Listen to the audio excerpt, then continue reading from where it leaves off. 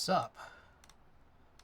Ricky, Savior, Corn, Mochin, welcome.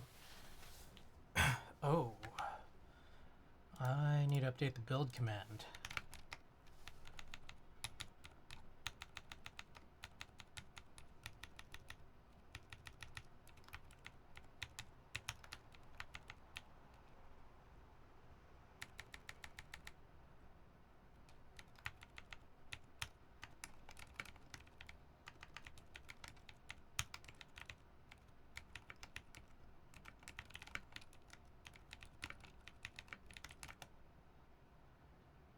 Custom stainless steel plate, deskies, housing, sliders, springs.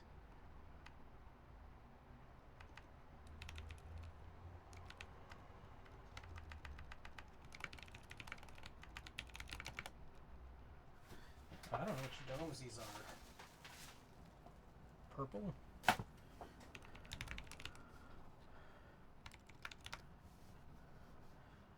Okay. So a few different things tonight. Let's get started with this. I want to change the mounts on this. There's something a little funny about it, and I'm not sure if it's the mounting situation. But worth a try to find out. Use chopstick, welcome.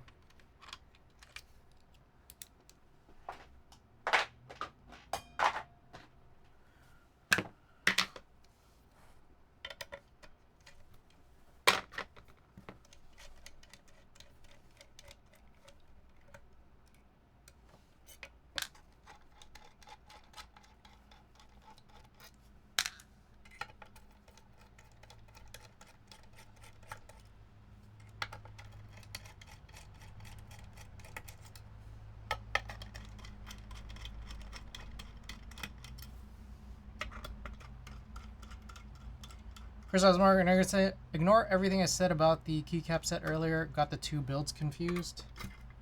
Did you? Wait, what's worth ignoring?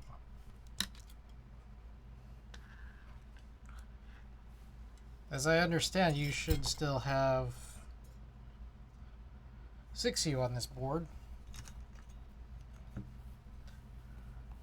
Frank. Thank you for the 11 months. I'm missing a screw.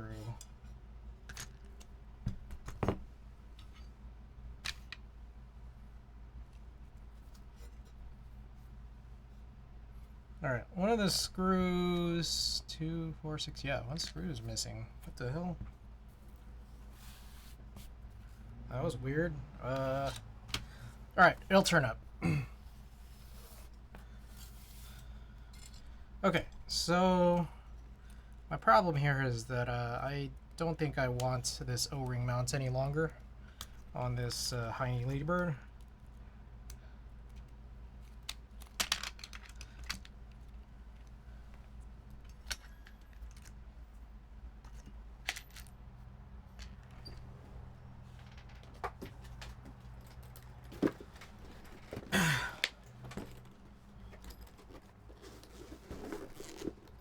So, Pooter, also, are you setting a key set for the SR1 as well? Also, do you have tracking for any of this? Lamp, welcome.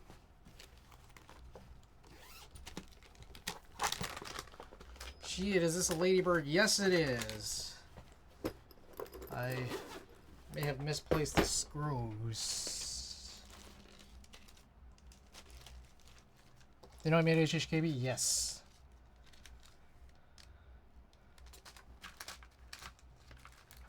What the hell?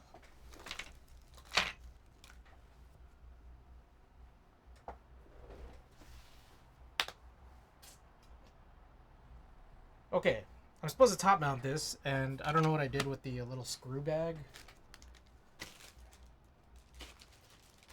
Got a cake 60. Ooh, nice. This board is it's something. Yeah, that's one, and the other stuff is on the way. I think I can send you tracking. Okay, sweet. I wonder how close it is, because I stream tomorrow. And then after that, I'll probably be back next week. Yo, this is a little fucked up. Where are my screws? Well, I didn't prep for this stream, did I? Friday? Okay.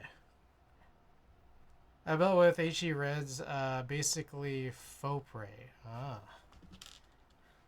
Do you like it? How are the domes in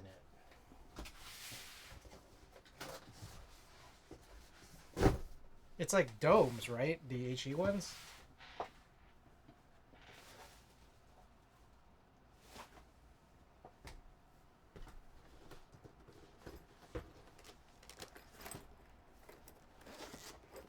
It's like using Tiffany domes basically linear. I don't know if I like that.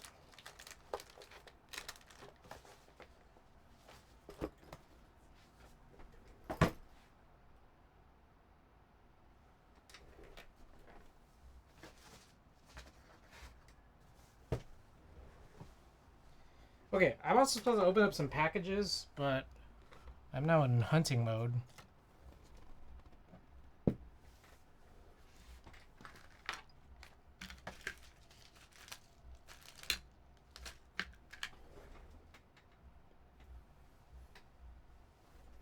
I'll be right back.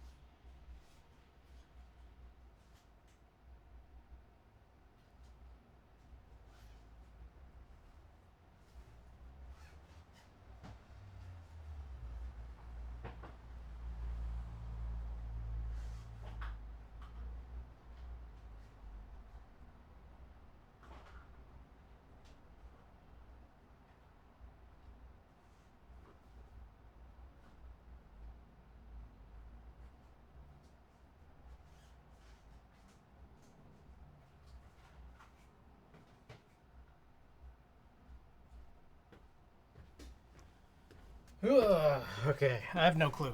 Yeah, I'm not the biggest fan of Tiffany domes either. I do like the typing experience on this because in the cake it sounds like a heavily lubed Type S. Oh. That's pretty interesting. I kind of had always wanted a Cake 60, but I don't know, just never got to figuring it out. I like, as far as I knew, it was all like commission based, and it's just like, I don't really want to deal with that.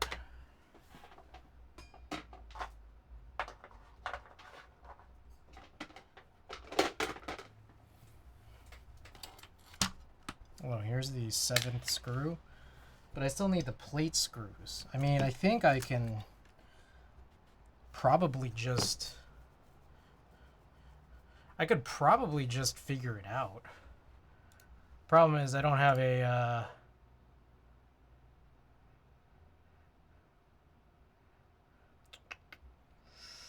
I don't have a keyboard plugged in. It's really expensive for what it is. I thought the what was it?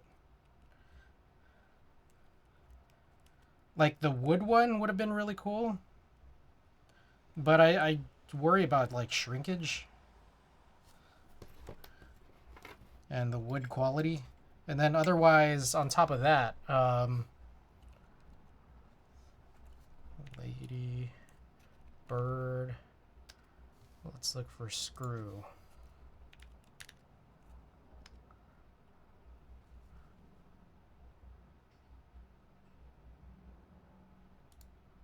What do the screws use for top mount? 2.55.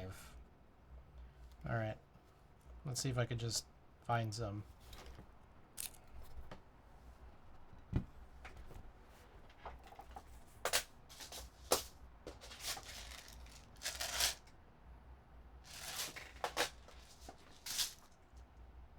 Ah, I do. Although these are not.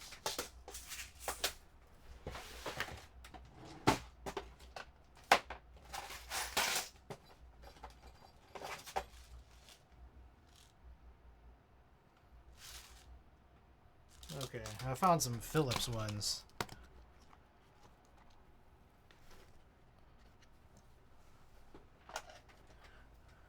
Is that vanilla? It's maroon.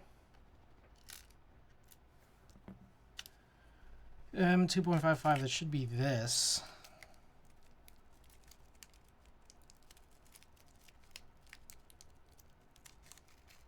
Yeah, apologies for the wait here, but as soon as I remember to open the packages, I will.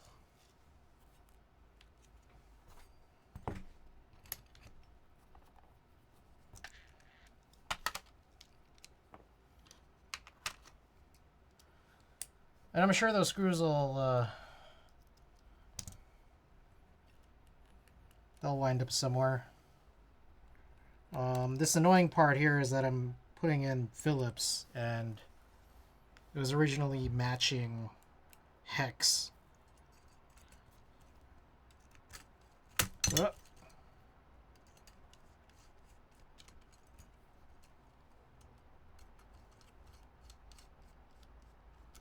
What else? Oh, I also, about the cake, like that a couple years ago when like that first cake was shown with like the blockerless corners. I thought that was like the craziest thing. But yeah, again, still haven't gotten to it.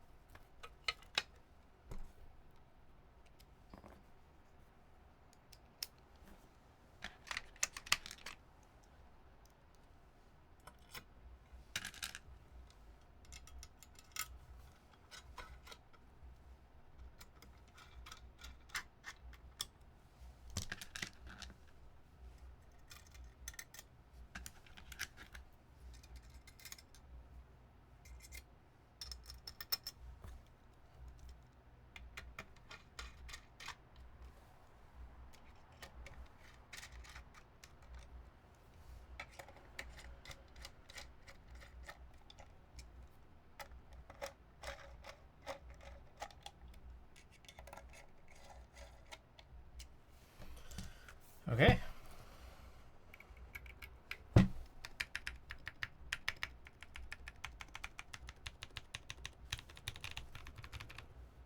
Oops. Oh, shit. I accidentally typed into Heine's Discord.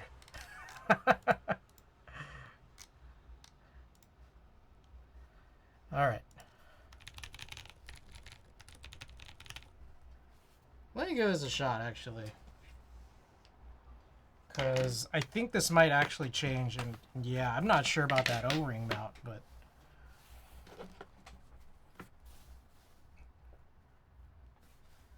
Okay,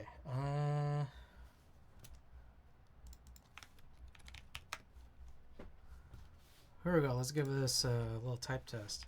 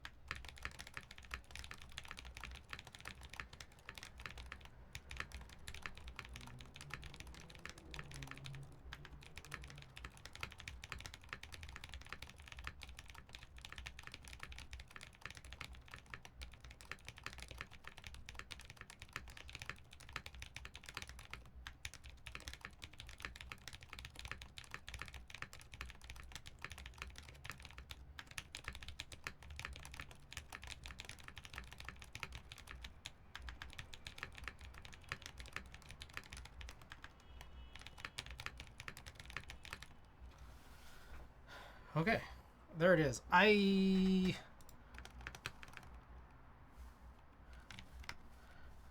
don't know. Do I like it better?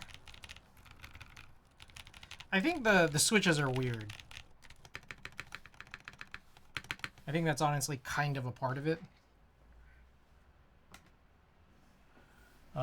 One thing, I'm gonna try to plug this.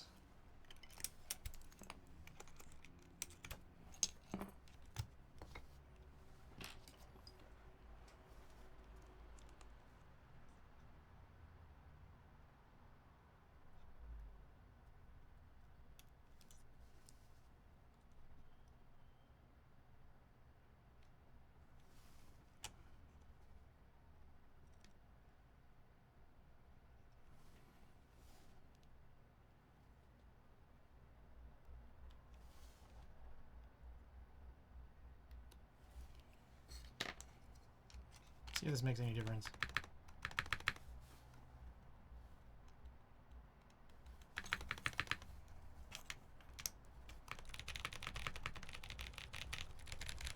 It's a weird switch. When you're trying to like actively listen to it, I'm not sure I like it that much. But like honestly, in the course of the day of me driving it, I did actually enjoy it. It does feel nice.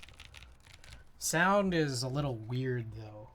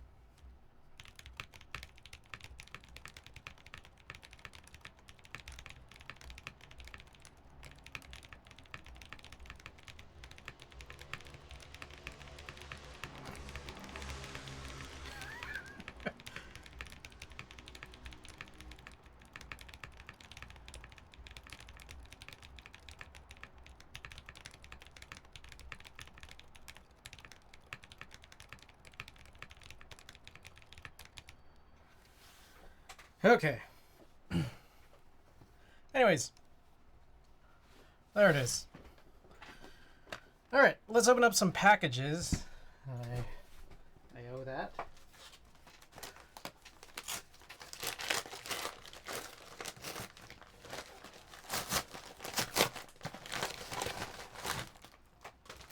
Alright, so I got more of these zigzag headbands. Nice little 4-pack for cheaper than what I got the 2-pack from last time, but these are a little glossier. How well will this work? How will it do compared to the ones I already have? Well, actually, of the 2-pack, I lost one, and the other one I also lost until about 5 minutes before stream.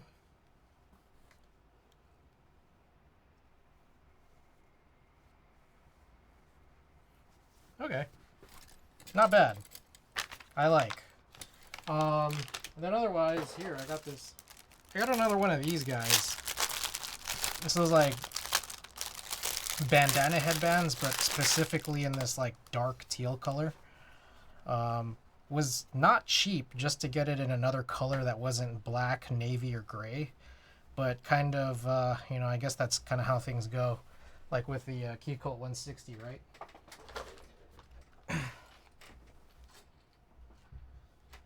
All right. Next up, we've got another package here.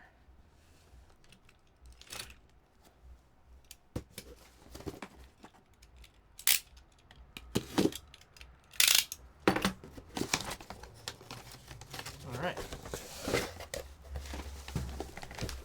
It is new contacts. I got the Oasis Max. Oh shit, and then I dropped the Oasis Max. Okay, so there's 8 boxes in here. Let's see if there's any information here on this. Kind of no. I guess they just expect you to read the information online. But these are interesting. They're supposed to be a lot nicer feeling. And also, I gotta pick all this up. They have very, what seems to be very minor blue light protection.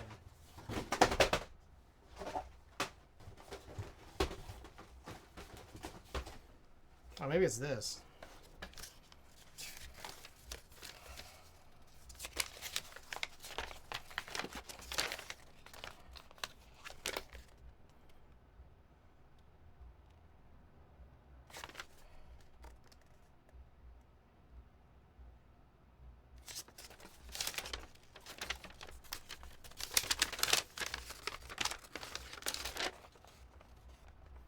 All right, no new information here, at least not quickly. So, oh, here we go. UV absorbing monomer is used to block UV radiation in combination with a novel fused tricyclic chromophore that also blocks UV radiation and partially filters high energy visible radiation in the range of 380 nanometers to 450 nanometers. The light transmitted characteristics for these lenses are less than 1% in the UVB range of 280 to 315 nanometers and 10% in the UVA range of 315 to 380 nanometers.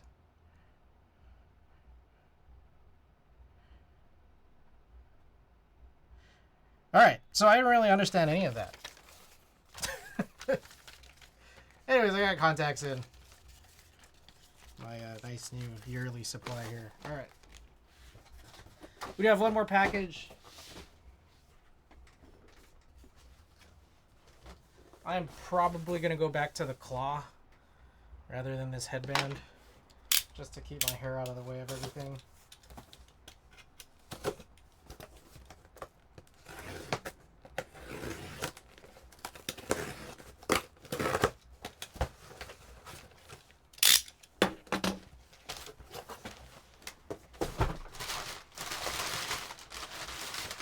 All right, so,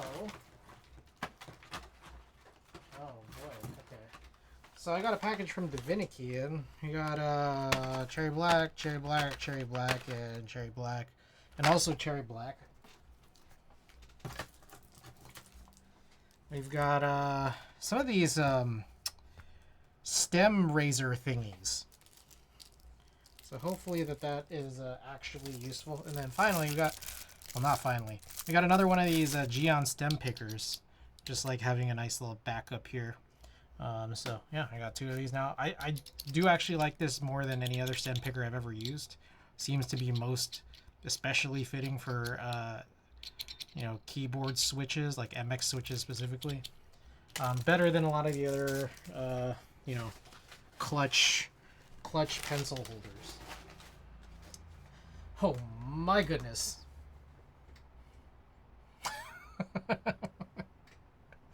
Unbelievable, Apiary. How could you? Just kidding. Apiary, thank you for the nice raid. I appreciate it. We are just opening up some packages right now before we work on some EC stuff. But yeah, the second Neo 75 CU came in. The first one came in the other day. Or we opened it up the other day. That's for Tina. This one right here is for my brother. Have fun. Hey, thanks so much for being here. Thanks so much for bringing everybody in. Alright, so let's take a look at this. Neo 75 CU number 2.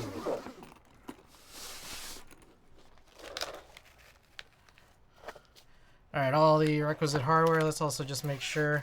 We got a plate and some PCB. A PCB, yes. Looks like there's also a foam kit in there. Alright, but let's take a look at the board itself. So what's interesting is I don't hear this super often, but my brother really wanted a black keyboard this time. So here's the black Anno with what looks like a copper weight and the I don't know what all the rest of this stuff is, honestly. We got FR4. Oh, I got him a hot swap PCB, and that's only just because he he really wanted the opportunity to use wireless. So hopefully this works. I get a little worried about wireless through, you know, like an aluminum case, but I guess there's enough going up this way. I don't know. That's not caging it in. FR4 plate, silver orbit, and copper weight to go along with this black anode. Have fun. Rick's Builds, welcome. Thanks so much, APR. You have a good one. Yeah, I don't really use wireless too often. I usually actually prefer my keyboards to not be wireless. So yeah, what's good about this is that like I have a bunch of white on black key sets to get rid of, which I think is what looks best on black keyboards, and it's kind of the only thing I think looks good on black. So, you know, it works out for both of us. Zach Lolo, thank you for the follow. I've got a solid brass top and bottom wireless. I use from 35 to 40 feet in my shop. Oh, what board is it? Out of curiosity.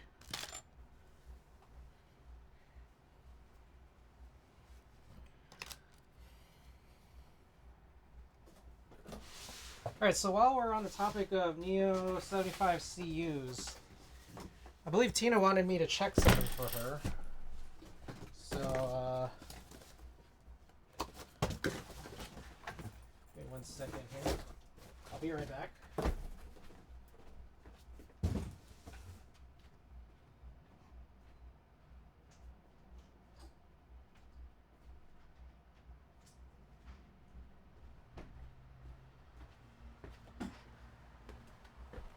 GMNK75, I machined the case, plate and caps are on. Oh, wow. That's pretty sweet. Okay, so we opened this the other night. This is the cream. I think it's called cream or beige or whatever. What do they call it? Cream Neo 75 CU, and we want to just check through the plastic, just because I don't really want to open it up right now, what the color matching is like between this cream and the Yakult.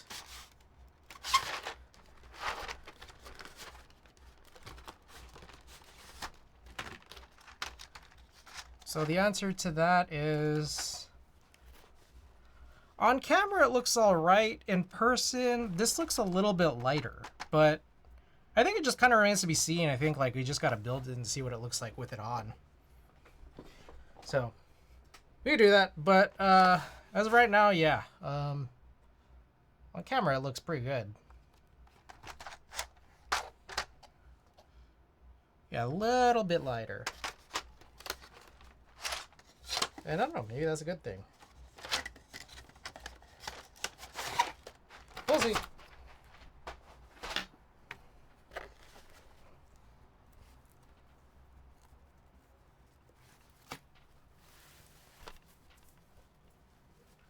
So this one, I think we're probably going to actually build tomorrow. But for now, we're just going to be doing a bunch of EC stuff.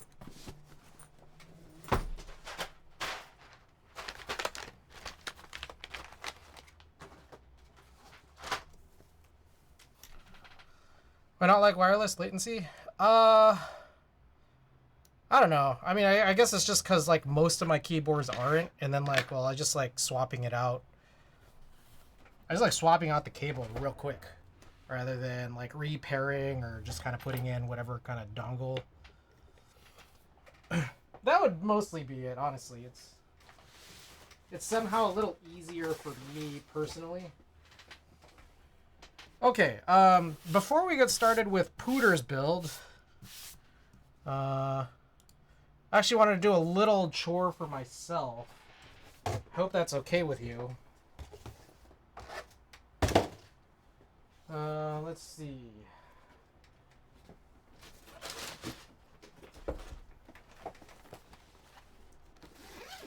So I got a Type B.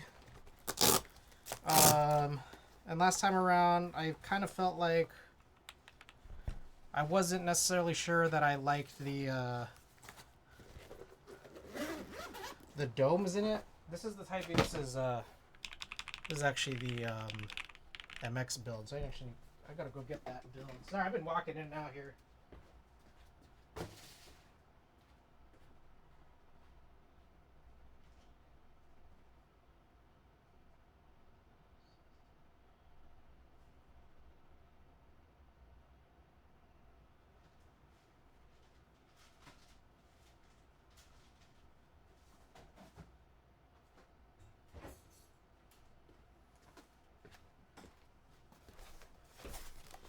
Okay.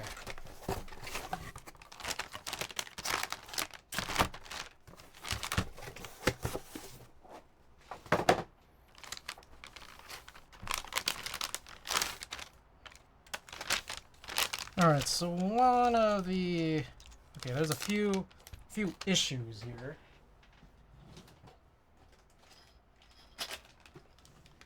I don't like the domes.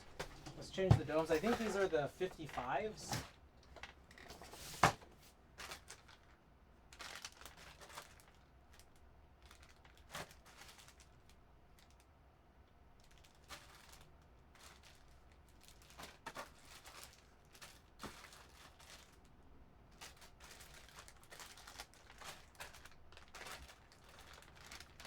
I actually don't have that many domes left.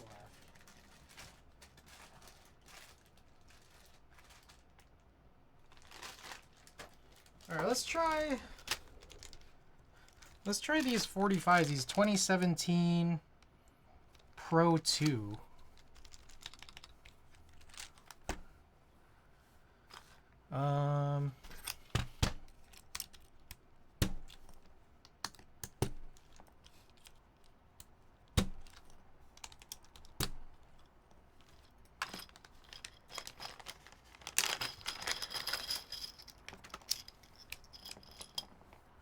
I wonder if we can.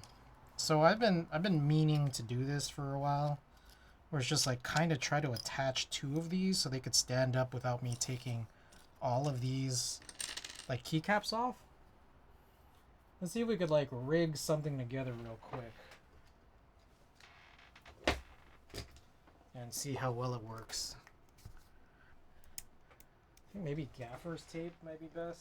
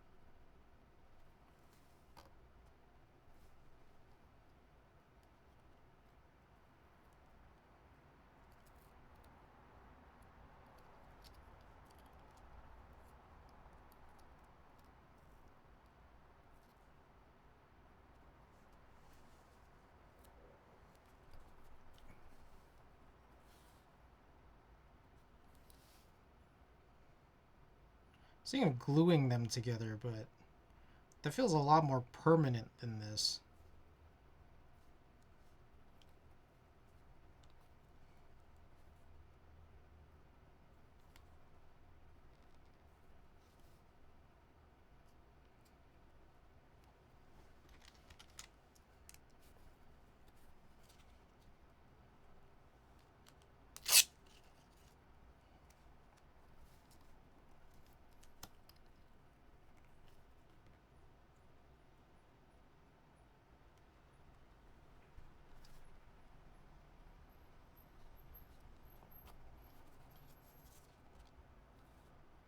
By the way, Randy, welcome.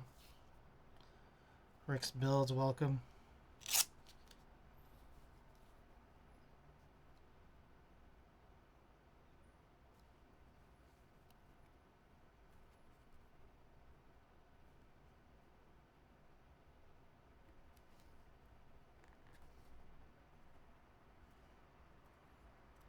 Alright, let's get the other side done here.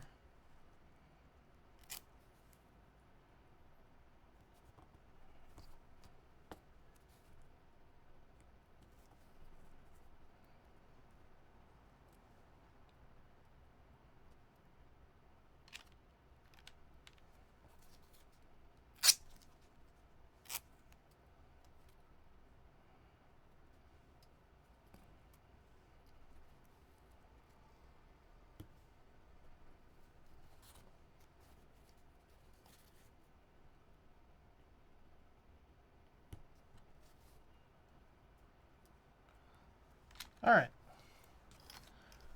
Let's see how this fares.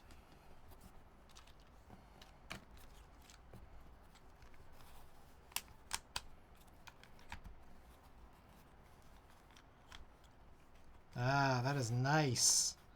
That's real nice. I'm so glad I did that.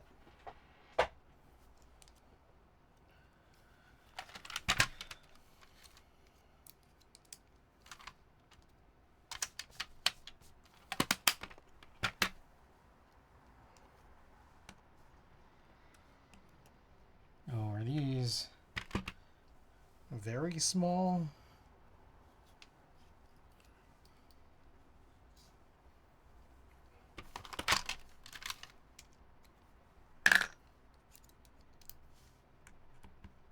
Yes.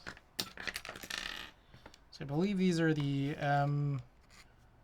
2x7, which is very short.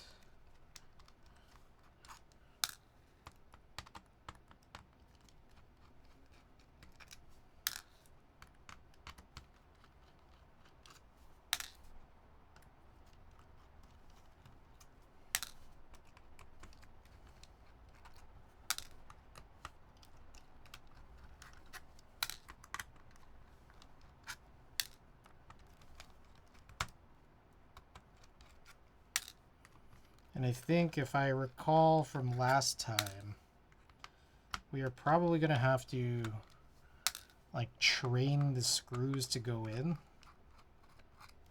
I don't know. Actually, these might be the ones that came with it, so maybe not. Might be. I think Cloud9 is the one where we basically had to redo it.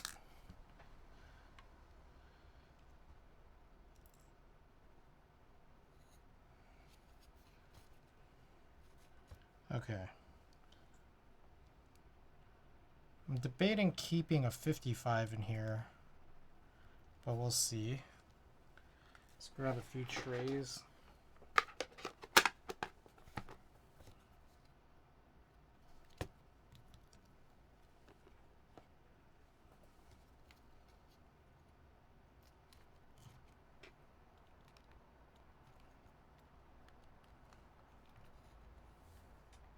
Trying to just slide this off just to keep everything intact, but it's not really budging.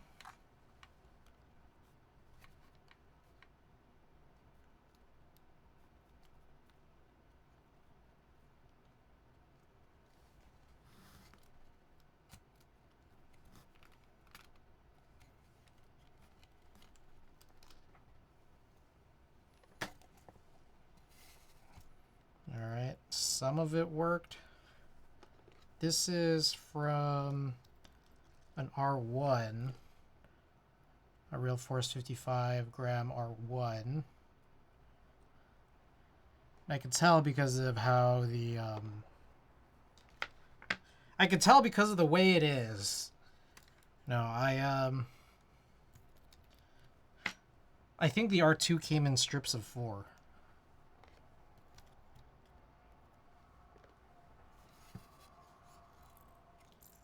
Alright, that didn't work quite how I wanted it to. Jesus.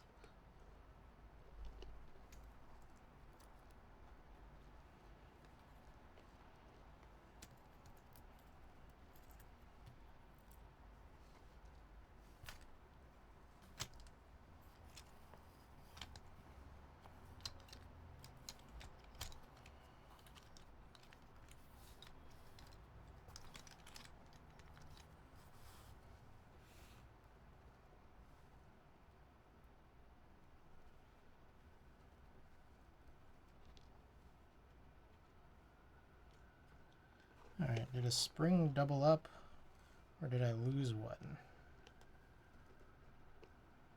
Doubled up.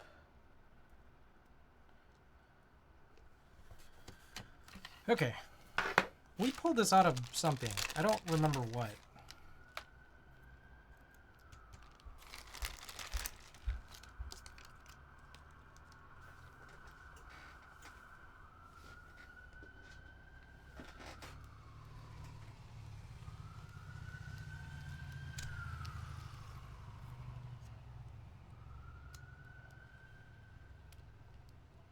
I don't remember what this was in before.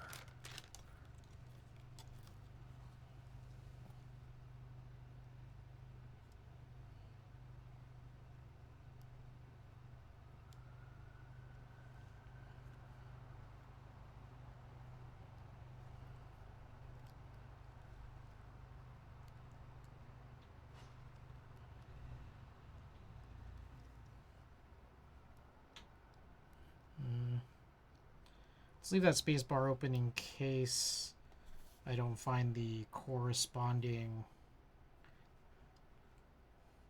space bar dome.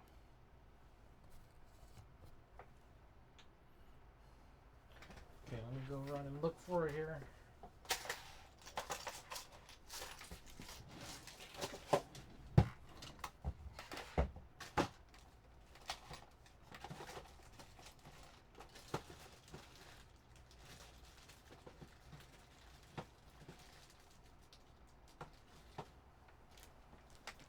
Alright, I think it's this.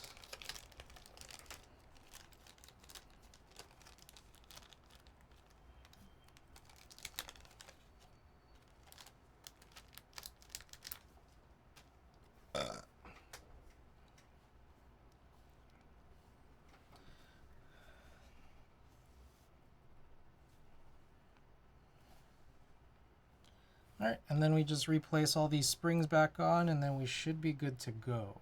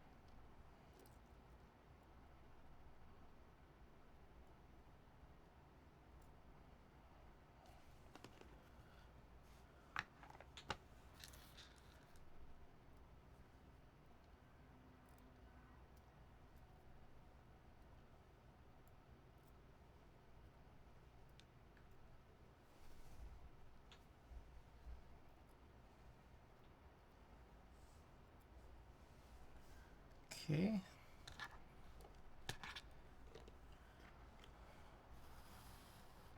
Last stretch here.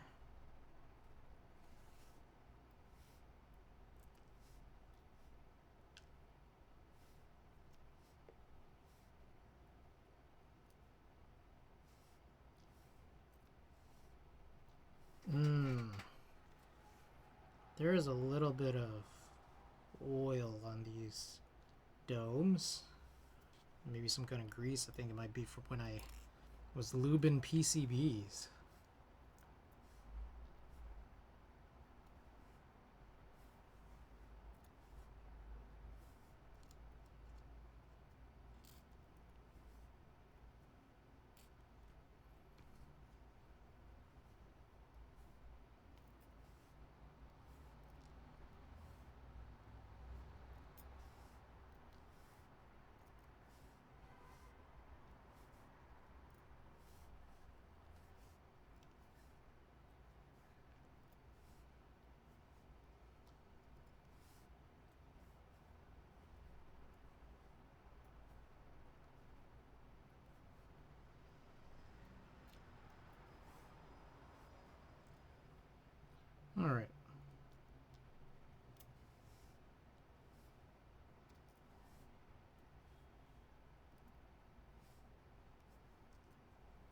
Okie doke. Those are all the springs.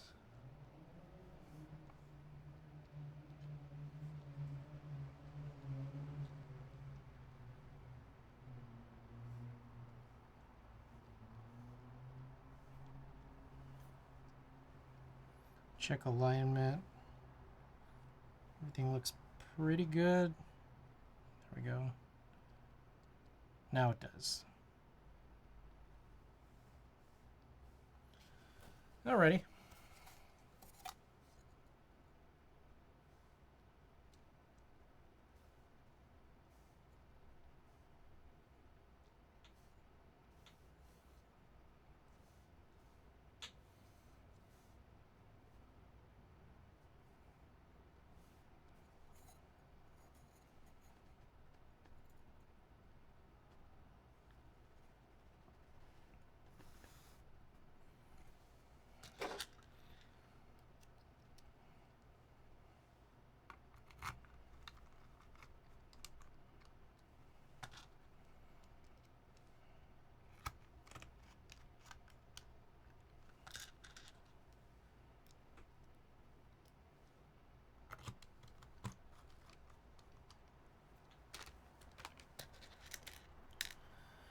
Okay.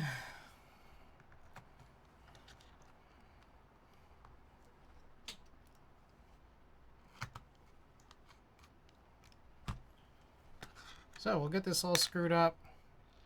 We'll kind of just feel for it, see how we might like it. And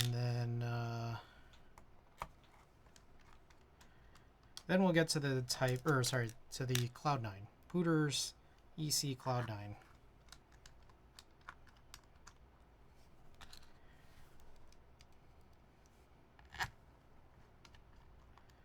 If there's any time at the end, which there very well should be, it's only 10. I started a little bit earlier than usual.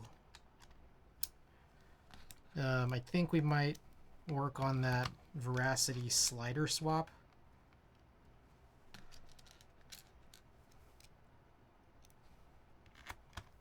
Oh. And then if there's still a lot of time after that, I don't think there will be. We might work on that spare real force assembly.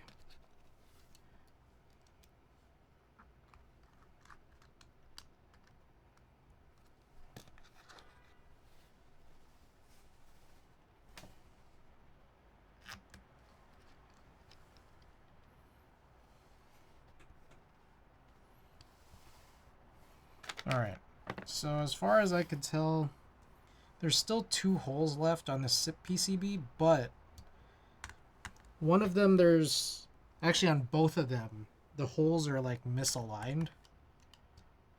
So that'll probably explain why there isn't anything there.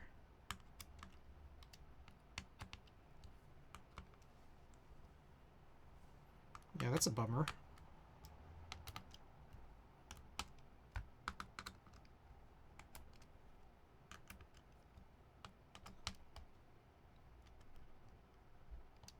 Oh god. This one feels stripped.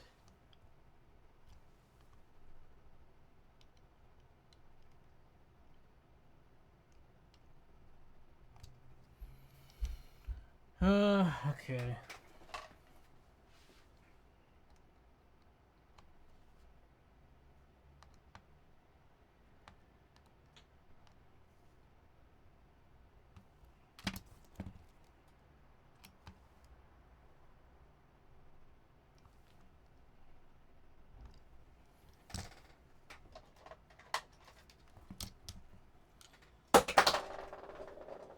Wonder if we got spare screws. I would hope that we do.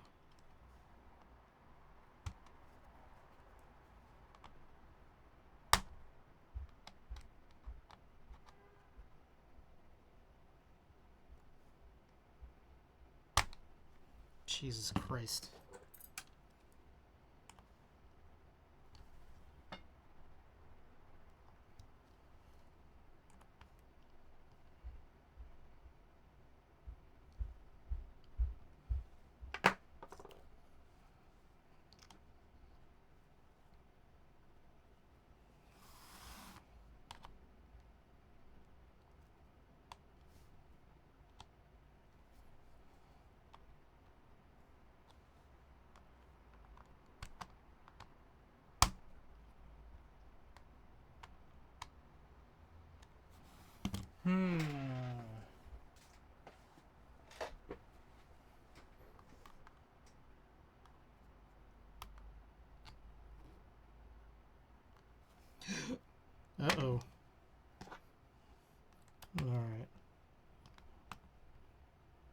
little damage to this PCB. It would appear that I have possibly exposed I don't know, something.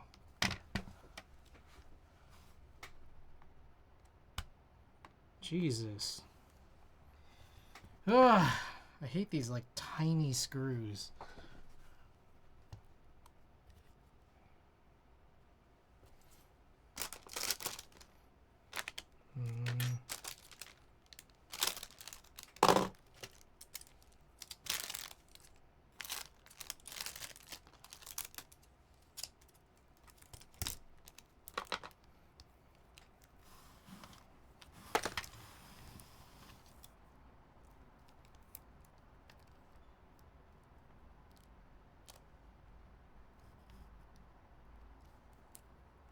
Jesus Christ.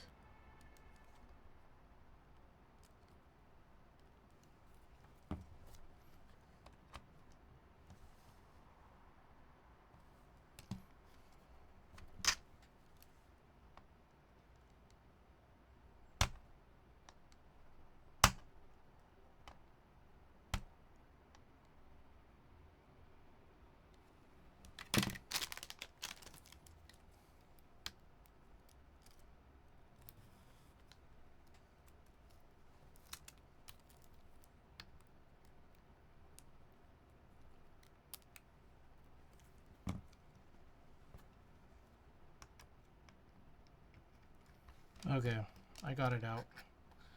Oh, horrible.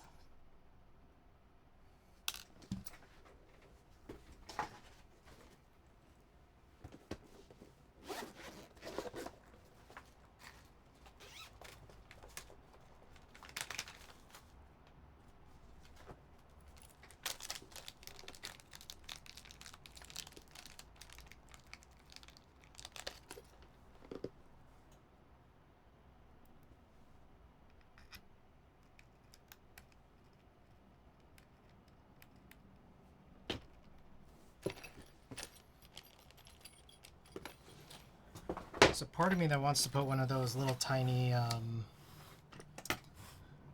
fiber washers on here.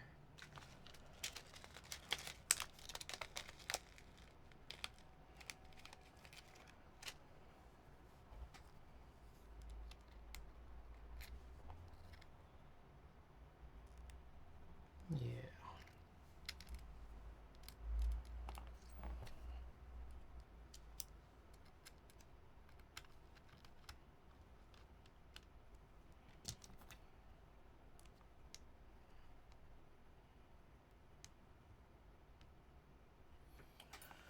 All right, I'll quickly go and test this.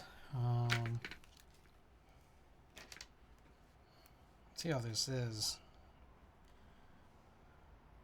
So right here, kind of a funny issue with screws that are these meant to be this tiny for this type B.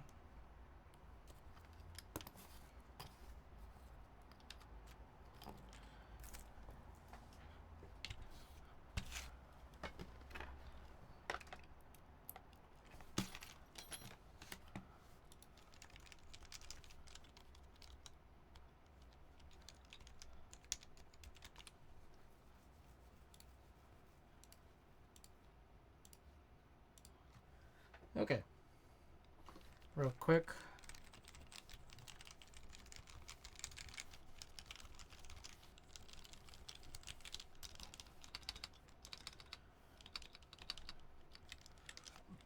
One thing though here is we might like to, is that spring? Oh, the spring's already on there. Okay, sweet.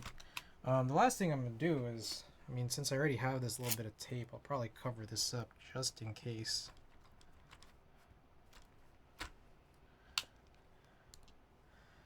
All right. Boy, that was something.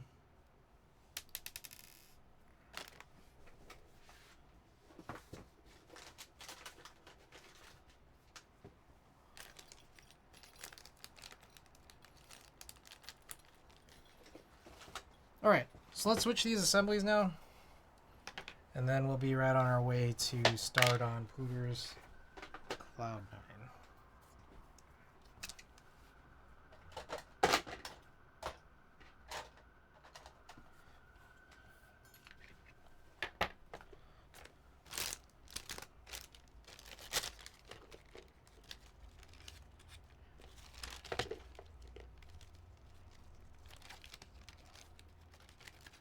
Hey, so casual Tupper enjoyer, welcome back. Just a little bit. You missed a little scuffing I did. Type B, EC, stripped screw. Was trying to take it out. May have scuffed the PCB a little bit, but it still seems to work.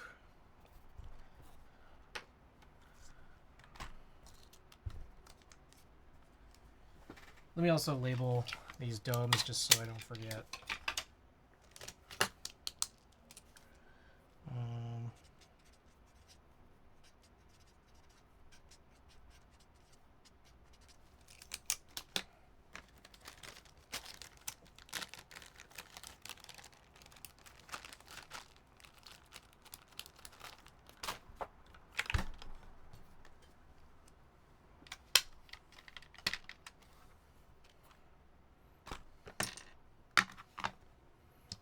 Alright.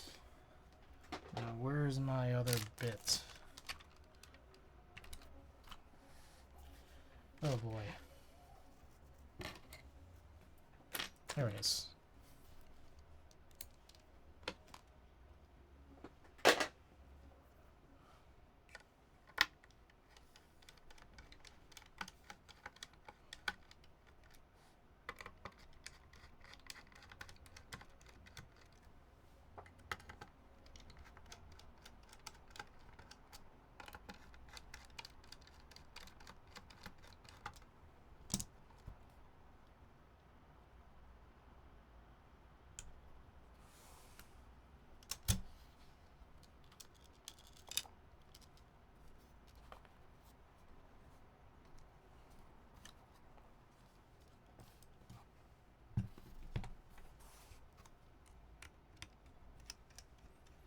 Six screws.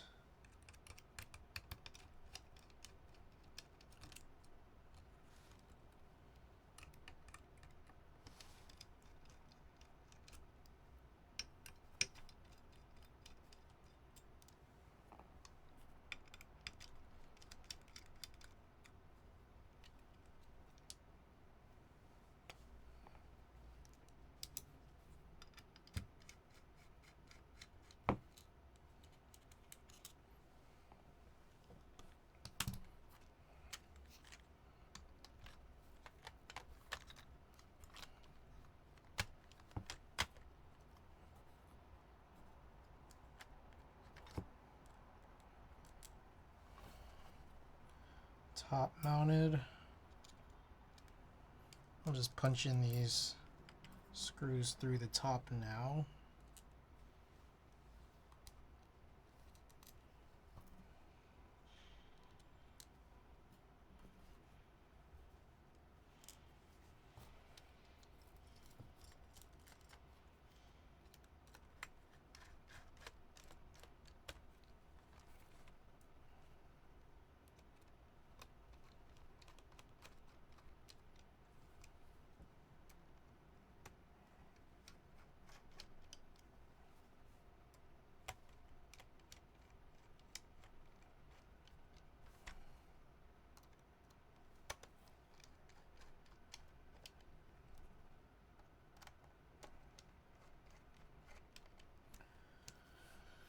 Alrighty. You know, I do like on the Type B, there's this little brass piece. It's not a weight, really. It's just a piece.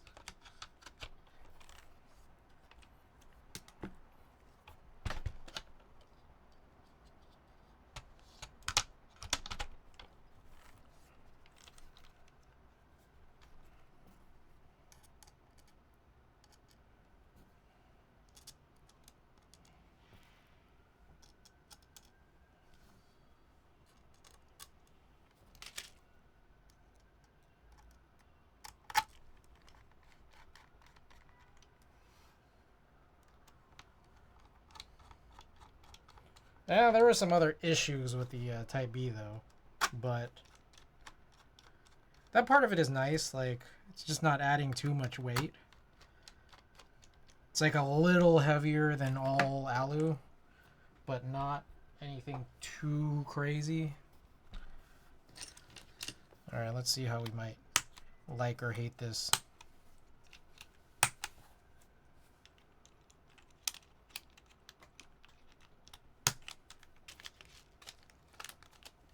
All right, Type B 45 gram domes from a 2017 HHKB Pro 2. Stainless steel plate. Oh, I think I like it better. Stainless steel plate and HHKB Topore Sakura blank keycaps. A little type test here for you.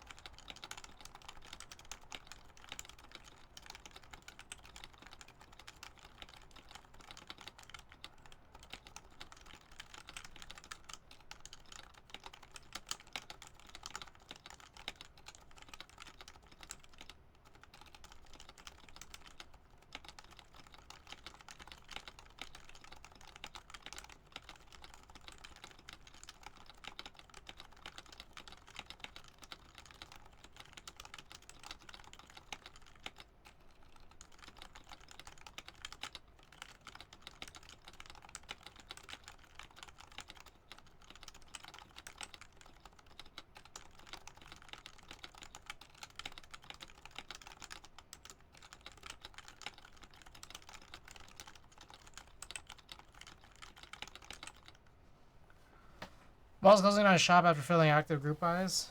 Wow. That's a good B.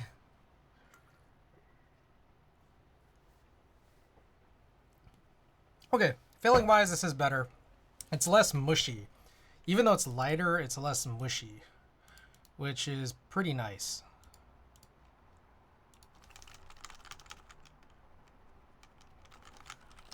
It's interesting that it's that way, that you can be lighter and less mushy.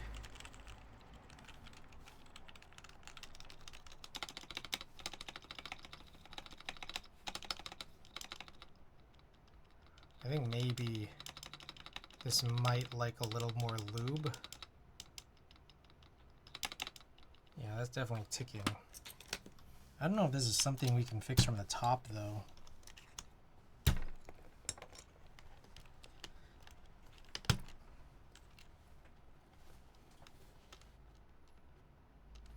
Yeah, I don't know that it's easily possible to plug from the top.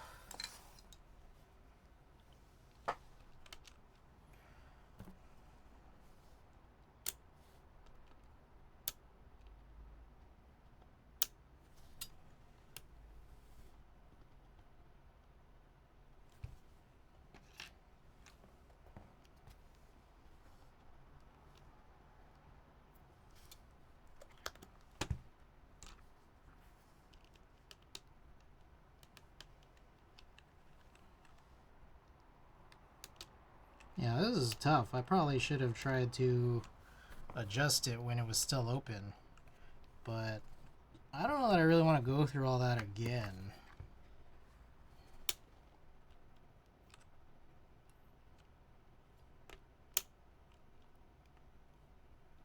Yeah, this is a weird, funny one.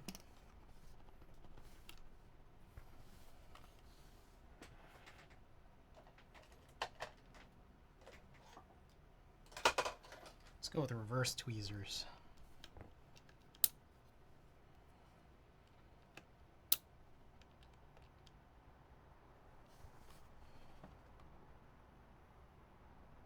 Yeah, that's a lot of give.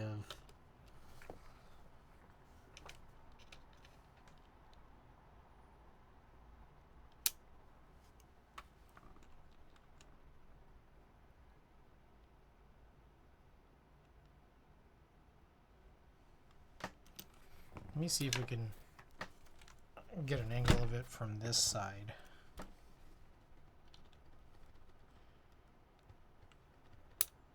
Not really.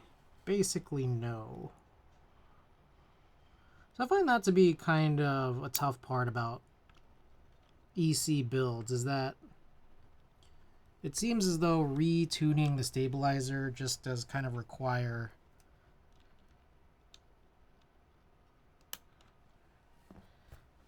you to basically disassemble the entire thing.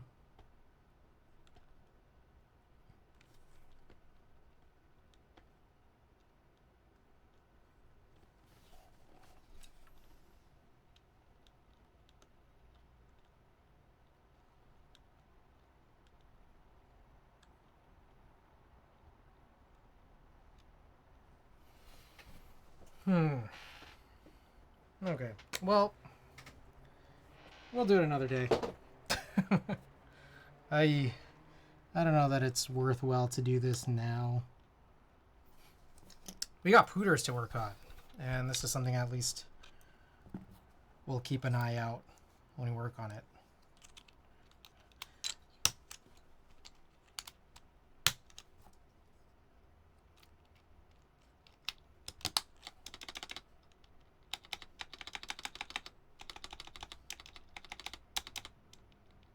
Yeah, it's got a little tick. All right. We'll fix it later. If not today, then I don't know. We could tag it on to another EC build day. Harry, what? All right.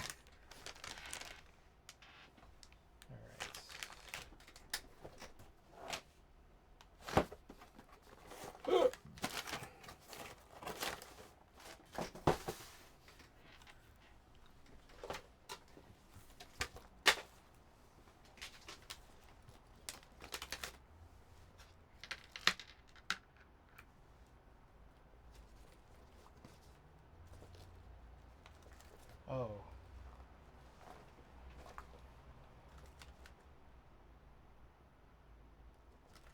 Wrong one, isn't it?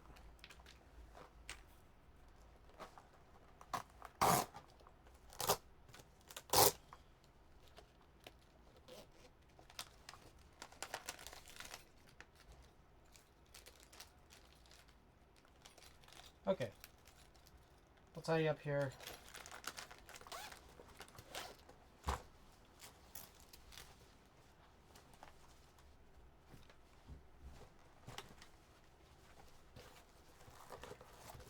Yeah, we could come back to this later. Maybe I'd possibly rather do this than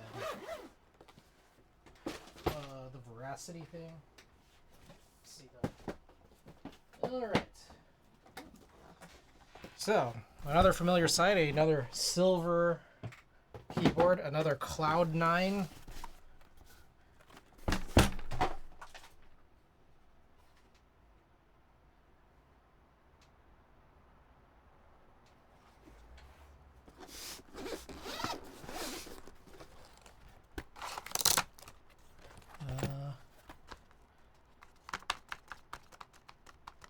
We don't need this board right now. We looked at it.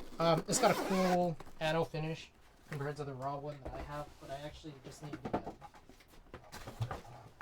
the build box.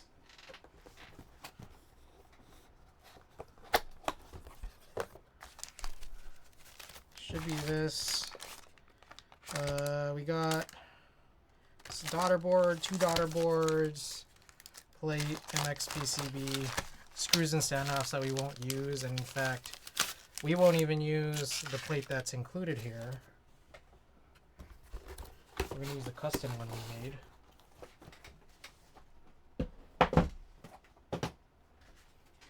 which is right here. Okay, so I think the first thing we want to do is I have some gaskets. Let's maybe gasket this. Ooh, now here's a curious thing. Pooter, I'm not sure if I have enough gaskets for both your EC boards. Let's see, let's count it. 1, 2, 3, 4, 5. 60. Here's 60. 120. 150.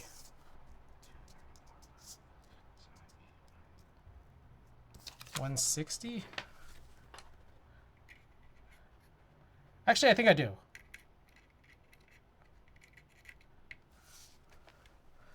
I'll probably be... Might be a little conservative with how I do the 2Us, but we can handle it. So is what, 80? It's gonna be like 87 or 86 plus a 60 here, 146. Yeah, we have pretty much the right amount.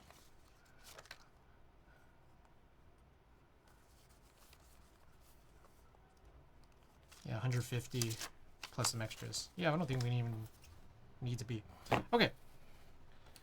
So here we go. Let's just get started with this. We're gonna throw out some gaskets here. I'm curious if I have any other. Oh, you know.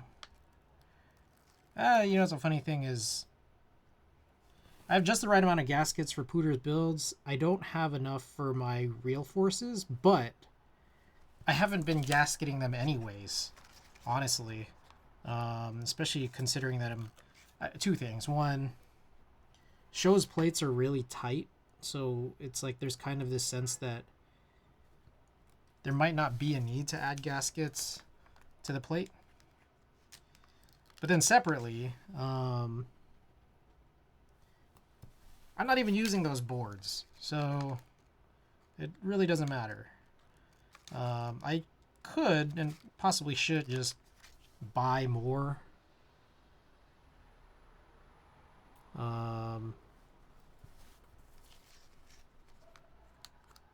When the time comes. Or maybe I could buy more sooner rather than later, just so I'm ready.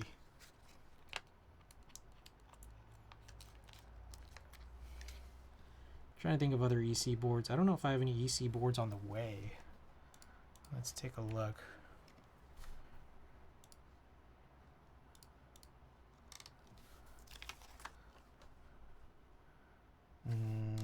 No, I don't. I mean, really, what other EC boards, like HHKB layout, are even out there that I don't have?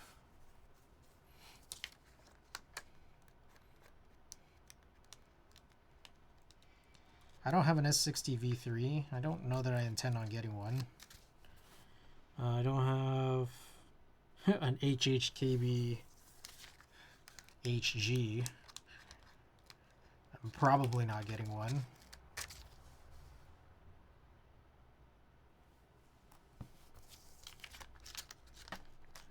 It's kind of all I can think of right now. There's the Blue Ridge, but that's still an IC, I guess.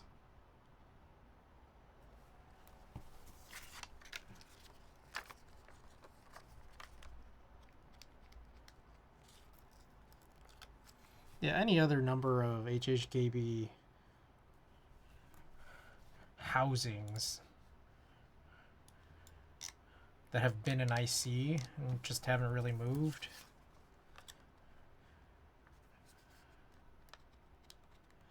Mostly just thinking about that Dafu.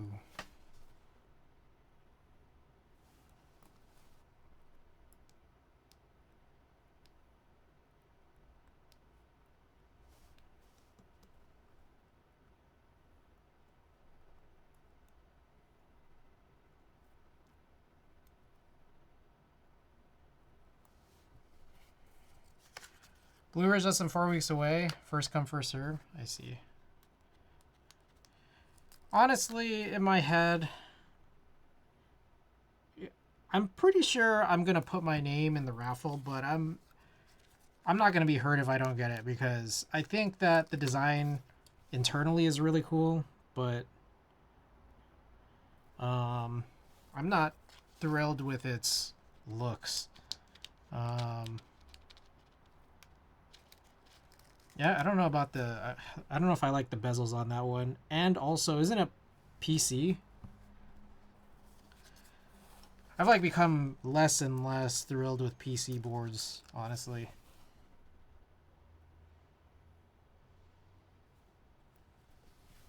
Noctom! Welcome back.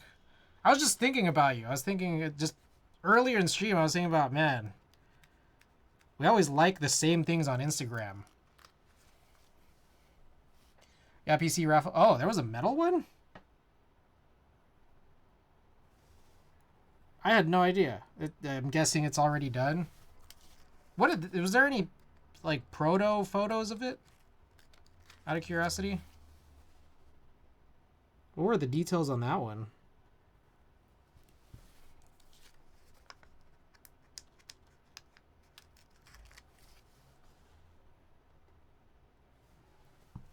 Special edition for like charity of some disaster in US. Oh, I see.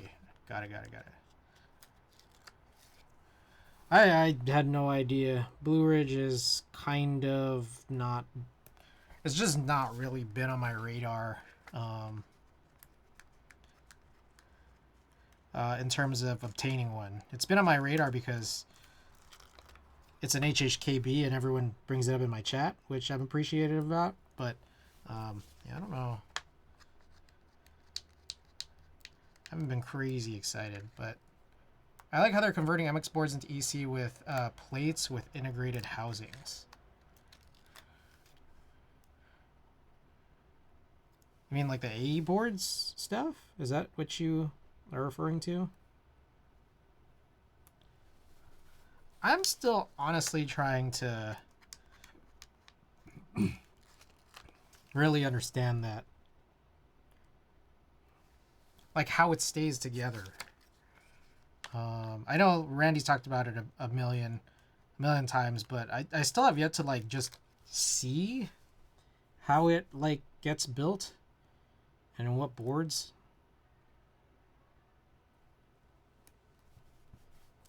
Unless that's not what unless you're referring to something else. Integrated housing is a cool concept for me, but maybe not to some. You're talking about the A board stuff, right? Like, I guess one of the things I'm curious about is like how does the dome situation work? Is the dome replaceable?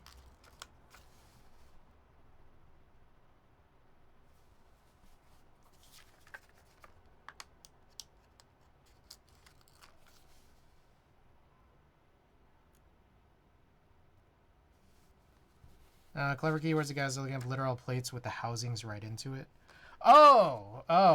I see what you're saying. Like the derivative. You're talking about essentially like those machined plates, like the palm machine plates. Yeah, the live oak and the heavy grail have done it, but those weren't MX only boards.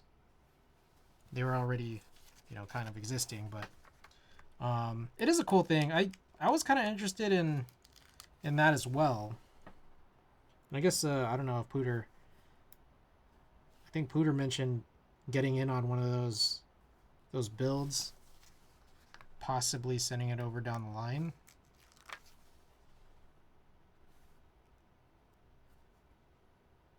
So we can see how it is. I didn't get in on it. I missed it by like a couple days. I had no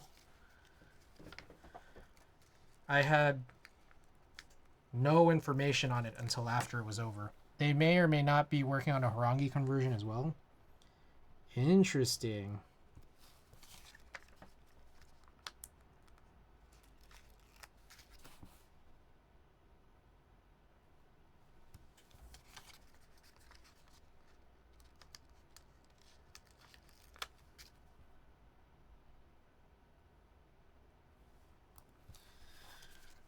I guess the funny thing is, I don't know. A lot of these weren't built with EC in mind, and that would kind of just be my worry. And I think like a couple of boards have had that type of failure before. And I think we've come a long way since then, but I also still feel like there's still a little bit more to it. Like before, there was just like sort of the situation of the like how the spacebar wire is supposed to kind of be flipped and how to deal with stabilizers. But even if you get past that, one of the things I just kind of worry about is was the board built to sound and feel good with EC? Because I don't know that I necessarily think that, like, the derivative, for example, was, you know, having it in mind. And so, like, you're just trying to force something onto it, which, you know, to be fair, like, I have tried to force things onto many of my builds, you know, like, even just like for MX, for example, it's like sometimes you choose a switch because it matches the board and not because you're thinking about the ramifications of the actual build. Like the color is all you kind of like were thinking about, and not how the board's actually going to sound with that type of switch, whatever the material's made out of, what kind of switch it is, what plate you're using.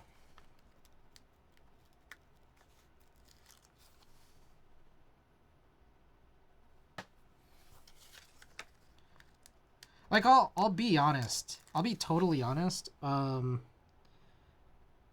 I get to wondering how much, for example, the Type B and the Cloud9 had, like, EC considerations.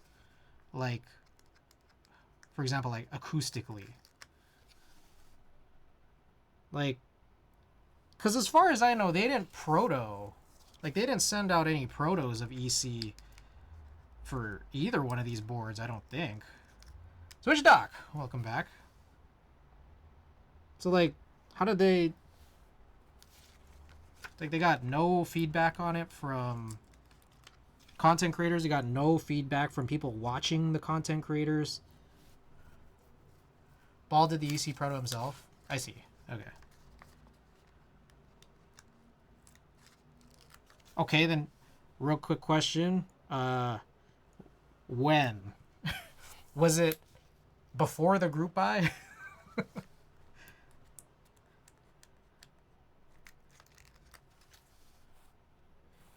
Because I'm also just additionally wary of how protos are handled, for that matter. Like, how many changes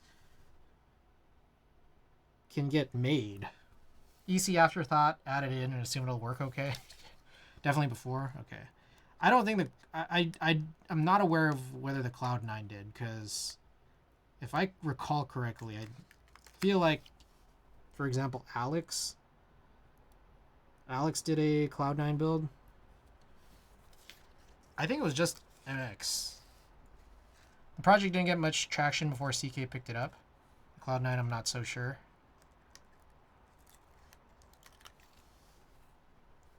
I do kind of recall, though, that the Type B didn't actually add, like, the actual Canon Keys group buy, or, you know, the group buy itself, whatever vendor you chose. I don't think it added the EC kit until way later. So that's also, like, what went into that, you know? Perfecting it before you actually sell it.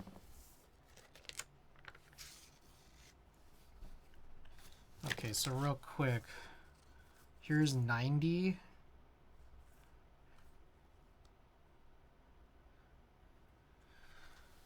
And then we have between the SR1 and this guy, there's 6 stabilized keys.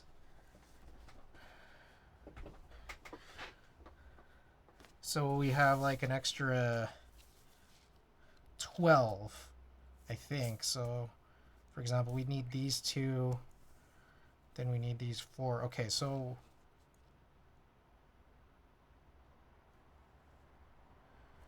all right, I think I'm just gonna...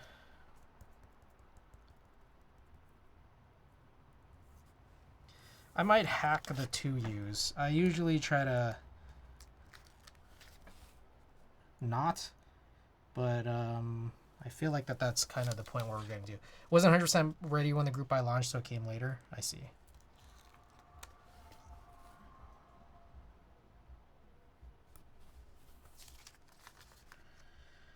All right.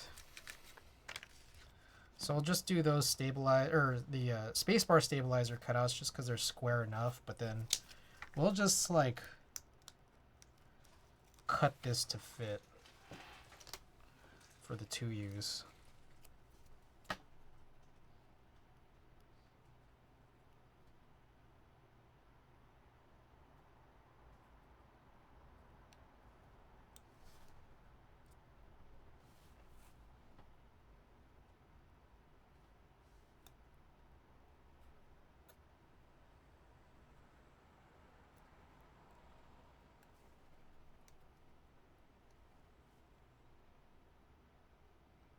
Okay, I'll cut these extra thin, like thinner than usual. That may be too thin.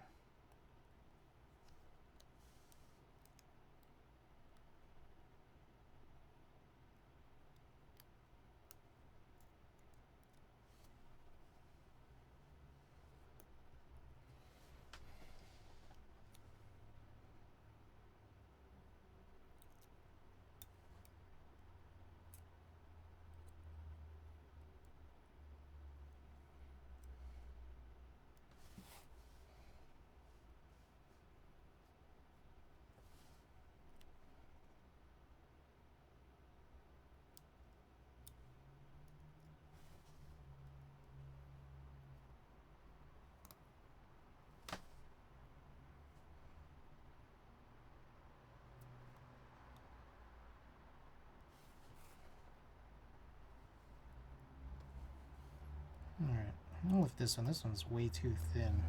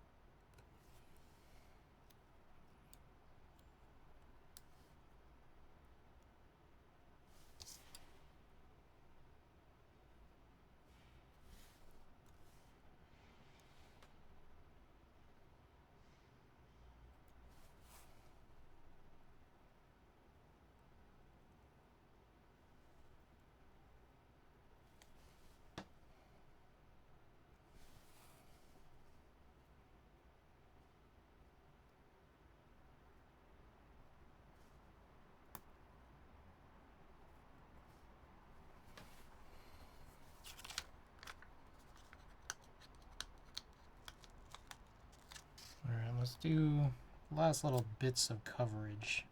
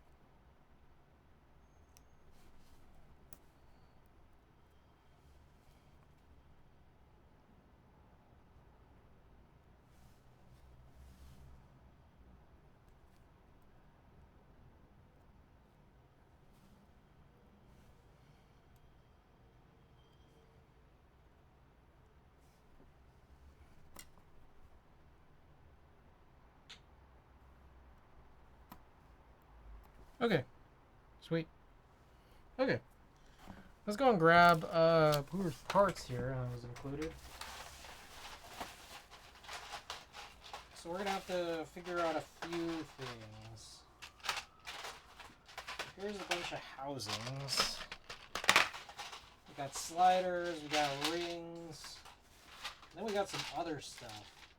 Actually, also, Pooter, I don't know if you're there, but I was wrong. You did include a wire. I don't know why I thought you didn't. I guess I didn't see it at first.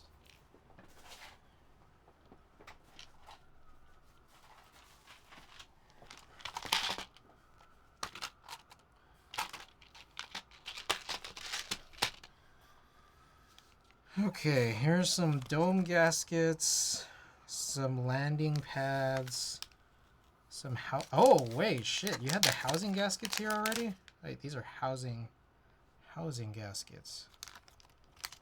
I guess these kind of. Oh, I could have just used these. My bad.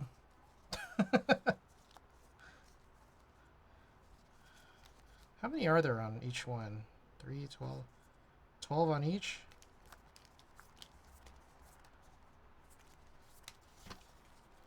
Okay, so I guess this would be enough for, and with just like a little bit of extra. Here's what included at this point, but I think the keycaps for this are with the SR1. Okay. Alright, so real quick. I didn't realize that these housing gaskets were included.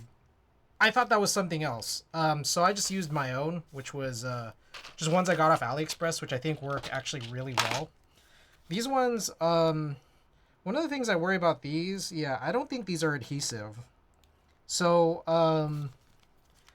I've never tried using these, but like these ones specifically, I've seen the ones on housings before, and they kind of just come off with the with the housings.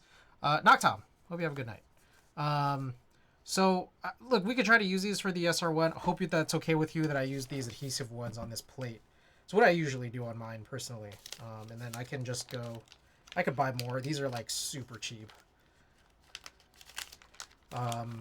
Like I got this recommendation from Gordon where it was just like way cheaper than Deskies.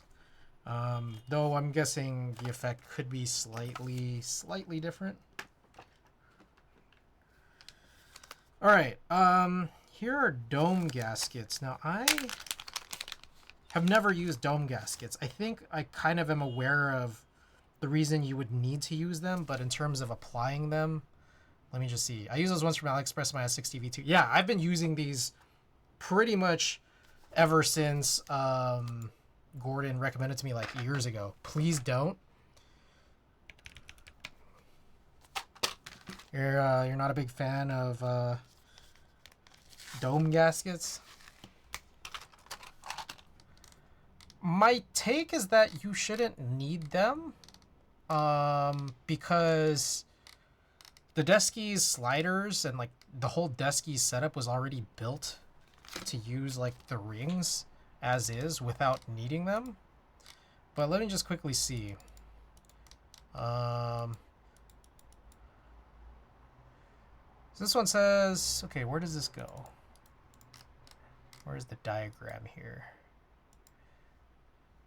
Oh, that is a TIFF file. Okay.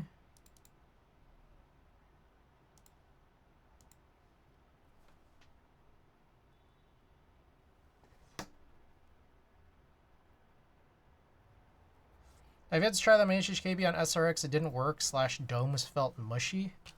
Oh, also let's take a quick look at the domes. These are purple. Purple. I don't know. They're just purple. Let's see. Can we figure out which ones they are based on how they look? They're closed top, so they're definitely not a V1.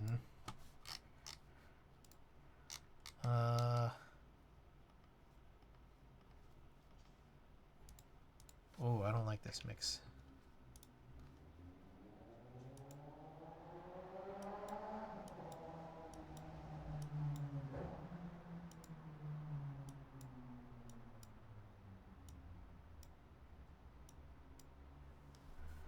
Okay. They're not carrots, because carrots are not this color. They could be, no, these are the BKE tactile.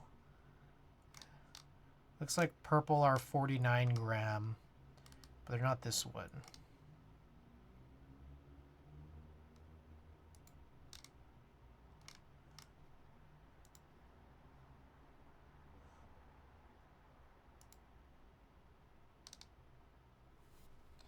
How do you tell? Oh, I see it. There's actually a cutout design. Okay, so these are the V3. Okay, tactility improved is what it says. Alright, I'll just punch. I'll punch these guys in.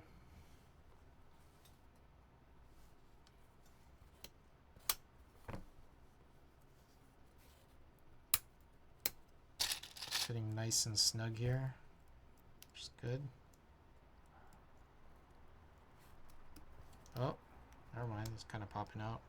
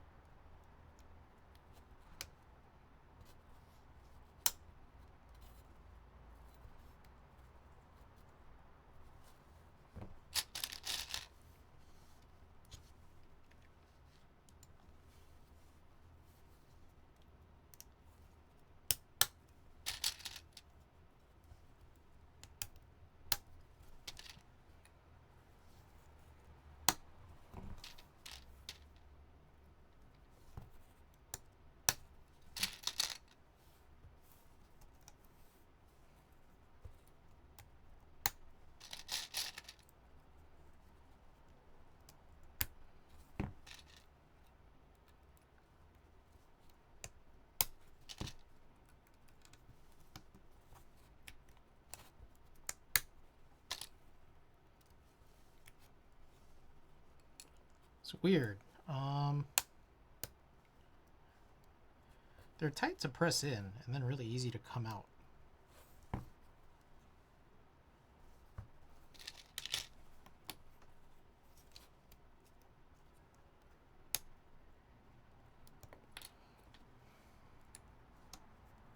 Mint Fresh Mike, welcome back.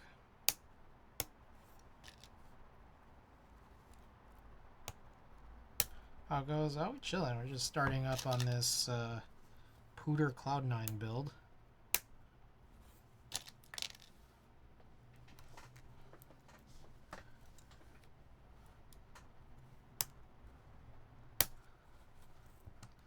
All right, I do want to go back and just read more information again about these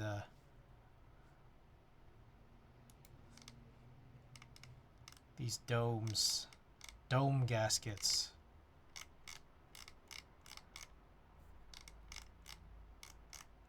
The hell? Did I just lose them?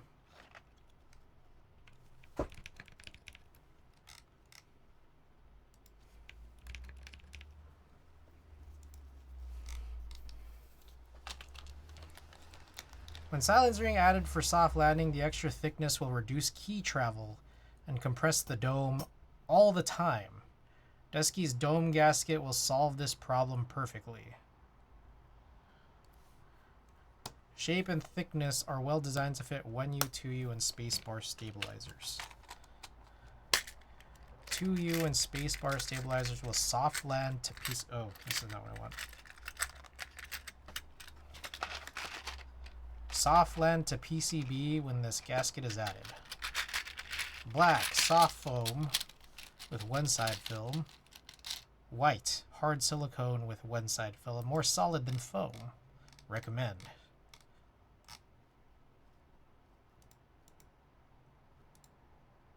I see.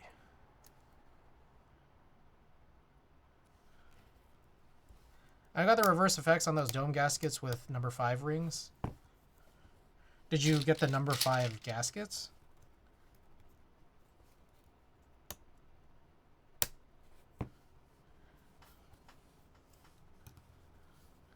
So what I do know is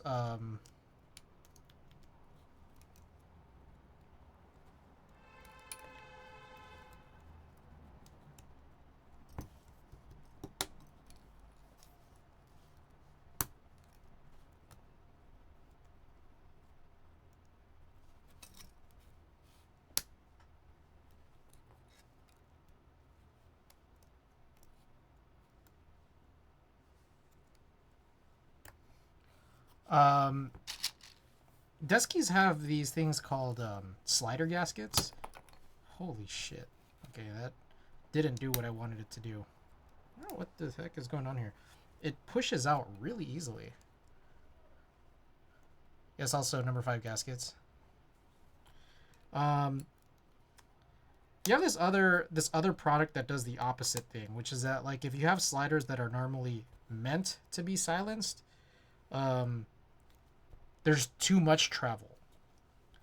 And so what they do is they provide you with these gaskets you put on the actual bottom of the plastic slider themselves, just so that the travel can be reduced because it might not be compressed all the way.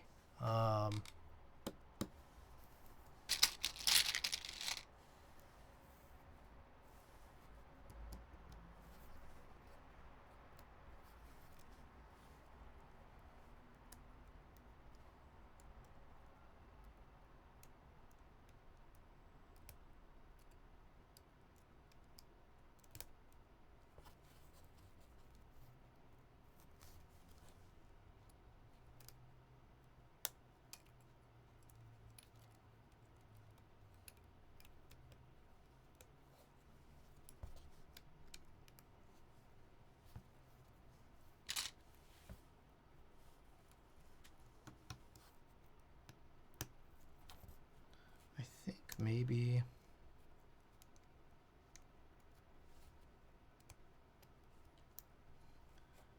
I shouldn't do this in a line.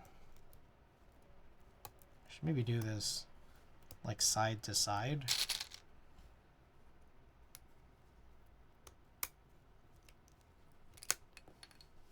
That way I can just kind of keep things together. Because he's just popping out way too easily. Not an issue that I had in the couple of previous builds I did.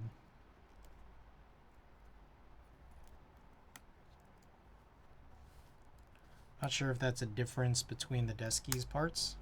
It's at the end of this.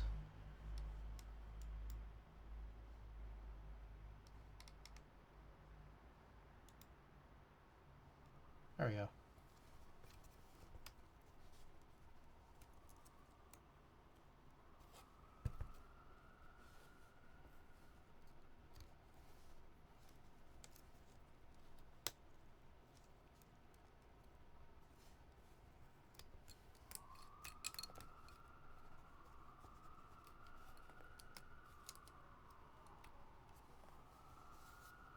Oh, I see. Yeah, these are, I think the cutout might be a little too tight, slash the Deskies housings also might be a little oversized, or not really necessarily oversized, but I can see some of the tabs like kind of coming off a little bit.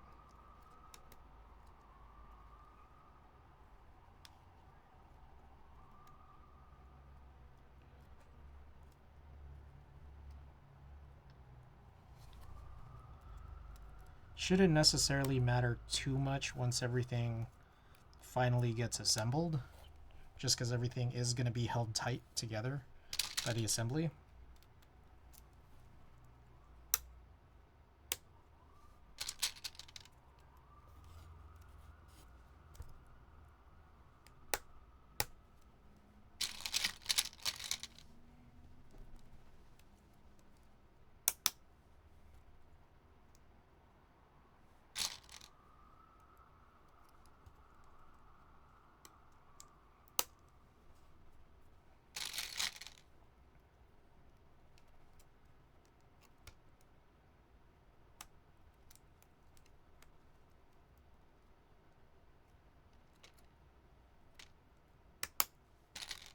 I did crash out, but sending tracking and info. Okay, appreciate it.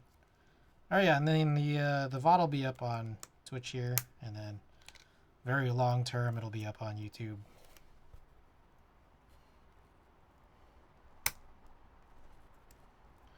But thanks for dropping by.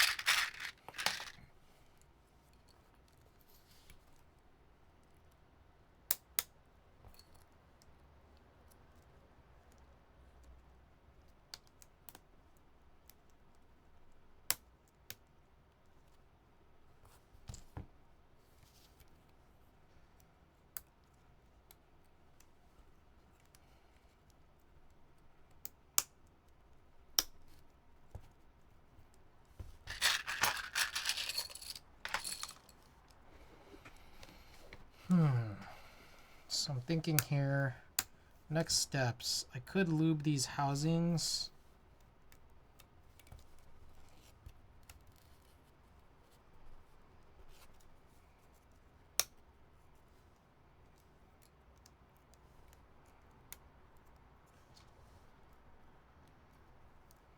Then we can silence the sliders and insert them. Then work on the 2Us. And then work on the 6U. And I guess that would kind of be it.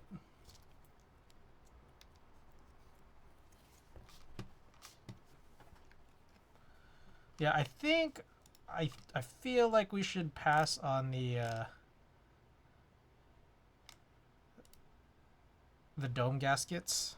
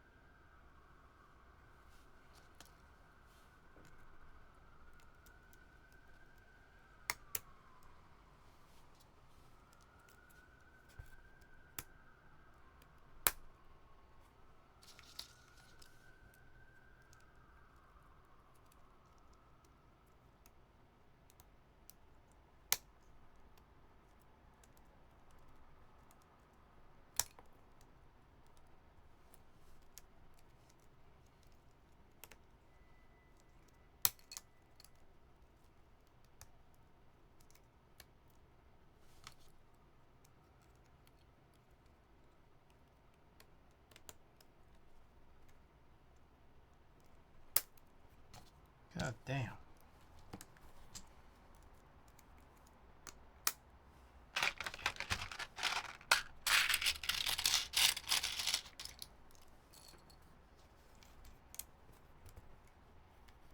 Yeah, I'm thinking maybe there's a chance we may have wanted a smaller kerf or some better kerf adjustment for this.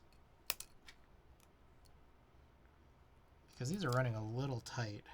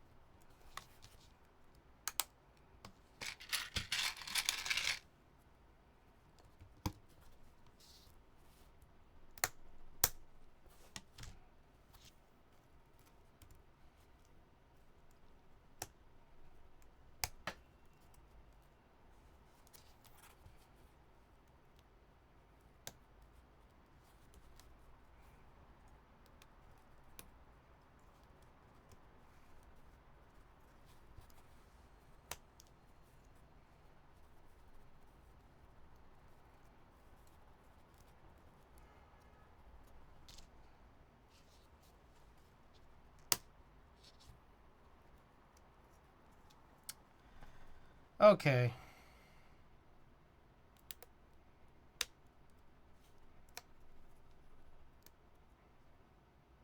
Just checking again, make sure everything is set properly. But I feel like we're going to have to do this again later on after we punch in all the sliders and getting ready to put in the domes. Okay. Anyways, we can start the lubing process.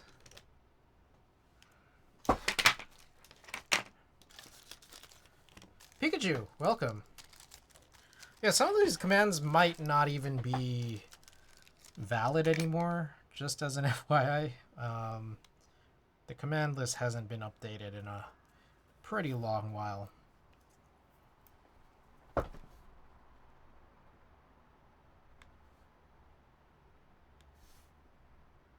But Pikachu, welcome back. Good to see you again. Hope you've been doing well.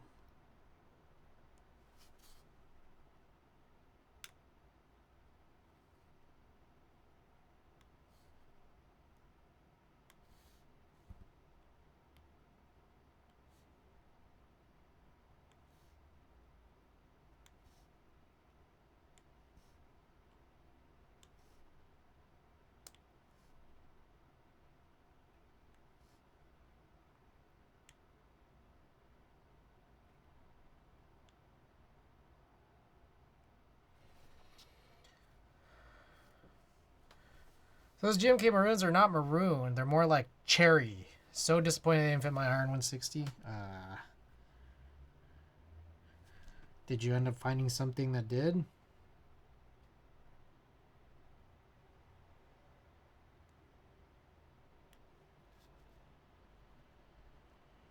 I think the Iron 160 called itself Plum. But I don't know. I know that there was a GMK set called Plum, right? But I don't even know if that Plum matched either. I don't have it. Thoughts on GMK Black Cherry? Is that a thing that exists, or is that a thing you're proposing? I don't know that I'm familiar with a GMK Black Cherry.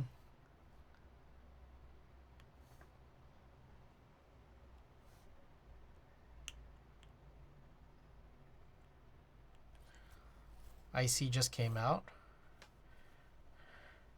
Oh, heard Cherry, and I was just wondering. Okay, I haven't seen it yet, but I'll take a look. Oh, also, did you guys see Red Devils too? Got an IC. I wonder. They mentioned the some of the Hangul legends are getting fixed, but I don't know if the Latin legends are. That would be like the big thing. Is like, are they still going to be using the, those Noya legends with the fat X and the fat V and the goofy looking A and so on?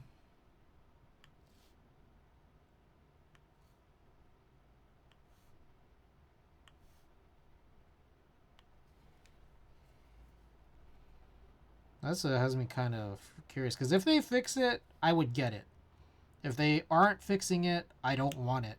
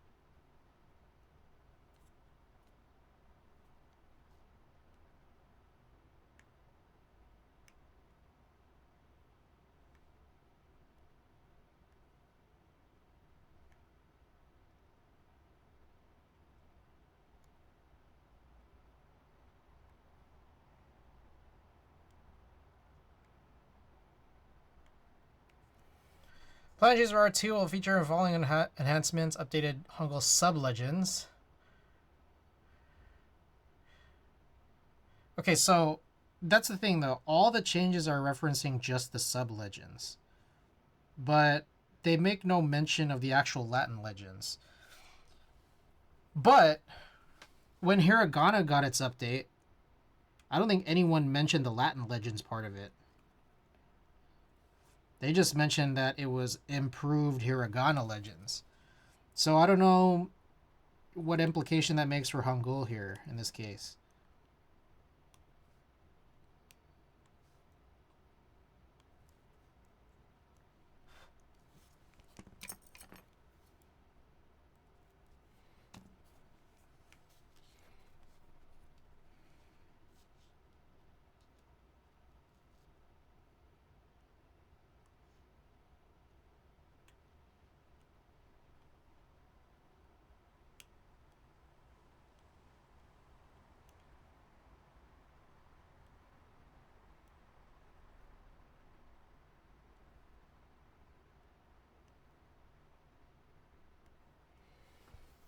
Is there another set that uses the new Hangul mold? Probably use that as reference. That's a good question.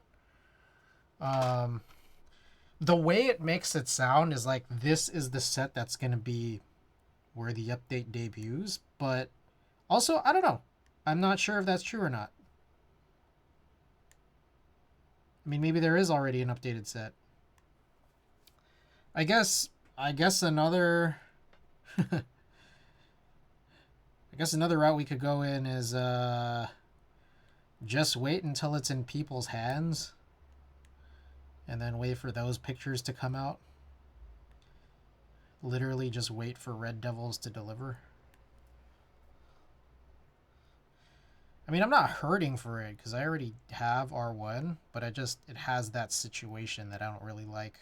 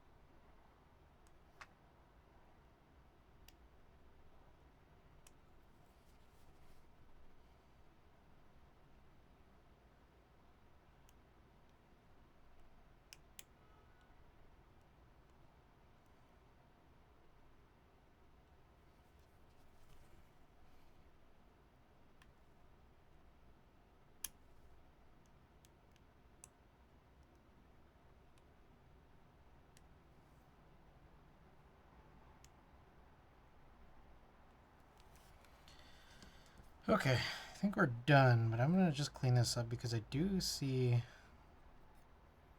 little tiny bits that might have been the locking tabs. I at least saw one. Okay. I think that would be it.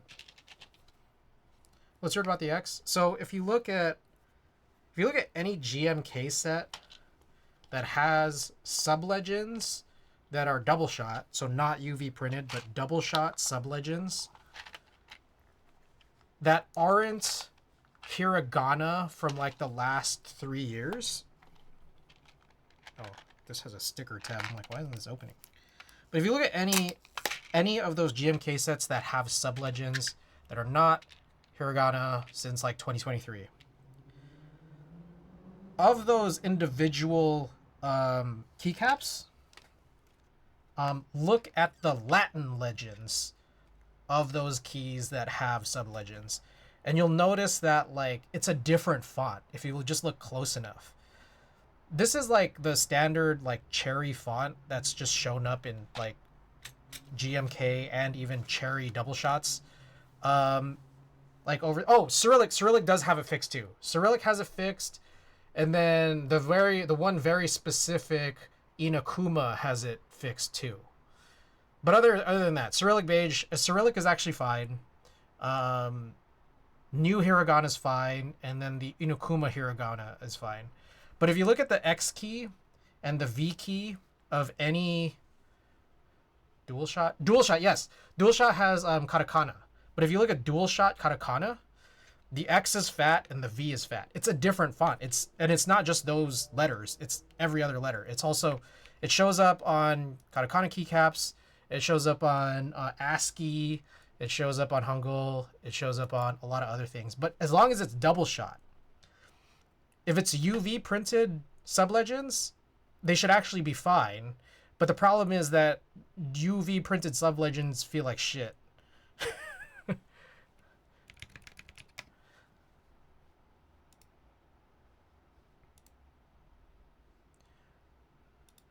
I'll see if I can show you. We can actually just pull up some photos from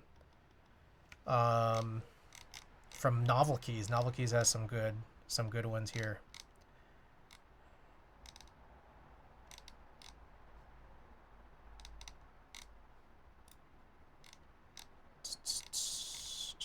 Yeah, I had to show this for those of you who haven't heard me, get on my soapbox about all this. Okay, I think I have enough pictures here. Take a look. So if I look at Analog Dreams, this is new hiragana, which looks good. And likewise, you can look at any non-sub-legend ones. Take a look. Look at that X. No, is this? Ooh, no, that's actually Parcel is fucked up too. It doesn't even have sub-legends. Okay, let's look at Grand Prix. What the fuck? Hold up, these are renders. Yeah, this says render on it. Okay, so that's kind of an issue. Let's find something that's not renders. Track day. Okay, track day is a real photo. Here we go. Look at that. X is pretty skinny. V is pretty skinny. Just keep those for reference on how these look. X, V. If you look at Analog Dreams, New Hiragana Sublegends, look at the X and look at the V. Still looks good, because New Hiragana is good. Also then look at UV printed katakana. Still looks good. The X and the V still look good, but these sublegends, I don't like how they feel. Like the raised UV raising, I don't like it. Okay, so now let's look at Cadet. If you look at Cadet, boom. That X got super wide. That V got super wide. The horizontal line in the A got super wide. Yes, Dual Shot will have that issue because it's katakana. Let's see, Awaken also has katakana, but this is a split picture, so it's not quite as easy to see on that one specifically. Let's see if we can find it on this one. Here we go. This one says Real Photo.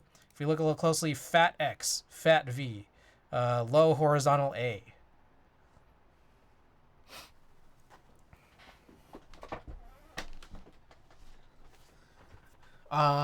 If you also look at like the numero, just everything just seems chunkier too. Even if it's like in a different, it's like a, whatever the sub-legends are in a different language.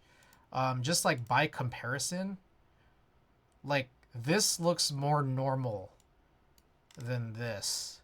It's just like, it feels like they put so much stuff on the numero. And even if there were no sub-legends on it, it's like, it's still like big, just by comparison. Now, the funny thing is, here's Hangul, by the way.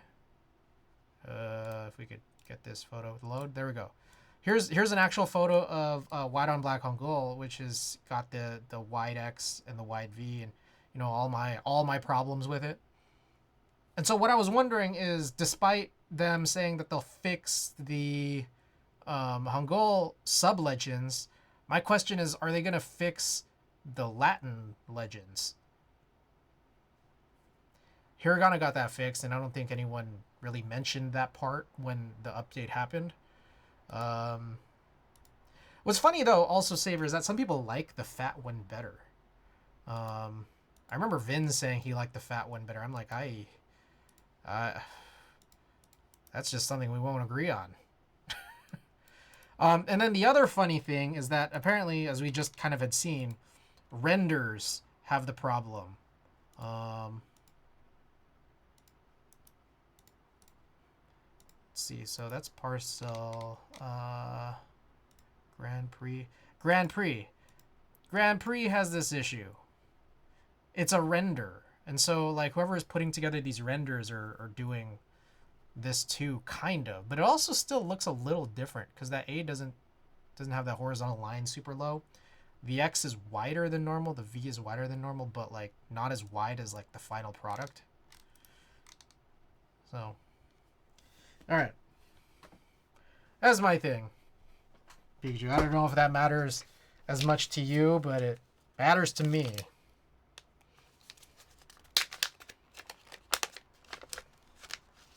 Alright, silencing ring time. The thing I never use. Alright, my question is, what's the most efficient way to run the rings, and which direction should I put the rings on? I think it's like the glossy side down, if I recall correctly. But let me go look at just Desky's say, because it's just been so long since I've used silencing rings.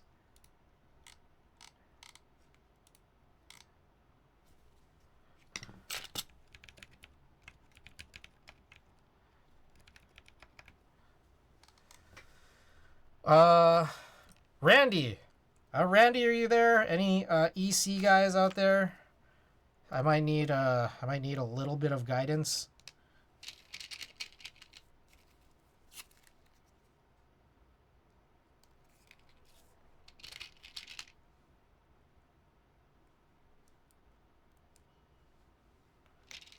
Shiny side up is how the Type S is, but doesn't matter. Haven't used the Desky silencing ring.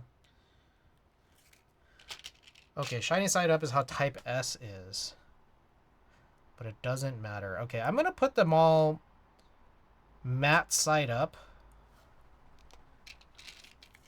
Just for two reasons. One, I already started it. We've gone too far with 3 done. But the other reason is... I don't know if it's just me, or for anything that does have a shiny side like this that like is adhering to some kind of backing. Do you guys not get a sense that there's like a little bit of stickiness there that doesn't exist on the foamy matte side? Because I feel like when the slider is gonna, you know, on the return strike the housing, would there not be like a possibility of some stickiness there that you wouldn't want, that you'd rather just keep confined to the slider where it should be? I don't know. Maybe I'm just making shit up, and that's fine if you guys might think that. But I don't know. Just a thought.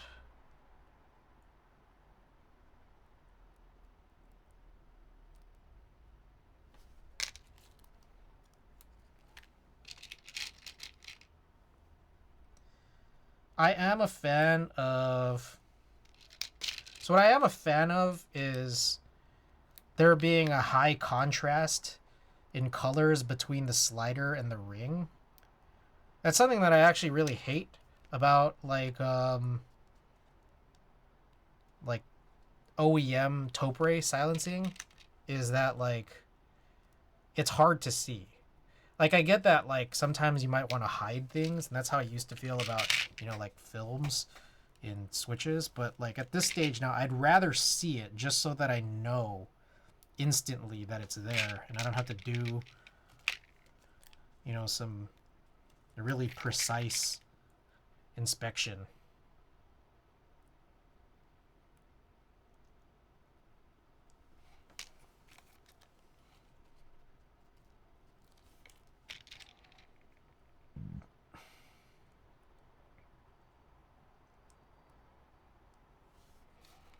All right, I've gone through 0 of my notes.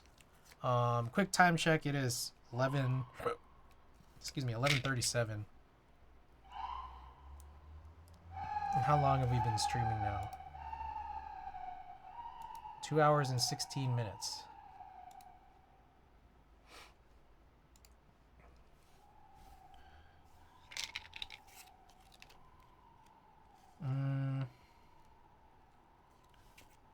We'll see how I feel about post cloudnine tasks.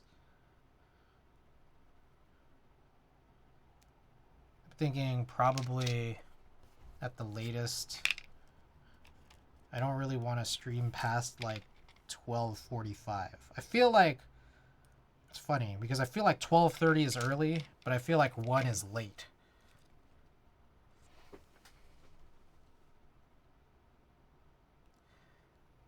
According to ChatGPT, the X should be wider. In GMK keycaps, which use the DIN 1451 font, X is typically wider than Z because it has more extended diagonal strokes, while Z is more compact. Since DIN 1451 is a proportional font, their widths are not the same. I I'm not sure that that answered. I'm not sure that that answered the concern that I personally have for, you know, what I think is the issue of the sublegends. Like, it's not the fact that the X is supposed to be wider than the Z or not. It's just that it's wide. I mean, you can look at older Cherry, specifically Cherry keycaps. You could look at any GMK set before they started doing a whole slew of sublegends. The molds that have existed are of a font that's not the one that shows up in the, you know, newer, or like some of the sublegend key sets that are out there. As far as I know, and we could like look it up, the one that it is, how do I put it? That's a silly thing to sort of say. The one that exists and all the ones that I think are bad is some kind of, it's like some kind of like aerial rounded or something like that. Like, it's what it seems like. Something close to that. Like, I mean, we could look it up. I don't have the information right off the bat. Here we go. Helvetica rounded bold or Arial rounded bold, which is close to the Cherry font.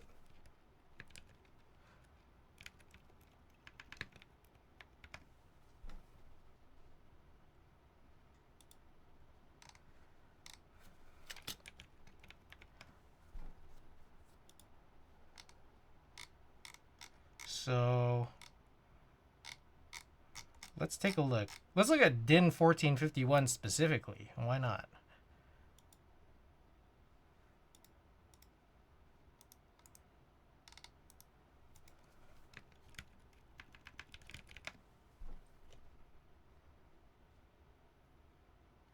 FF DIN.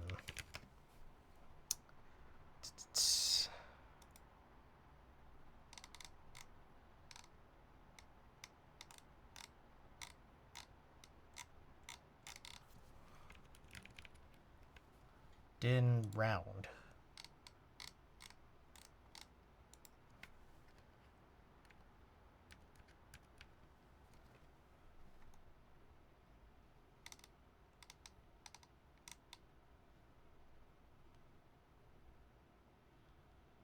It's also not this, not as far as I could tell.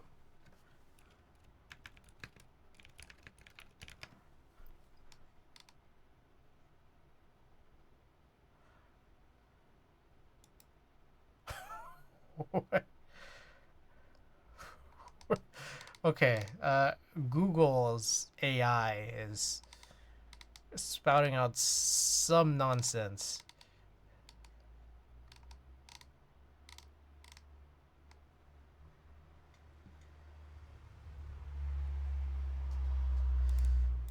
Open Cherry, a free clone. Open Cherry. Let's see how close, because this is the Dakota Felder one specifically. This is close, but there's like a lot of, like, what looks to me like a bleed. Like, this is the open source version from Dakota Felder, which is pretty, like, it looks kind of thin. Like, not the actual weight of the type itself, but like the actual construction of it. And that's pretty different from like the Helvetica rounded bold. Can we test? Do you have some tester here? Yes.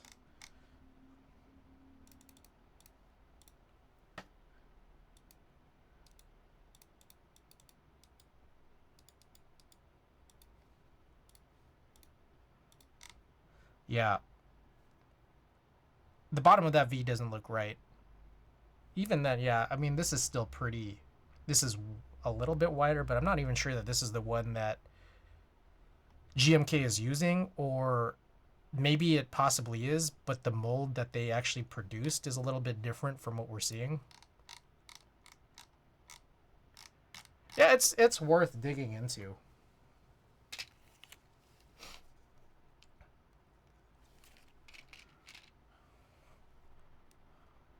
That's fair. Yeah, we could dig into it when we've got some time. I could probably also do it off stream.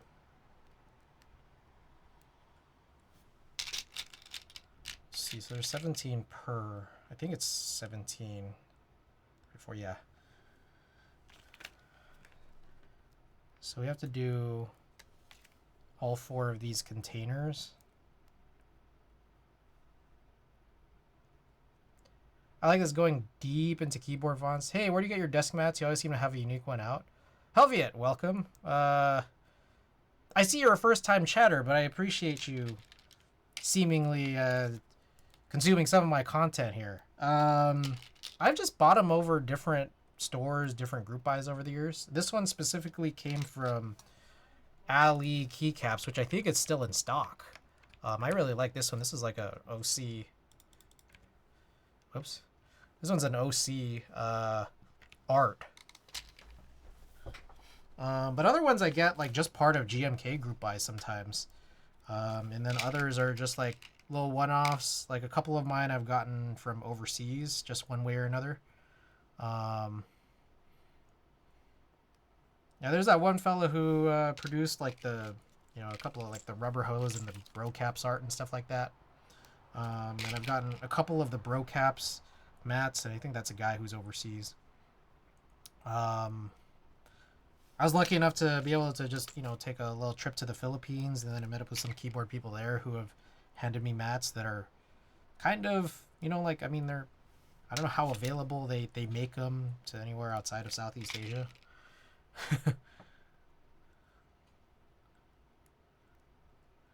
So, yeah, it's just, the mats come from everywhere. I've gotten mats from, like I have a couple of OmoCat mats that, like, were from a museum.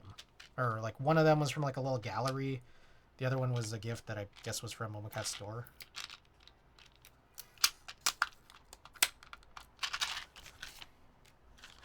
That one was a gift from Tina.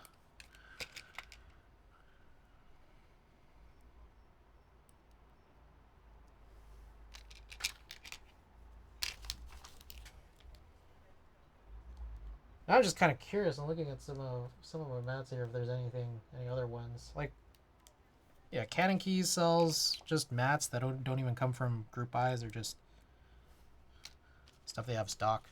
Do you wash? Yes, I do. I run it on tap cold, hand wash setting on my washing machine, and then I let it air dry.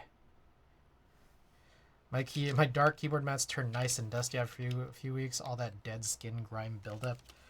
More for me, it's when like there's some kind of scuff that I put on it. Like, the other day I spilled a dipping sauce. It was a mix of ponzu, like lemon ponzu and chili crunch, just all over, not one but 2 desk mats. So I had to go clean that up. But sometimes it's also that, like, little other things like don't bring this up again. I cleaned it off. I think it's good now at this stage. What else? There's also, I need 58. So I'm only gonna do 9 on the last one. Okay, yeah, sometimes, like, if I'm soldering, sometimes a little bit of the whatever gross, yucky dirt stuff might find its way to the desk mat somehow.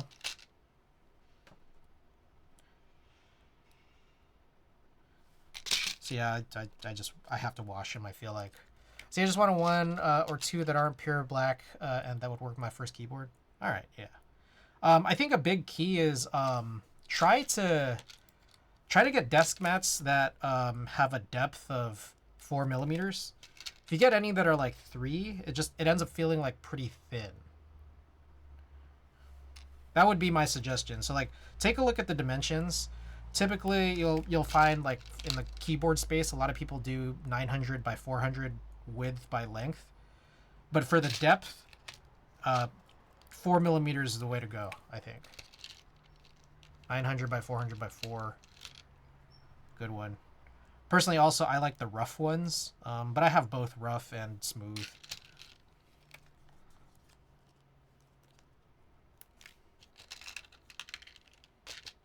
The one I linked, the orange one, that one's it's kind of got a rough texture to it. But I would say that the smooth ones are kind of a bit more common. What would you guys, I don't know, here in chat, what do you guys think the distribution of all unique desk mats, smooth to rough texture? Like these fabric ones.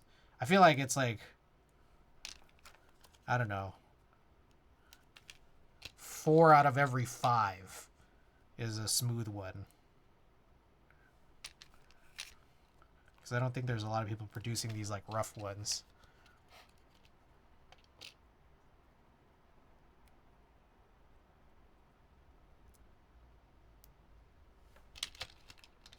Maybe 7. I only need to do 7 actually on the last one.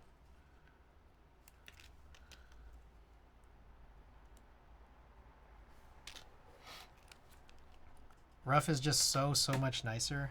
It is nice. Like, that's the thing. I remember the first time I tried a rough one, I was like, whoa. This is nice.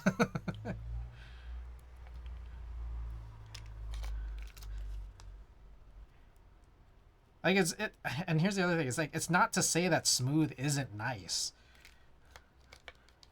It's just that rough is just really nice.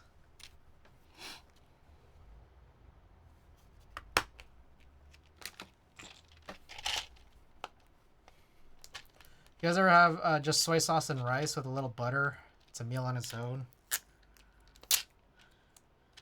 I feel like as a kid, that's like what Benihana makes, right? I feel like that's what they're putting in their rice. You go to Benihana, you got a dinner and a show. I haven't been to Benihana in like a minute, but it's probably because I don't eat meat. Also, I don't eat rice, so.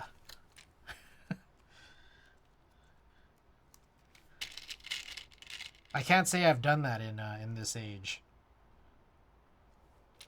I haven't had rice since 2009, at least not willingly. Jack Hard for the rough mat connoisseurs out there. What's that style of restaurant called? Teppanyaki? Or, I don't know, hibachi?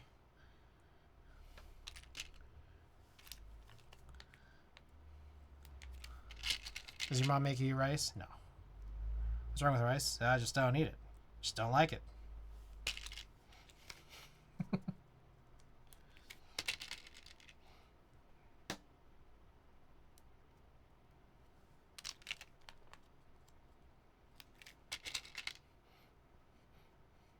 I don't like the way it is. Like, I don't like it, but not for its taste. I just don't like it. Is it because it looks like maggots? No, that's not why. Operation Mecha, welcome back. Because I'll eat other grains.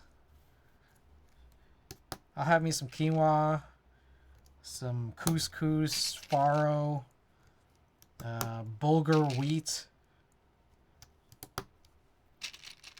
That was this Young Bay. I don't know, actually. Probably. I don't know, I'm just on a Ryan Celsius funk playlist. I was reading, and also reading about like an article that came out, I think it was on Pitchfork, about how like the evolution of funk has become really you know, kind of lifeless. And I realized I had no clue what it was referring to, because I kept reading about it, like, what is this? Is not the funk I'm listening to. I was Googling teppanyaki versus hibachi, and right before I got to typing hibachi, one of the autofill suggestions was teppanyaki versus teriyaki. Makes sense. I saw this thing. Hold on, watch this. Did you guys see that clip of that guy who went to Google and then Googled Google? And then he clicked on it, And then he did his search. You guys see that clip? That was crazy.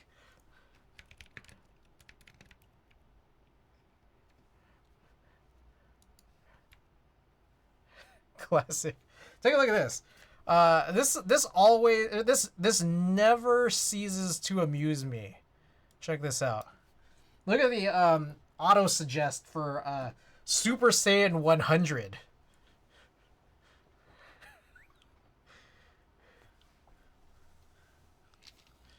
I love this. I love seeing that this is what people are searching.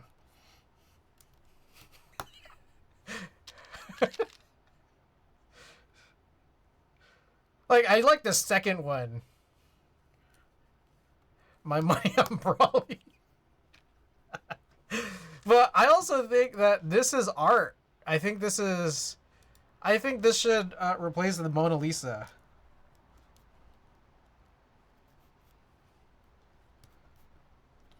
I think this is one of the great pieces of art of our generation.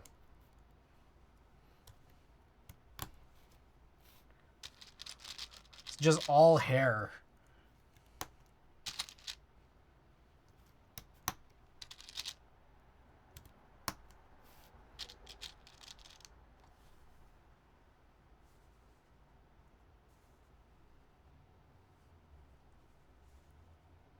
All right.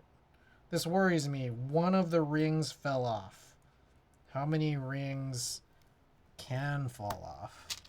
Everything looks pretty solid here, but I think I gotta be a little bit more considerate. There's new Dragon Ball Z, right? Well, it's not Z. It's Daima, but apparently it just ended. I didn't realize how limited of a series it was. Like, it lasted a year. And, or I think, right? No. It lasted less than a year. It lasted like a couple months. It was only 20 episodes, which was like less than GT was. I thought that this was going to be a thing that would go on and on and on. Like, at least for the length of GT. Me when I use Moose, or at least what I think I look like. But yeah, I haven't watched Daima in a while. I paused a bit. Tina and I were watching it. We paused because they announced that there was going to be the dub later. Like, it wasn't simul-dubbed. It was like a delayed dub. And as soon as they announced it, because like I didn't know when the dub was ever going to if it was ever going to happen. But once they finally announced it, we were just like, oh, let's just wait.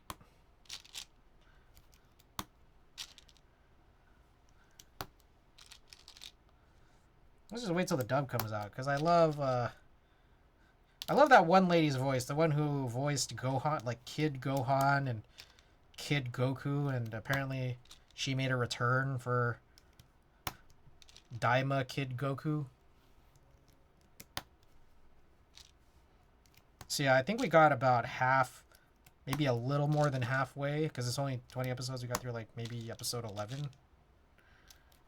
And I've already been spoiled by some people who have talked about it. I've been spoiled by YouTube thumbnails.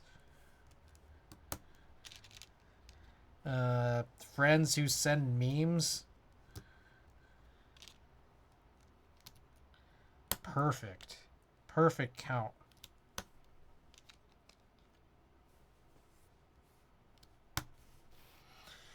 Okay. All right, so then we have phase number whatever. We got some stabilizers, so I'm only going to pull out 2 of them.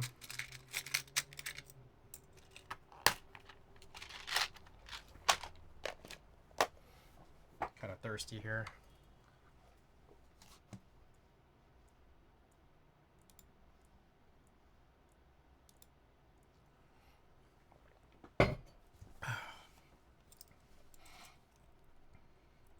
Okay.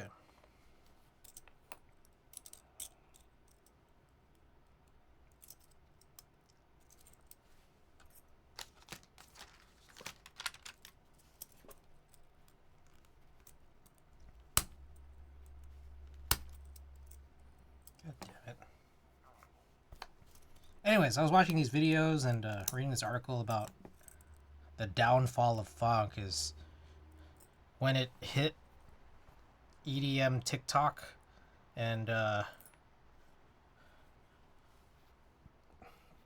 Eastern European car TikTok. It's kind of when it went into this EDM wave that a lot of people don't like. A lot of people do like it, but then a lot of the people who liked funk before it was funk was kind of pissed off because like the Memphis sound was starting to disappear.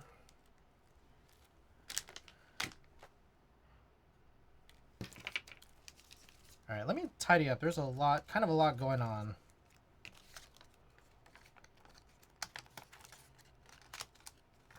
All right, here's another thought that I have. Maybe we could try it with and without the dome gaskets. Maybe that's how we'll spend the rest of the stream rather than working on the Type B again. I feel like I could just do the Type B retuning off stream. And then probably just skip again on the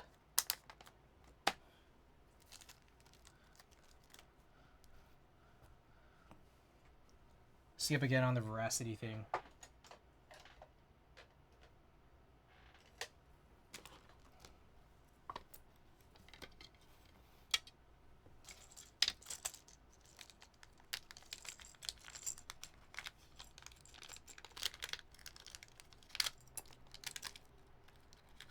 Oh, this thing actually came out of the top here.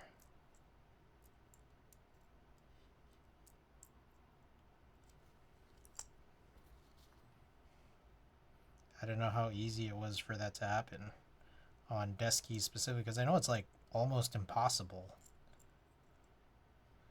for Topre. Okay.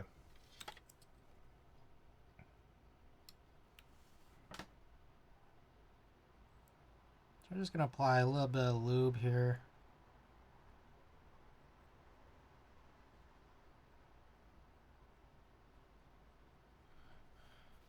Just around the rim.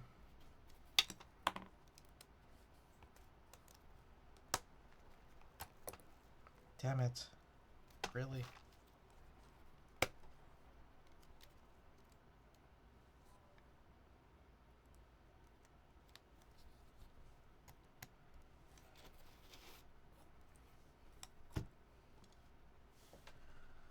Who made the funk / Memphis flow pop off? Devilish Trio? Honestly, I don't know. I was watching a video about a guy talking about like all of the people who had influenced it from basically, what was it? I don't know. Early 90s-ish or just, 90s-ish to the early 2010s. There's like a few different influences, but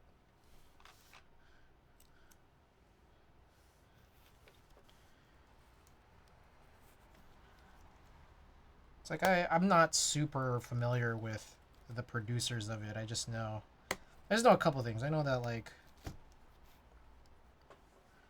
obviously some of the rappers coming out of Memphis, or that kind of general area. It was like what was it, 3-6? I know Tommy Wright. I only know Tommy Wright because of Lil B.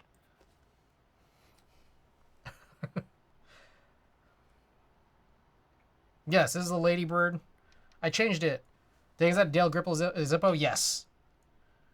I got this from a store called Purple Banana, a store that was being heavily promoted to me on Instagram, which I actually was not because of the Dale Gripple Zippo, but because of the Bobby Hill hair claw, which I have in the other room.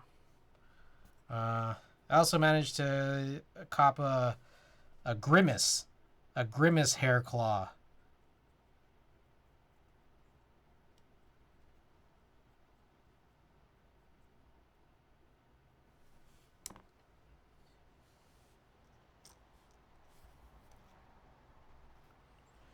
Yazzie, welcome back, by the way.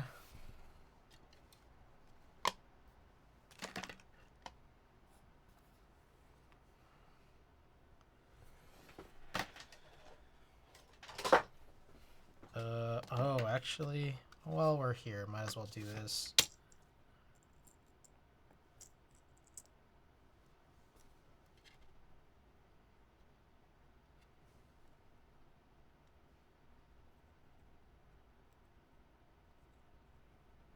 And then I gotta be, again, very diligent about trying to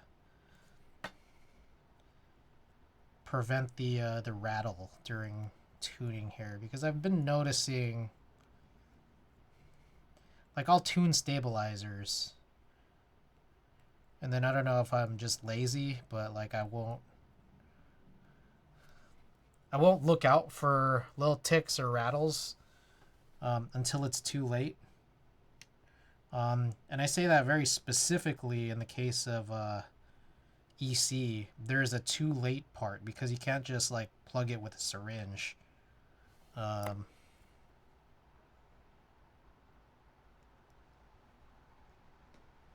You kind of have to get it done sooner than that.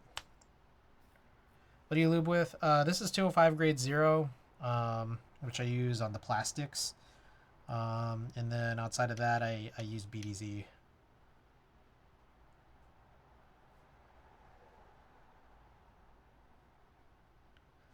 For the metal on plastic, the wires basically.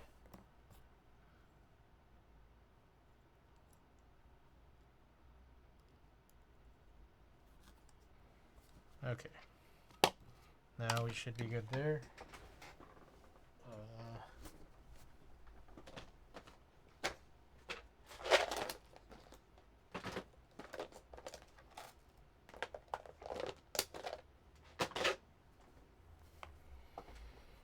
There it is.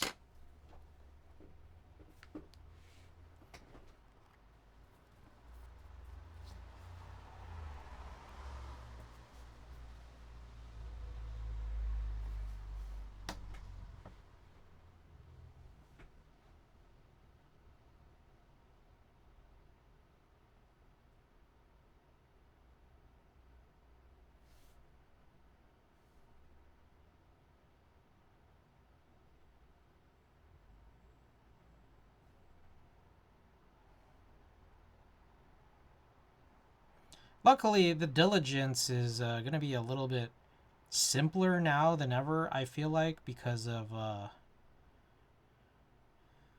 the syringe I bought. It's like I can more finely tune this.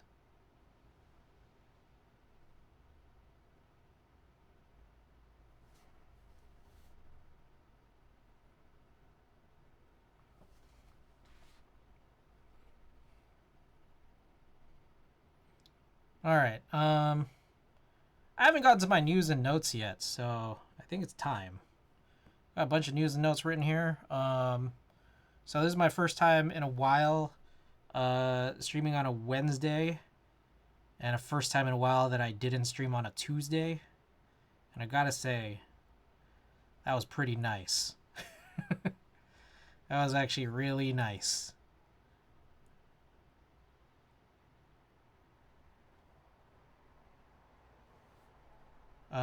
With that said, next week again, I'm gonna go back down to twice a week, just Mondays and Thursdays. I think, I don't know. I'm also realizing there's a lot of pooter stuff coming in, and I now have a bunch of other new stuff as well, including Tina's Neo 75 CU and my brother's Neo 75 CU.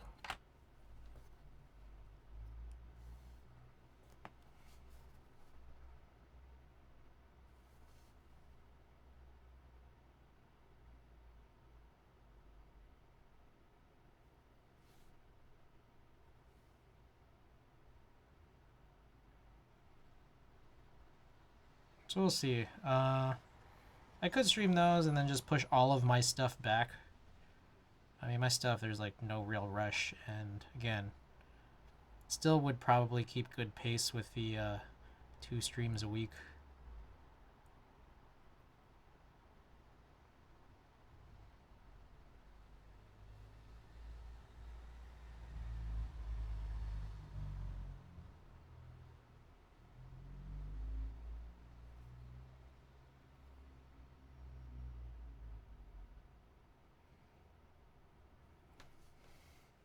Get a break in between is good, I'm sure. Yeah.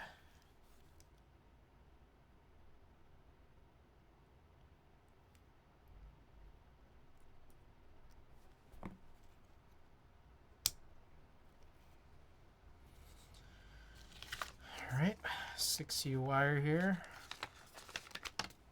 Let's just make sure.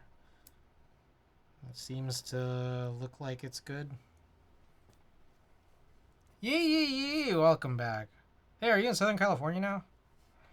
That was a little while back, right?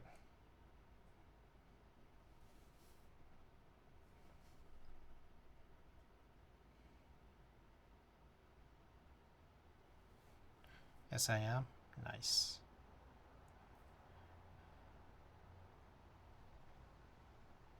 Hope life's been good. Saber's my neighbor. Oh, that's right.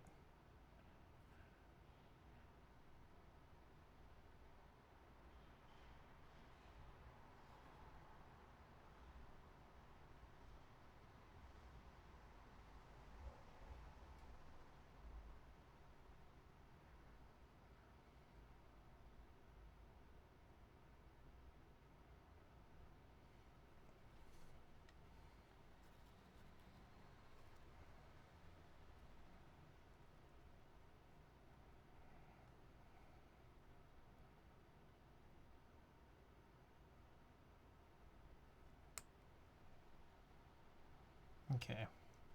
So I'm going to put that in there now. And then after that, I'm going to fill up a little bit more BDZ in the space where the wire meets the plastic, just because I know that there's some extra space in there for it to move around.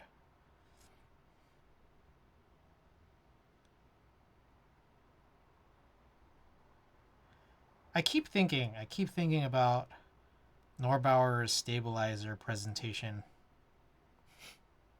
I keep thinking about what he basically said about, like, the idea of tuning a stabilizer is a workaround.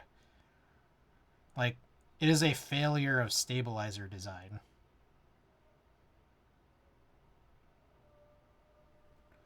Not, like, it's not a good thing that you have to do it. It's just a very patch-like solution.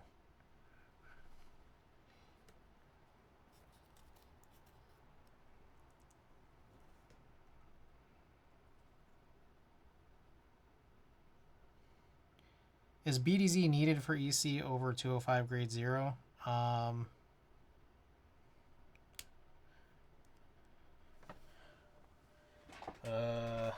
I don't know how to answer that question well. Okay. From broad sense, none of this is needed. A very broad sense. Oh, Klexis, you made it. I was just about to get started on news and notes, but this whole stream has kind of been news and notes. Why is he lubing his own stabilizers? Is he? Is that part of it? I mean, like, I thought the whole thing was that, like, the Seneca design is basically using the new stabilizer design that is lubeless. Is my understanding, at least. But you tell me. I haven't consumed that much Seneca content.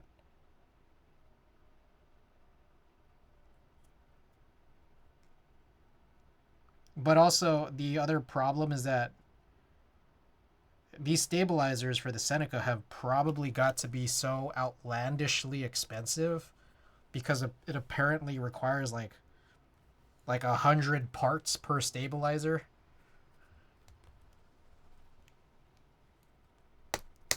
Ooh.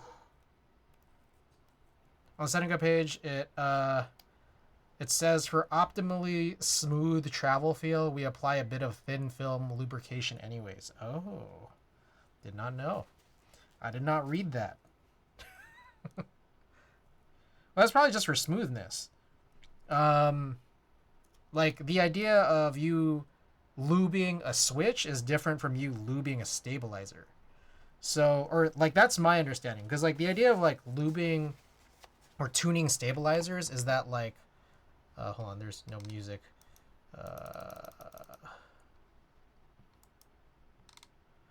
Let me find another playlist here in 1 second.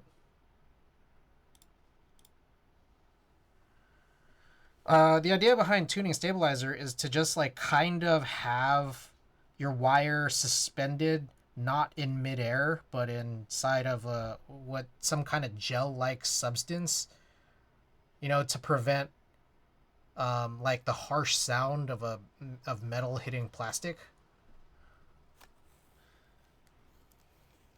Also, probably for durability of any moving part with things rubbing against each other. There you go. Yeah, I mean that. I guess that too. Yeah. So like, but yeah, like they recommend lubing it. I mean, I guess you don't have to.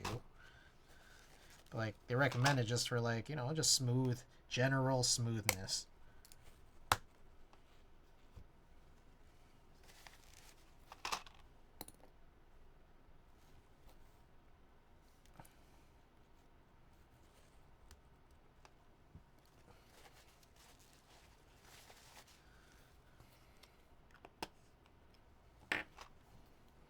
Okay, so real quick then here, let's go and elevate this again. Okay, well before I do, god damn, there's a lot of BDC all over. Let's get these housings, make sure these housings are all pressed in.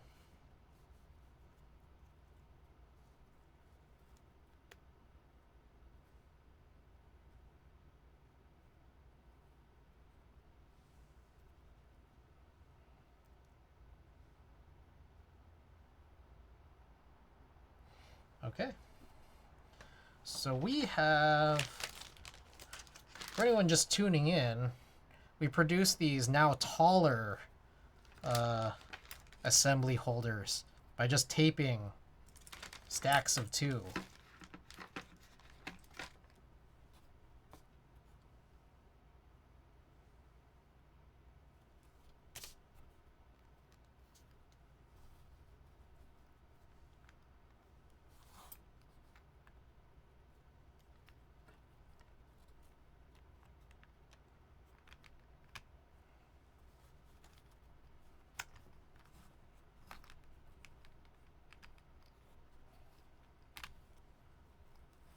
There we go.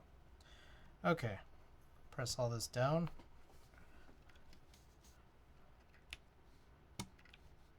Okay, sorry, Minfresh Mike. I never answered your question. Okay. The dishonest answer is that no one really needs anything. The more honest answer is that you just, again, like I think to go back to sort of the point of the hack is you want something thick enough. You want something thick enough to just kind of be able to suspend itself so that you don't hear that sound quite as much. If you think 205 can be that for you, then you don't need BDZ. For me personally, there is more of a comfort in knowing that I've done what I needed to do. I used to use 206 grade 2, which is not as thick as BDZ, but is thicker than 205 grade 0.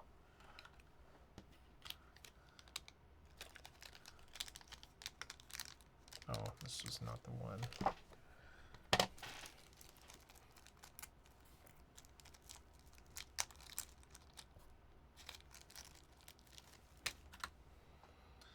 All right, we are getting closer to the finish line here. So, real quick, let's go back and check the desk keys thing. How do they suggest that you put on these dome gaskets?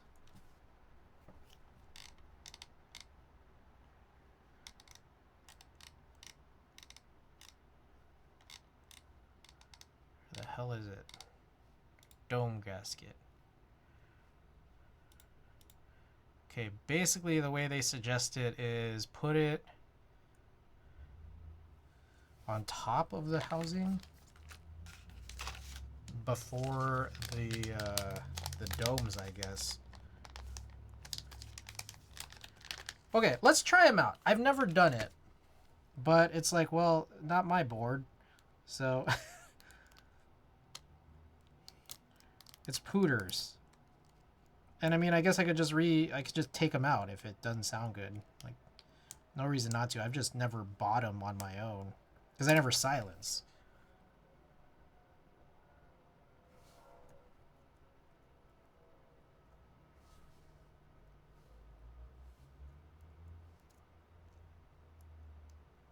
All right, this one looks like the glossy side.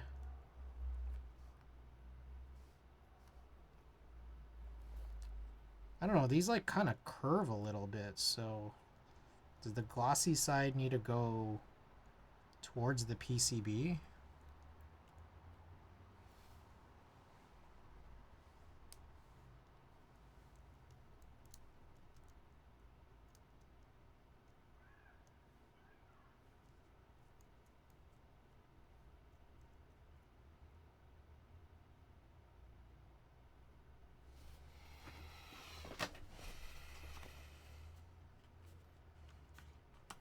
Who cares? It's just Pooter's board.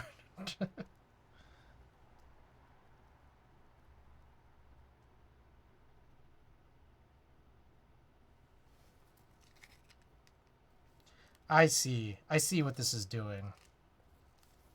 Basically, this is just kind of creating a separation, like between the slider and the top of the gasket to the PCB. So, and like that's because the slider has that extra ring at this stage. Now, how necessary is this? I don't know. I really don't.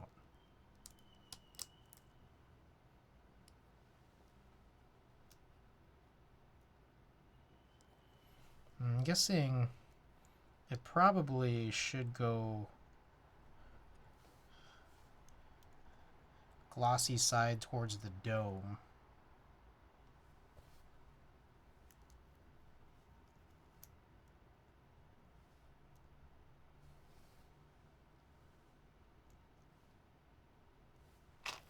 Yeah, glossy side towards the dome.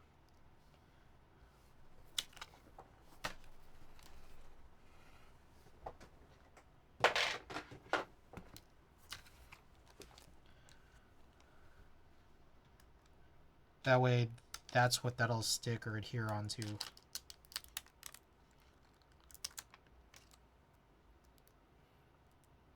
And these cuts on these little things, not the best.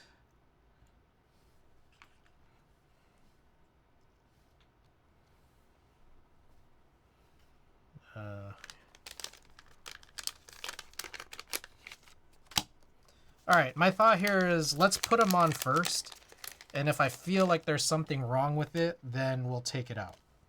If I play with it and I'm just like, oh, okay, this actually sounds good as is, then we'll go and take these out, and there's a good chance, or I don't know, there is a chance that I might not feel like there's a difference at all. We'll see.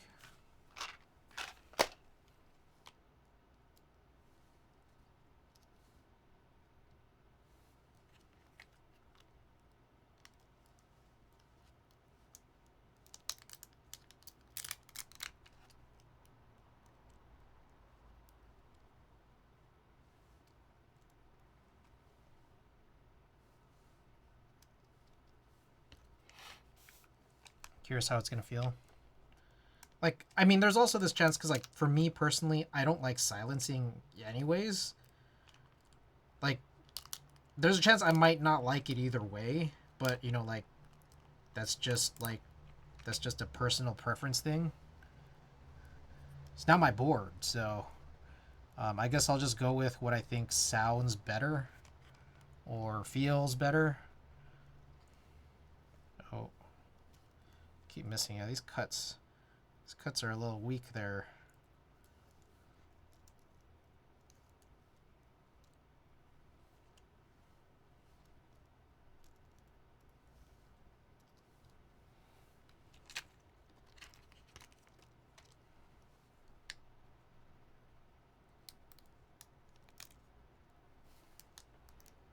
I did have an issue with screws. They felt it. Ooh, that's a good point.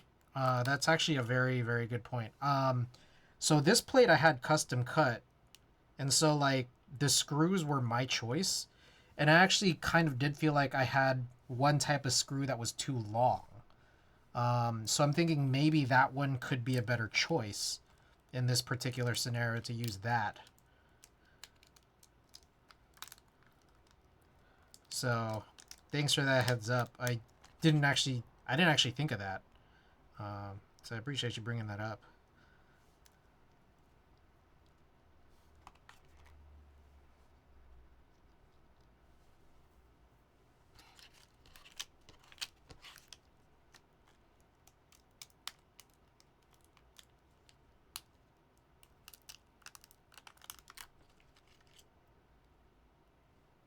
Show screws were too long / OEM real force on a bit on the short side. I see.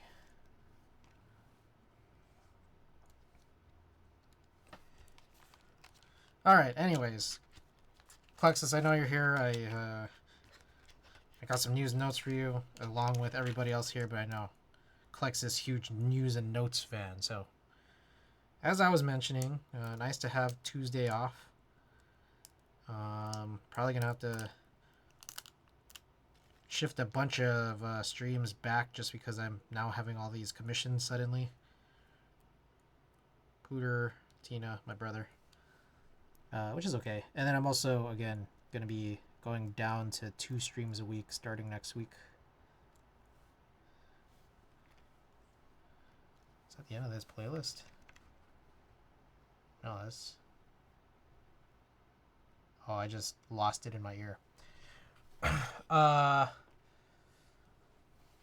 Red Devils, GMK Red Devils 2, I see, went up.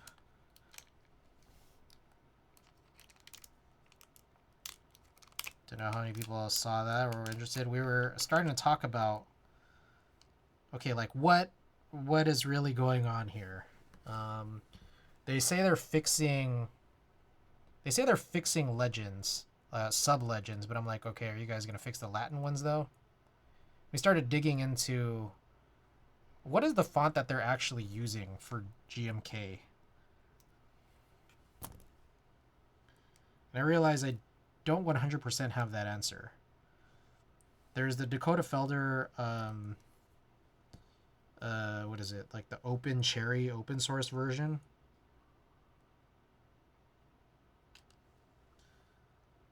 Of the font, but I don't think GMK is using that for their normal stuff, but they're also using something different for all these like ones where it has the legends that I don't like. And the thought is that it's probably Helvetica rounded. It's kind of what I'm seeing.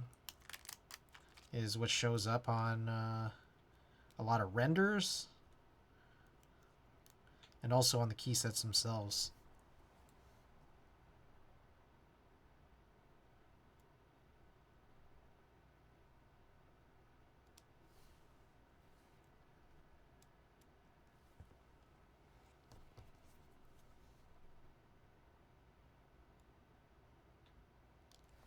All right, and those were the only notes that I had from before you came in. It's a custom font, isn't it? Helvetica needs a bunch of small tweaks to be 1-to-1. Okay, wait, there's two fonts in question here. One is what is GMK / Cherry using for their just main regular font, and 2, what is the one being used by, things like ASCII and katakana and the old version of hiragana and all that. The thought is that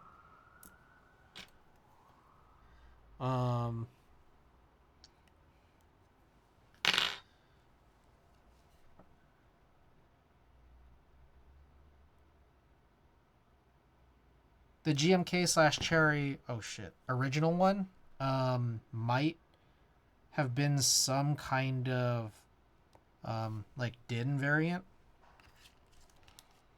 But I haven't verified that. I was just quickly peeking around and seeing some stuff from Pikachu, who came in a little earlier. I'm not sure if you're still here.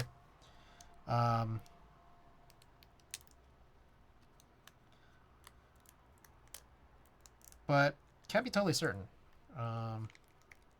Would need a little more digging.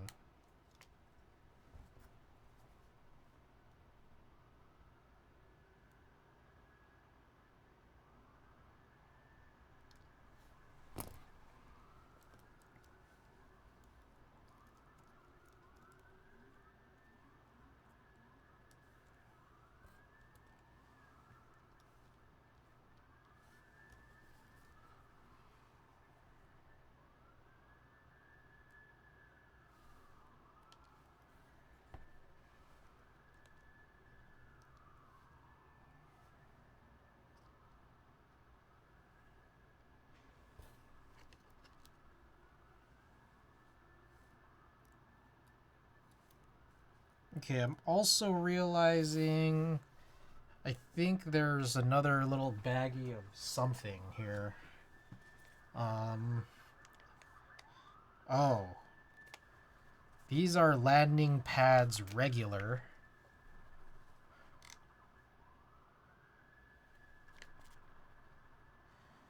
That's the one that's less recommended. And then there are also these housing gaskets, which is a little bit different. No. So I guess you'd still put the same one on the 2U.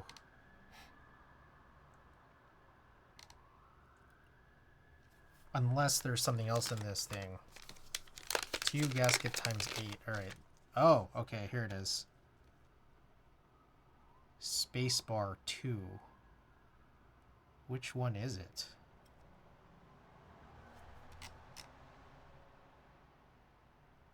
Okay, it's these things, but I don't know exactly what it's in reference to.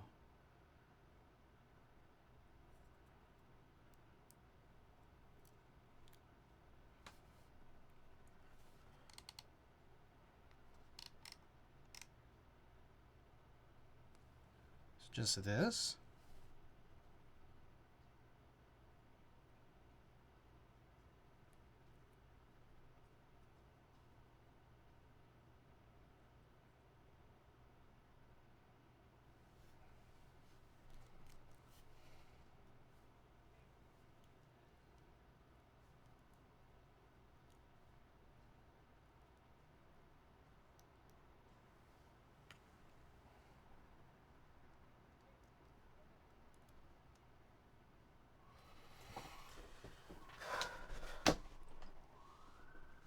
Alright, more news and notes. Geist Machine's Discord was hacked. I don't know if you guys saw that.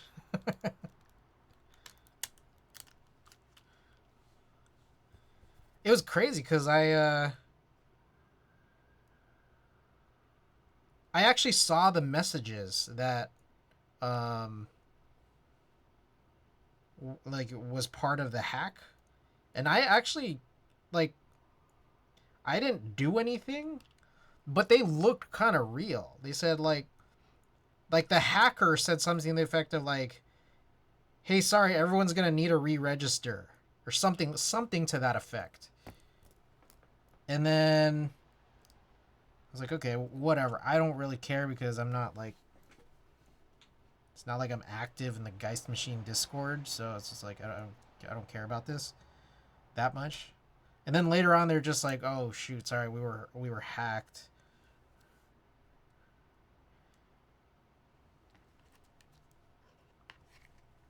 All right, we need one more here.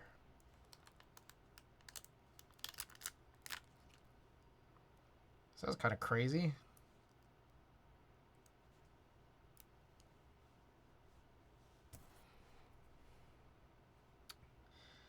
This morning, Novel Keys did a Key Cult 160 build, and I gotta tell you guys, man, I was a little upset because he was working like what he was building was like a proto with some cool ass colors that aren't in the group buy. It looked like a very dark gray. I don't know. It's hard, a little hard to tell um, exactly what kind of gray it really looked like, but it didn't look black. And then the mid piece was like a coated yellow.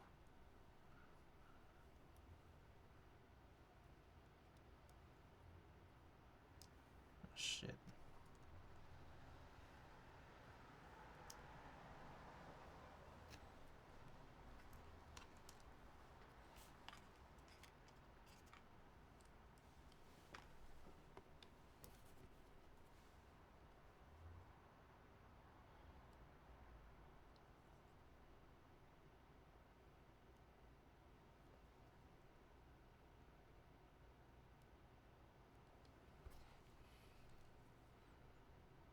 I don't know. I was still thinking about that K-Colt 160.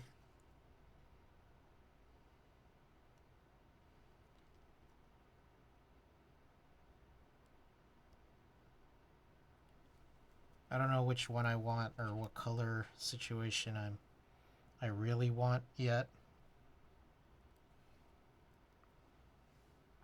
Still probably white red, or sorry, silver red is in the lead.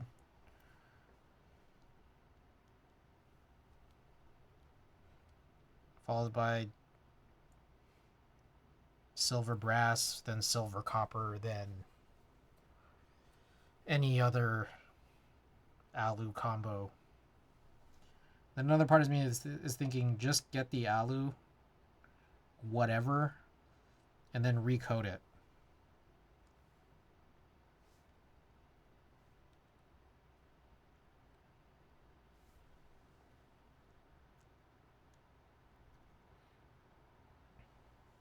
Do you know if there are plans for 160 EC? I am not aware of any.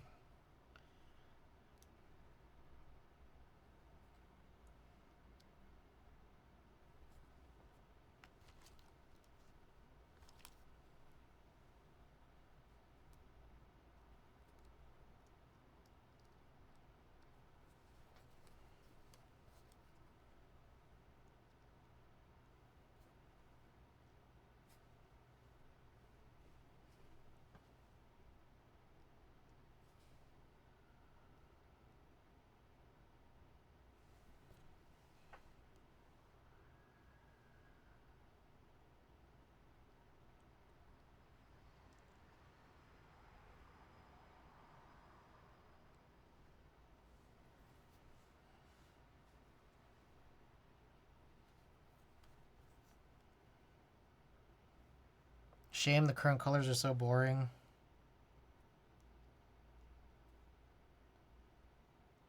I know. Man, I just really, really wished. Really just wished they didn't have so many mid color pieces. Mid piece colors. Alright, there were some springs here somewhere. Where did I put them? Is that it? I think this is it. I think Clever's working on it.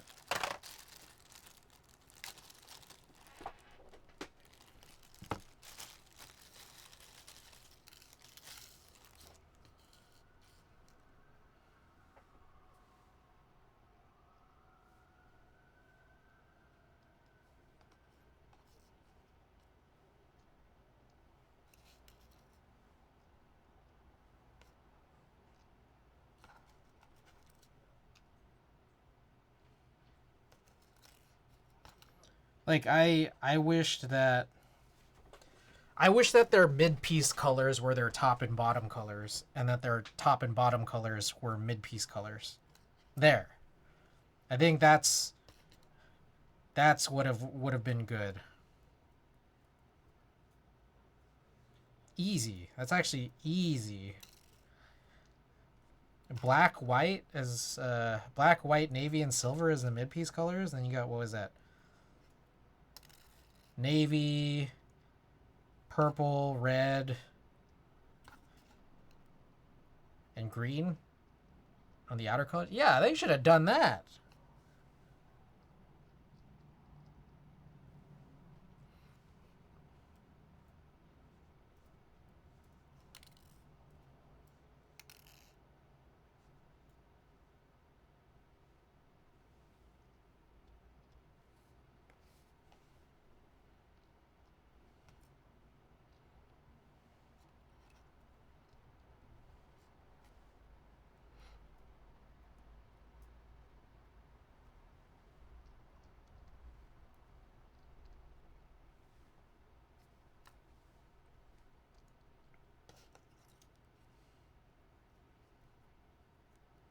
What if I just go all navy?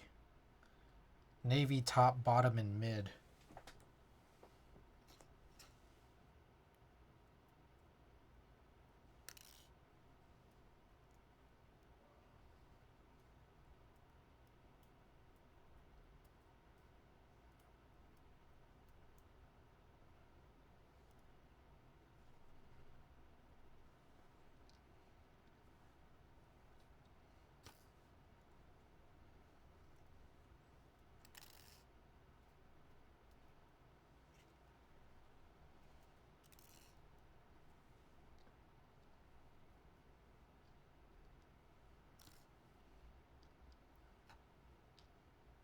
Saw a couple of sales going on. None of the NK key colors so far have called me. I know. I know. Did they list the weight of the mid pieces? I think that's what I'm kind of curious about. Like, how much heavier are the non-alu options from the alu mid piece?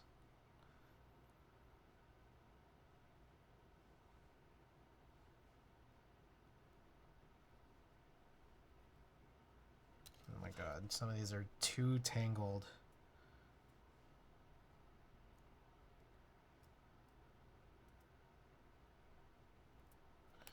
Ugh, so annoying.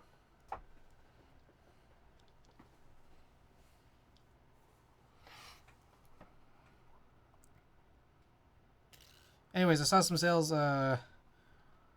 Canon keys. Okay, there's a novel keys sale that's been going on. I don't know if I'm gonna get anything from it. If I do, I guess it's probably gonna be MTNU Dolch.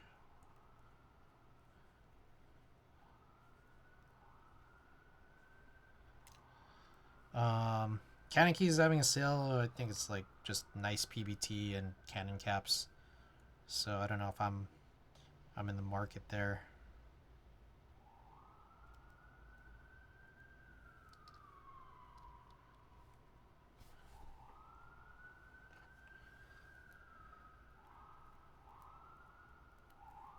There was an Omni type sale, I think it was yesterday for Tuesday, and I was like really thinking about it.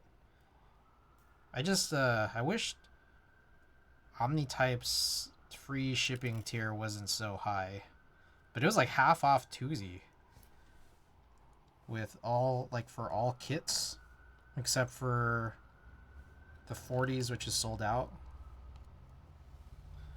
I was really thinking about it, but then I don't know. I just kind of forgot. I saw it in the morning and I just forgot.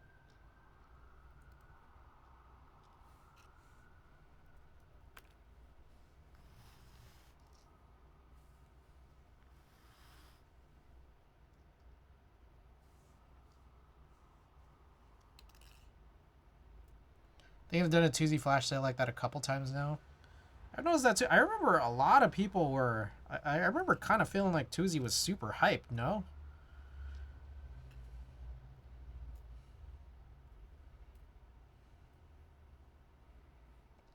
I kind of just remember like Teja really plugging Tuesday.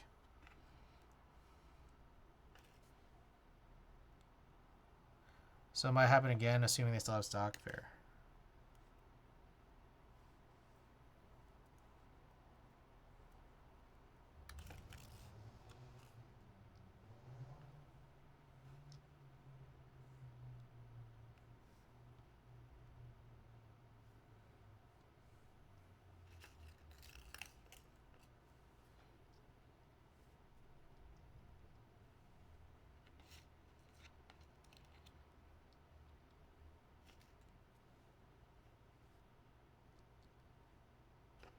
All right. So there we go.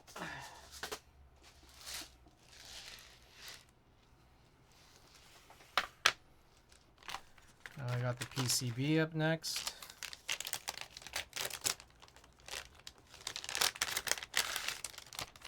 I haven't tested it. I guess we'll test it when it's all done. Okay, I think silver. The silver ones are the longer ones. Yeah. Okay. Let me check to make sure. It was a pandemic peak set, wasn't it? So probably bought out MQ with a fat load of extras. That's true. That's true. Yes. Because if Teja was plugging it, then that was the case, yes.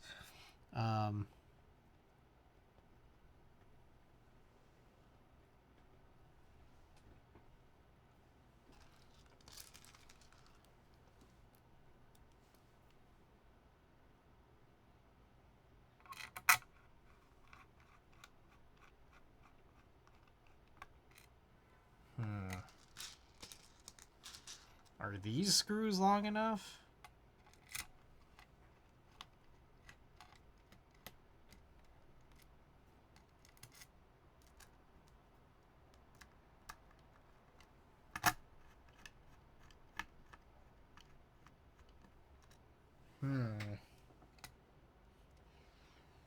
See, I thought these would be too long in this case because these were longer than the ones that I had.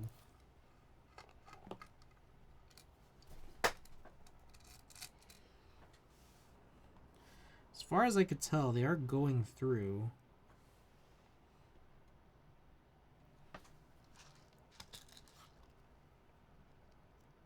Can someone explain Dixie mods? Seems to be an Omni thing.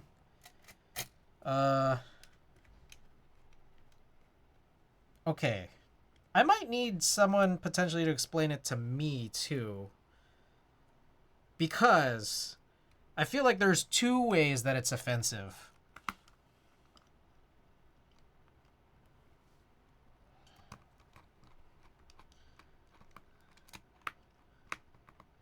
What is that? They used to be called Dixie Mech, and then they changed their name because they realized there was a somewhat insensitivity for using the term Dixie. So I feel like there's that.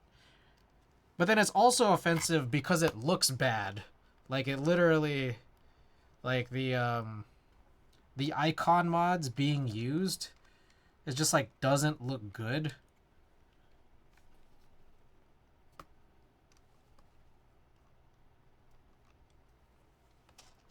Look at the 9009 R3 interest check. There's a good visual breakdown of Dixie mods. Oh, okay. Could you drop that in here if you're able to at all?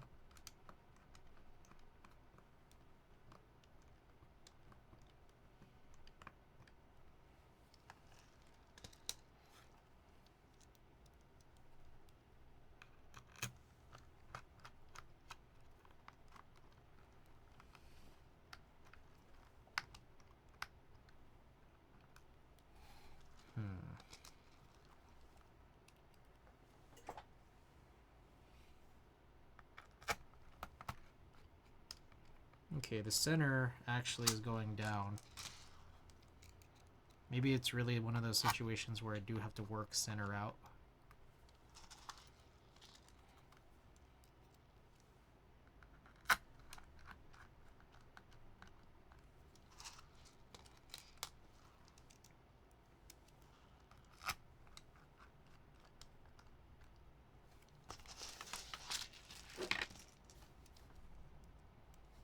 That felt really precarious having it like right close to the edge of the desk.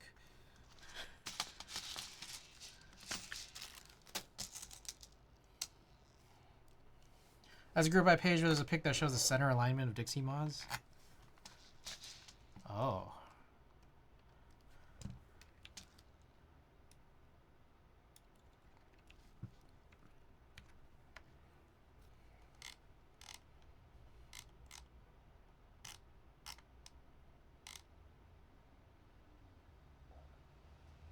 Main thing is traditional GMK icons are top left aligned.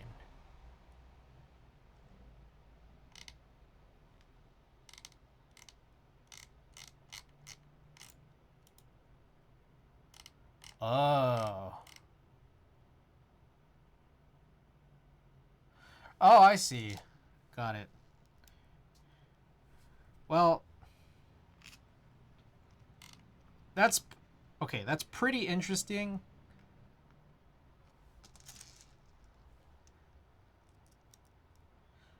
With that said, I more have a problem with some of their really dumbass mods when they do like text icon or some of their specific icon mods.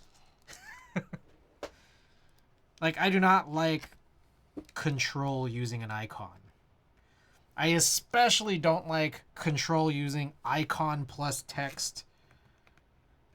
And I really hate backspace abbreviated with an icon.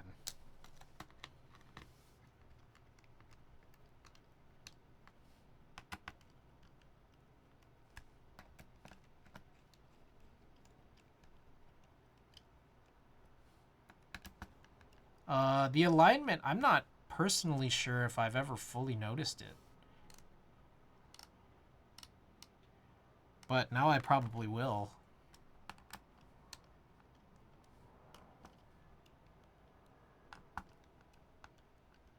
No, that is absolutely helpful. I didn't show it on screen here, but like, basically they cut some lines, is what it looks like, and then they realigned a bunch of stuff.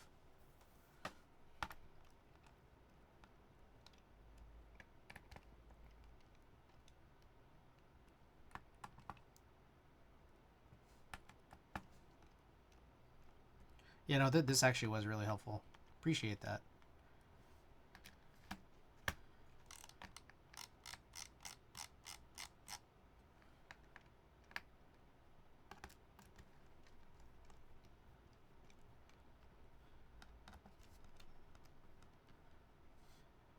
Wow, September of 2019, huh?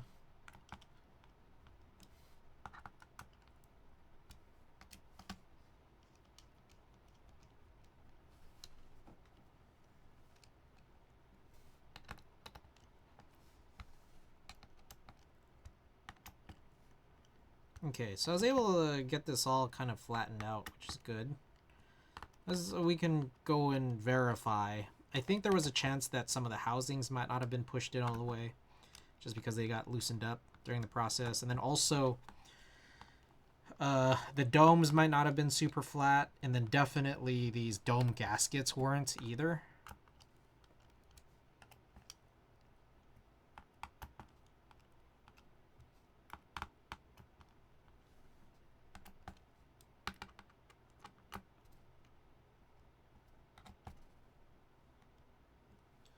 Okay. Let's check this out.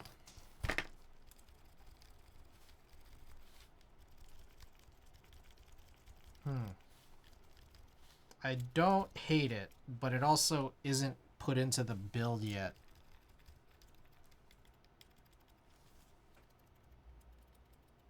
Oh shit, it's raining. Oh fuck, okay. There's a small chance I could disconnect, for those of you guys who are unaware. I sometimes... Oh shit, I didn't put these in.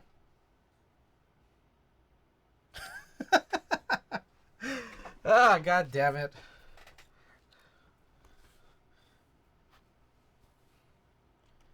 Alright, let's do it.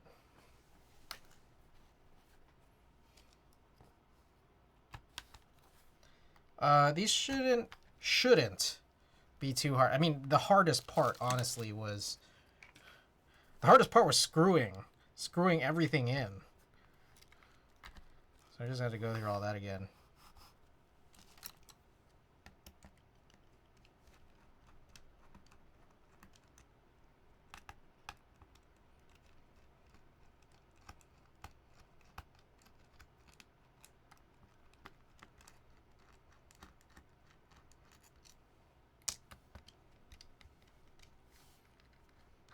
Are those stabilizer pads? Yeah. Like, the stupid thing was, like, I put one. That's just, like, the extra especially stupid thing. Like, I put 1 out of 6. Like, I didn't even put 1 to fill a whole stabilizer. I put 1 to fill half of a stabilizer.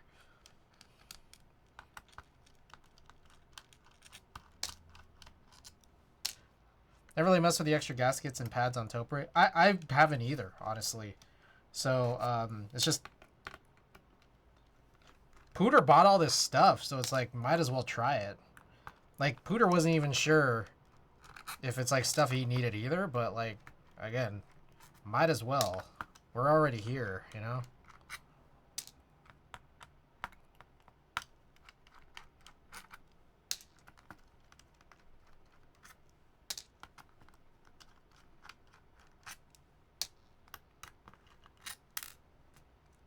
Dang, now I'm just realizing I have 9009 that I got as part of a build that already had the keycaps on it.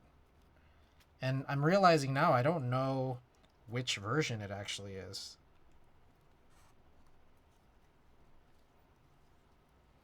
Okay, if I slide it off, I think all the domes should be intact.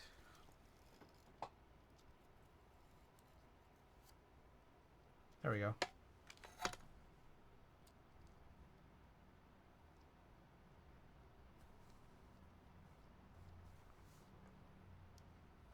Just gotta fix alignment a little bit. But yeah, put 1 stabilizer pad on the space bar.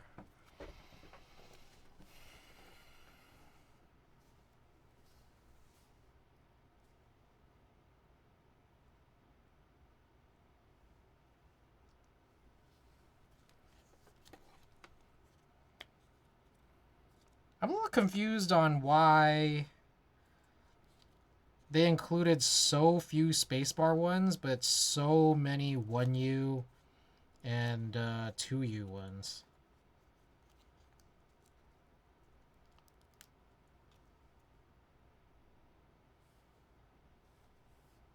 Okay, I wasn't even supposed to use these.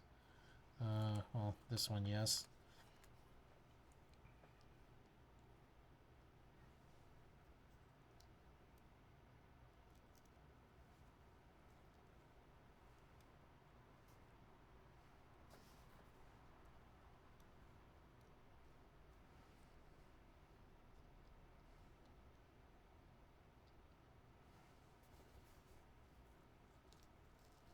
What the hell did I do with it? What? Alright, cool. Here.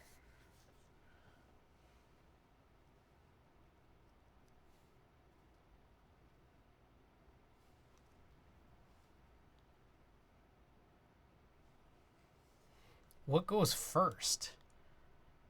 It's full size worth of gaskets? I know. Like, I recognize that, but it's just still like... There was a bone here, you know? Just give us something.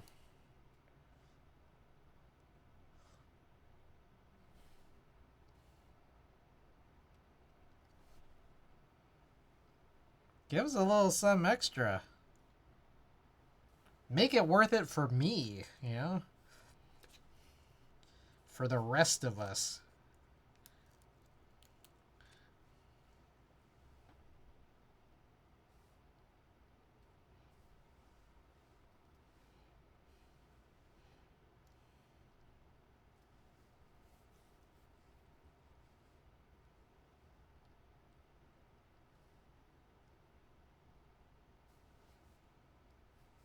Alright.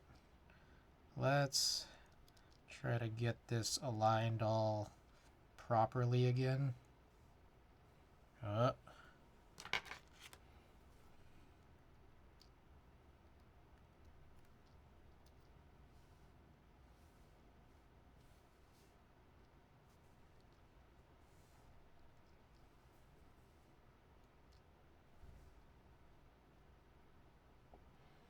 Yeah, it would be super nice if we could use... Yeah, exactly. But why would they do that? Why would they make it nicer?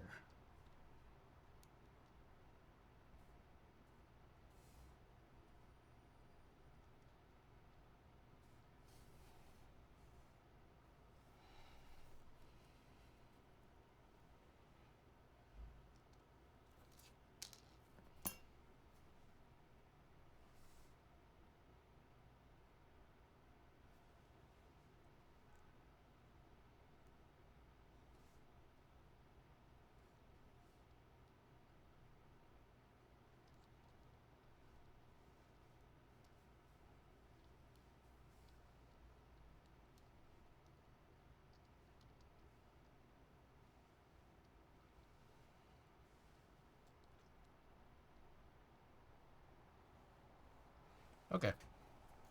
Let's try this again.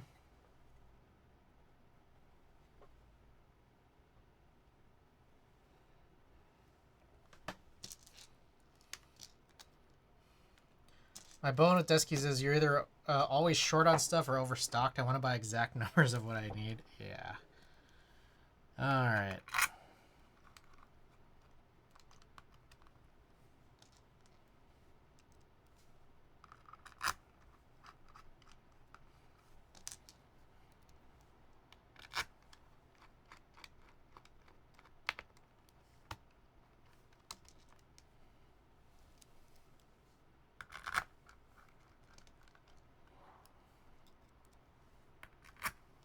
Who was the one here? Casual Tobrager, was it you who suggested starting from the center and then kind of spiraling out? This one feels like this is the first time I've needed to. I think in most other cases, I've been fine not doing that, but in this one, it's like, oh, okay, actually, I think I need to. It was you?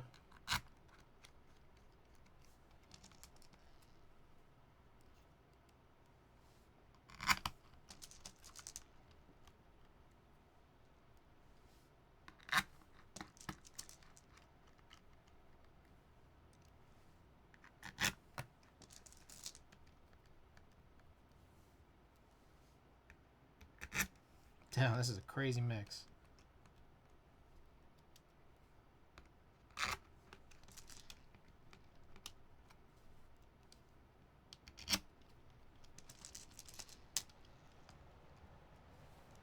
I want to spread the pressure from the center outwards instead of compressing it inside with external forces on the screws. Oh, my main thing was just trying to keep it aligned, because it's like if I screw down in the center, there's a chance that like this thing might shift. That's been my whole argument for not doing the center. But I see what you're saying. Like what you're saying makes sense.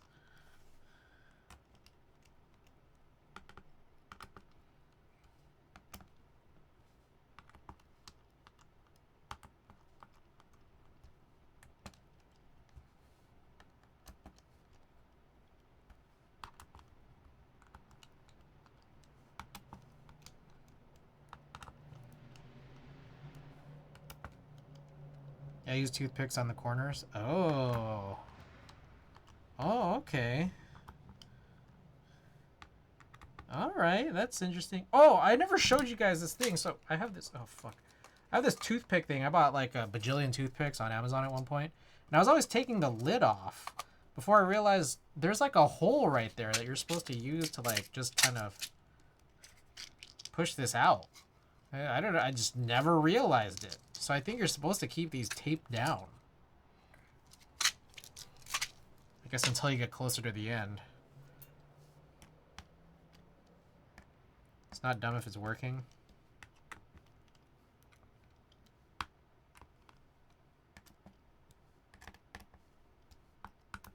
Alright, let me just kind of go make sure that I'm finger tight on each.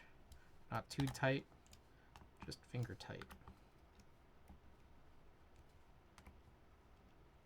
Okay. Sweet. Alright. Now we should be good. But maybe not exactly, because I haven't actually tested this.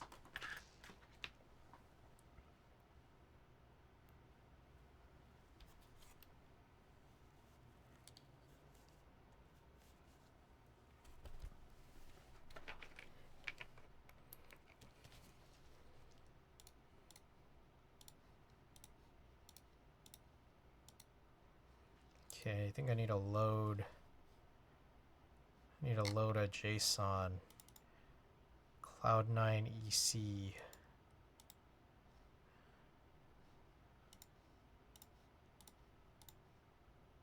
All right.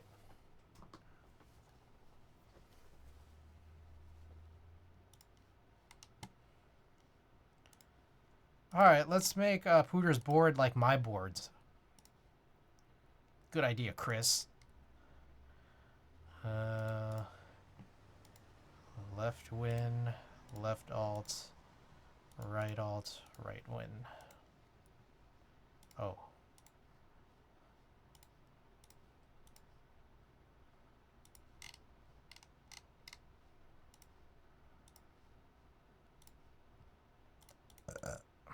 Oops. Wow. It's one of the first times I've gotten that wrong ever. Maybe ever.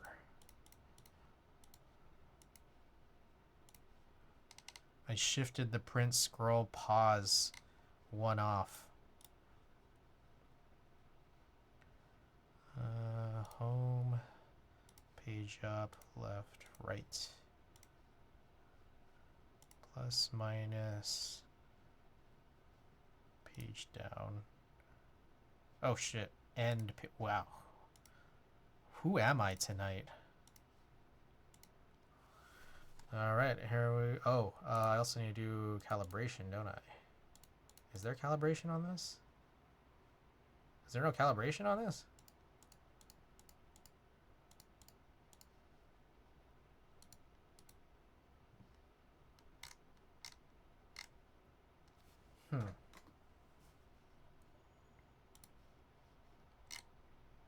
Did I load the right one? Cloud9 EC. Do I need to refresh?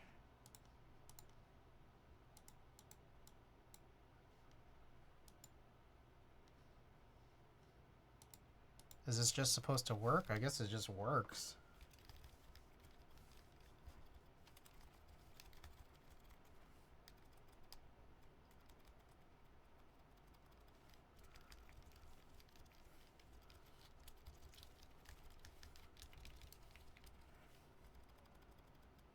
Alright, the R concerns me.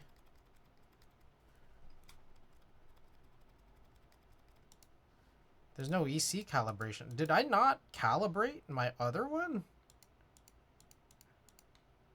I would have sworn I did.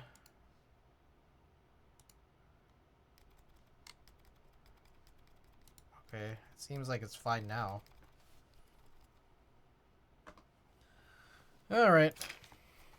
Well, let's just assume everything is okay. Quick time check. It is 1. Oh shit! What the hell? How did that happen? All right. I guess maybe we will probably not. I'll probably just keep these pads in, and then if it's again really bad or something, I will change it out, but probably another day.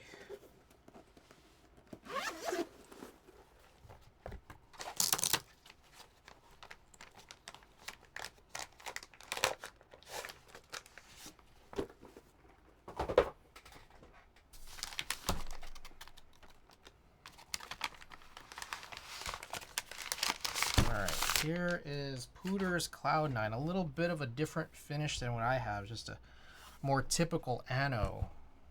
Which is really quite nice. I think both the regular ano and also the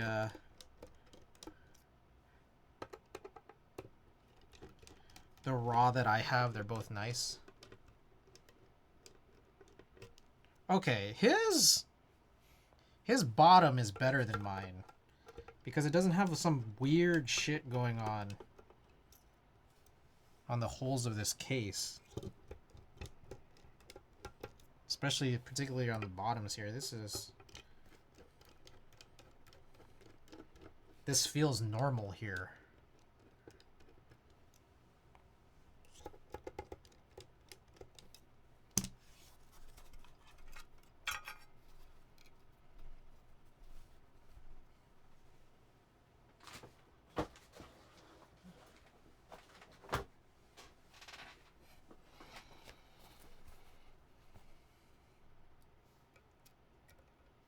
Okay, that one's kind of just in there.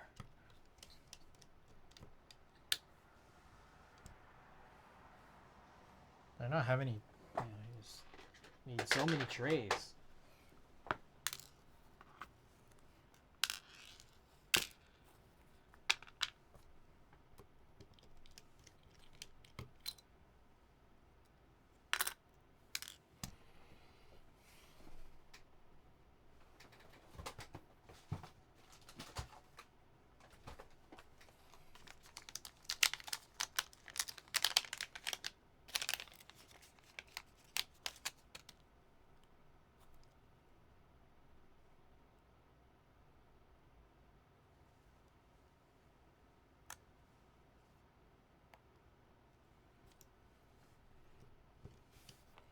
Let me think here. Is there anything that I'm missing?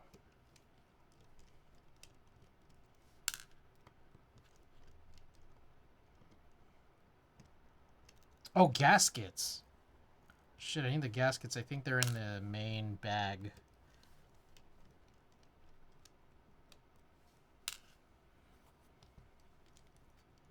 That said, I think the thing to note about the cloudnine is that because there's like where the gaskets are, it's not a circle, but just like open-ended on one side. It's probably best that we do connect it first before putting the gaskets on.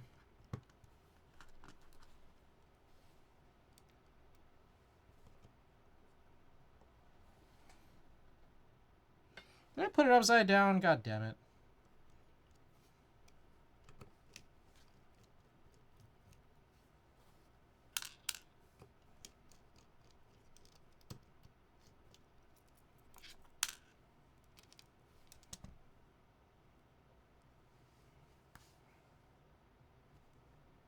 Oh, okay. Was this the one?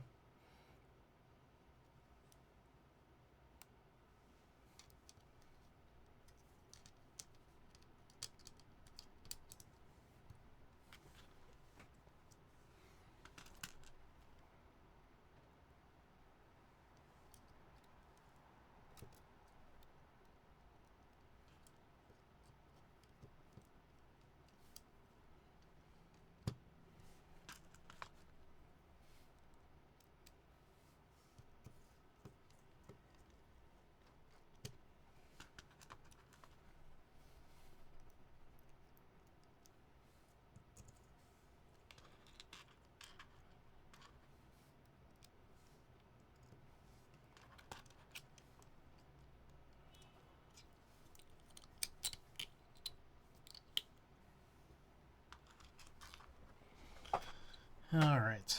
Just getting this daughter board screwed in here.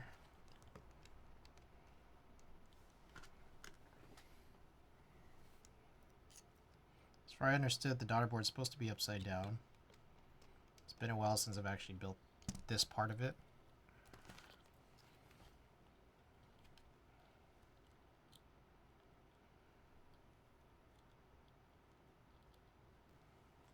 Okay. So that's good for now.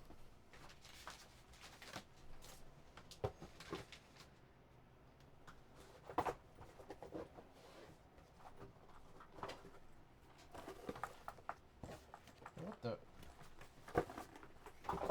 Where are the gaskets?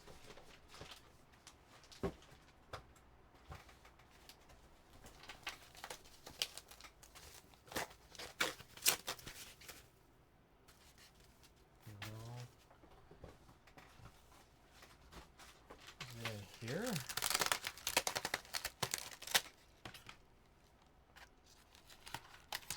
Cloud9, or sorry, Cognitive. Yes, this is a Cloud9. Cloud and Water, welcome back. Yeah, this is the EC build. I built my own, but this one right here is Mr. Pooter's. Ah, here's everything. Okay, this answers a lot. I think that's wire.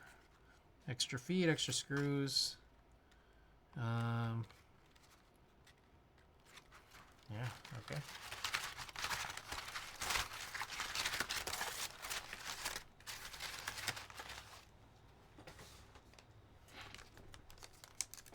Did you go on the new Deskies Domes? Not yet. Should I? I feel like I should, huh?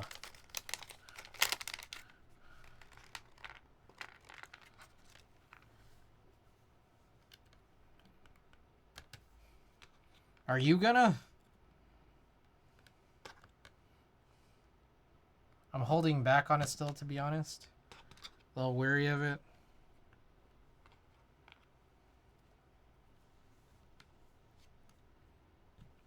Cautious.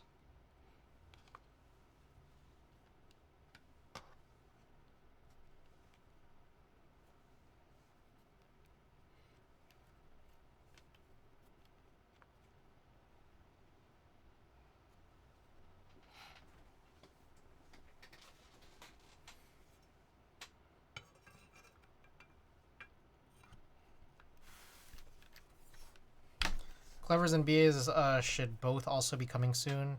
They actually have prototypes and are allegedly much cheaper.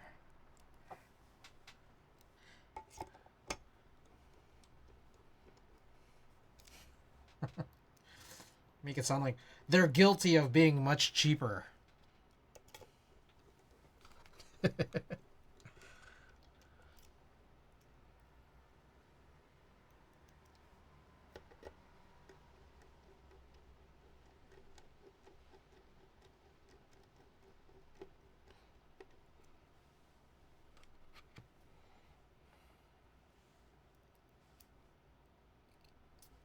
Alright, so Pooter didn't send a key set with this package, so but he did mention it was going to be GMK, I think, so I can just use some GMK out there. I'm lusting over that ass piece. Yeah, the bottom is real. The machining on this is really nice. This is like, I think this is the reason why a lot of people wanted to get on a cloudnine, honestly. I would have bought it, but I was out of the hobby at the moment. I see. Key set first. Alright, what 6Us do I have immediately here?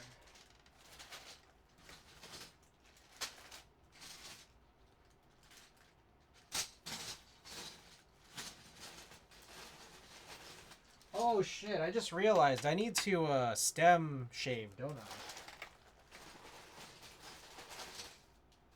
Alright, that's gonna take forever.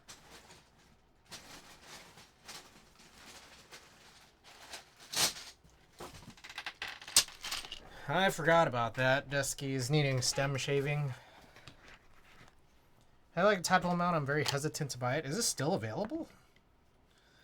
I don't know. It's chill. Whatever. Oh boy. Yeah. Wow. Totally forgot about this.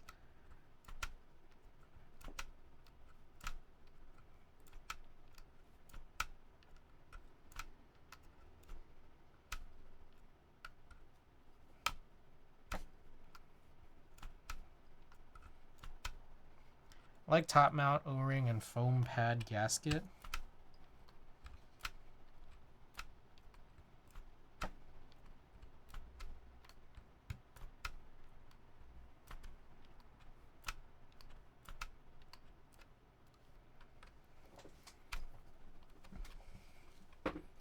Well, this is going to be a while. What time is it? Oh, jeez. Okay, yeah, this is going to be like at least another, I don't know, 10 minutes. Forgot all about this.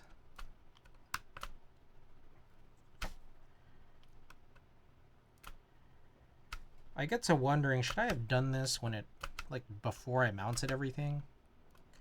I feel like, am I putting some kind of strain on this? Probably not. It's a stainless steel plate.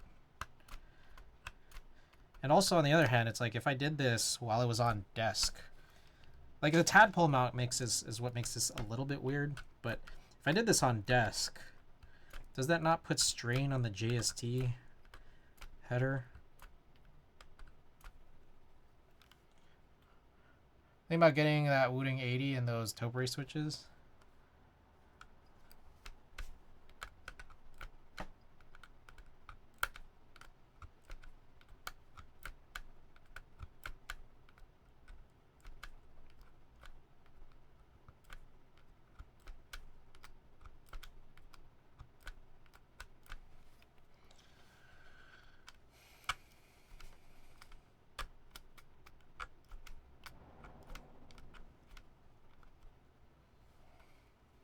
Alright, let's just hope I finish this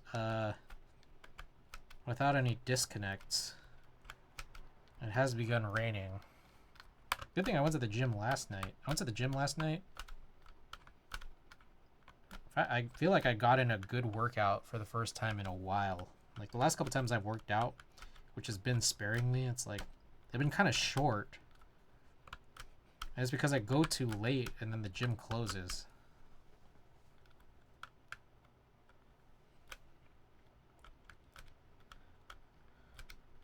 Less strain when built. What else did you work out? I did legs. Legs yesterday.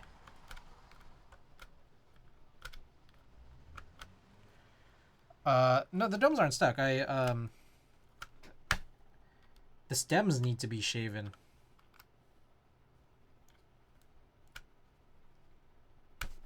God damn. Especially like this one. Jesus.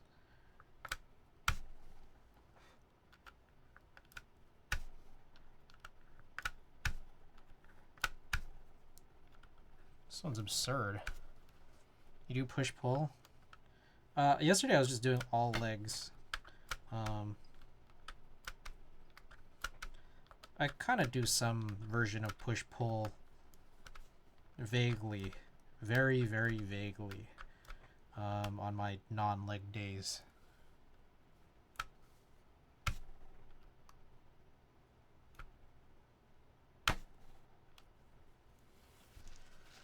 Okay.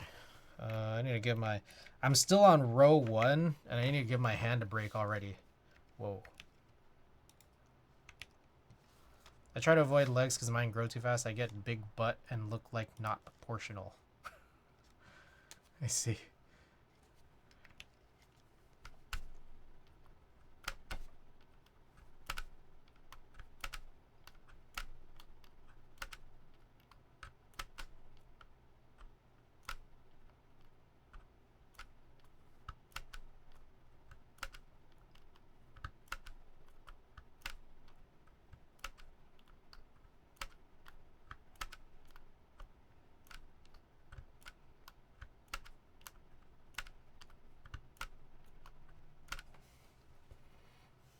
Some might call that a blessing. Women do not care about your butt or calves or whatever.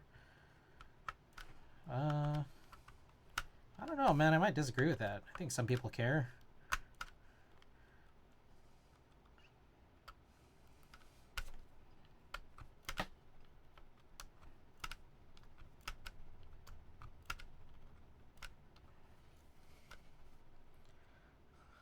They want nice chest, abs, and arms. Well, I think it more just depends on what you want. And if that's what you're looking for, that's what you're looking for. What I do know is having a big butt is can be really good for basketball.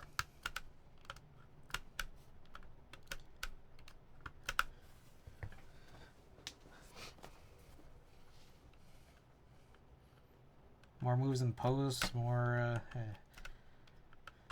gravity, bigger landing pad.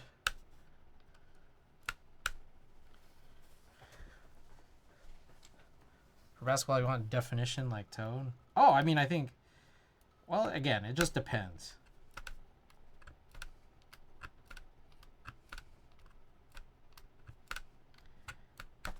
Depends on what.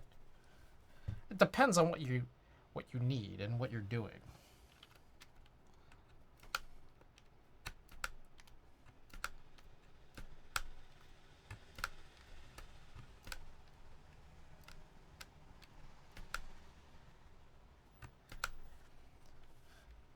It's true, maybe a good post game, maybe like less necessary in modern basketball.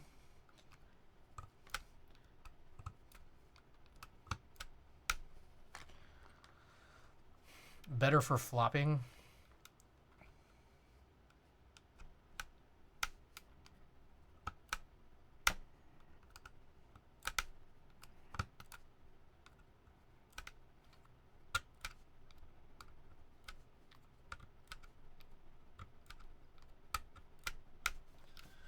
Oh, okay. If you guys see me just stop working on this, it's because my hand needs a break. So that is a time like now.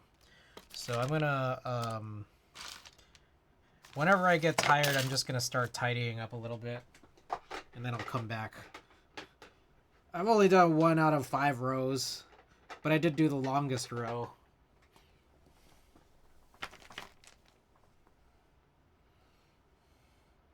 Landing pads regular. Housing gasket.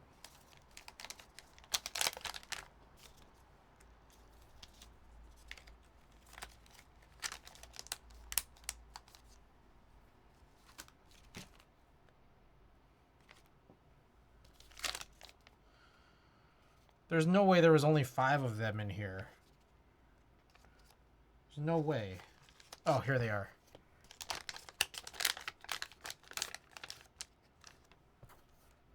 Squat and leg press once a week and your legs won't look small. Get that chest going. Incline press, overhead press, no decline, no lower boob.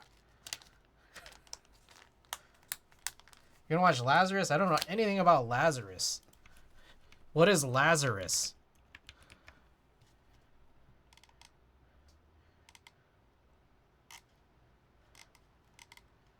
Adult Swim?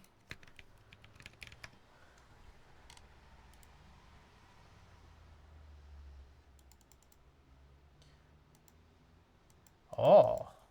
That sounds like a pretty interesting show. Do you think it sounds interesting? I think this sounds pretty interesting.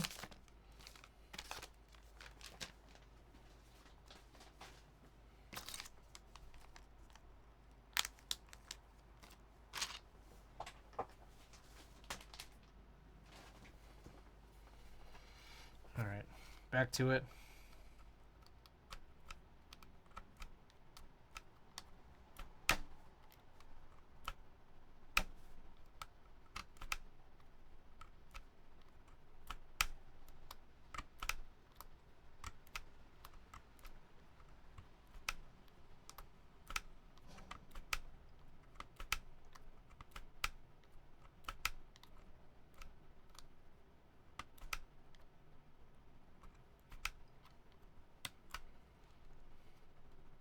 I think so. Hopefully it's not too much like his Cowboy Bebop.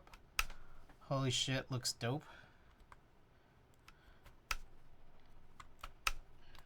I don't know, I'm just like looking at the wiki page for it right now, and like the little promo visual definitely reminds me of Cowboy Bebop.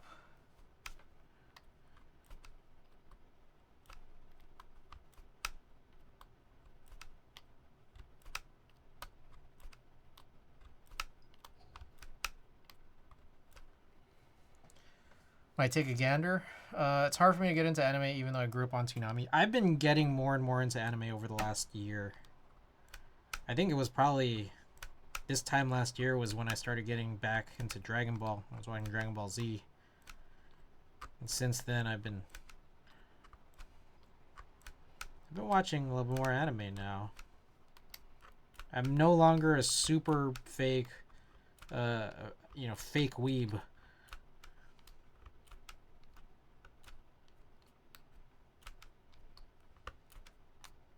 Super fake. I think that's the key word. Did you see that zinc, alu, titanium? No. Wait, where is this? Do they have HHKB compatibility? And how much is it? My dad got me on DBZ, but I wasn't into it until Toonami. Oh.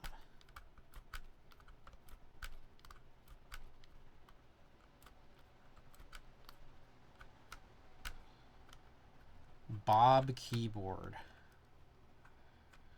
All right, it's to the right. I'm at the right of this screw. This is a good way to take a break. Give my hand a break here. DBZ Crocs though. Whoa. Lord have mercy. 500. Oh, it ends in 5 days. Ooh, okay. We can split the backspace by just taking something up here, but this looks like 1.25. The titanium alloy price. Ooh. I don't know, man. No 1.5 and 07U. Shit.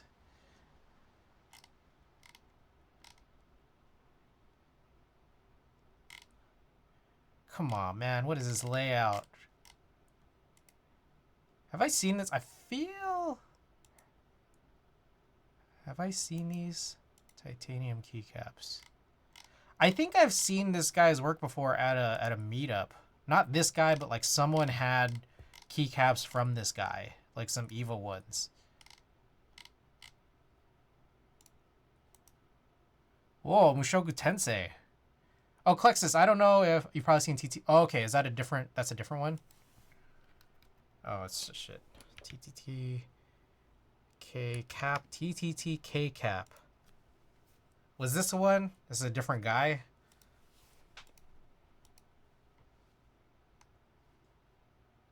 I'm guessing these are two different guys then. Should I just... do they have 1.5 unit... Oh, I guess they don't here either. They don't have bottom row. They have some overlaps in caps they offer, but some stuff is sourced from the same... Oh. Got it. Sauce.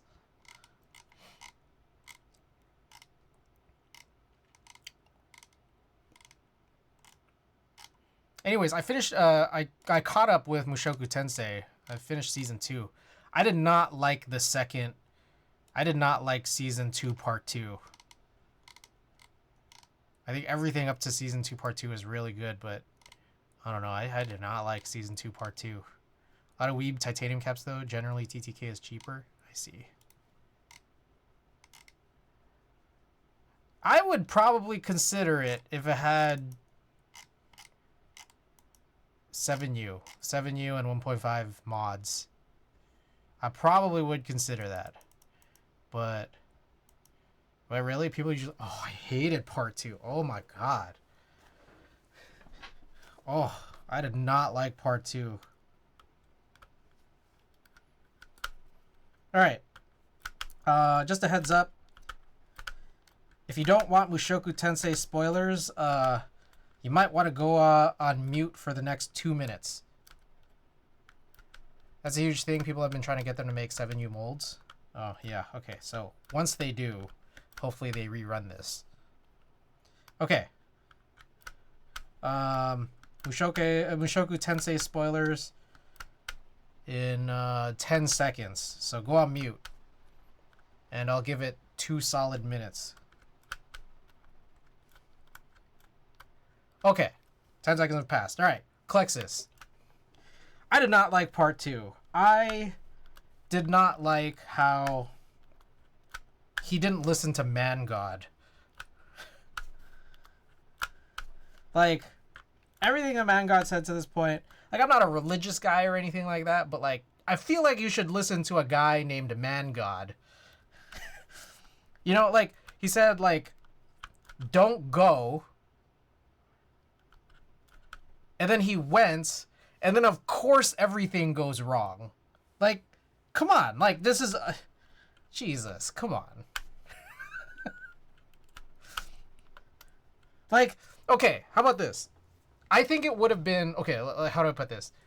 I'm not sure if I hate the character more or if I hated the writing more. But I think it would have been better writing if the Man God did tell him to go. Like it was good advice, and then everything went wrong. So I think there's that.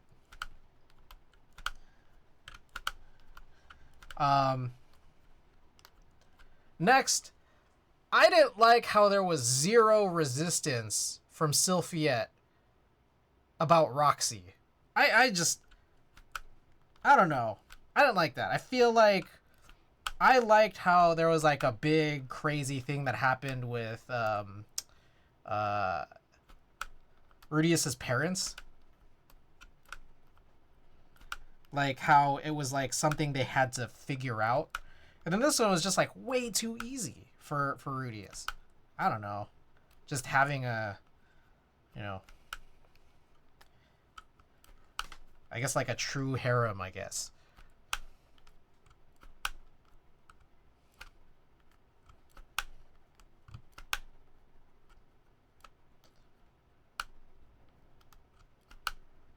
She knew he was a player.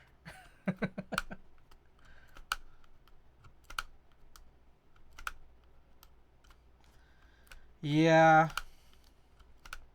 I don't know, man.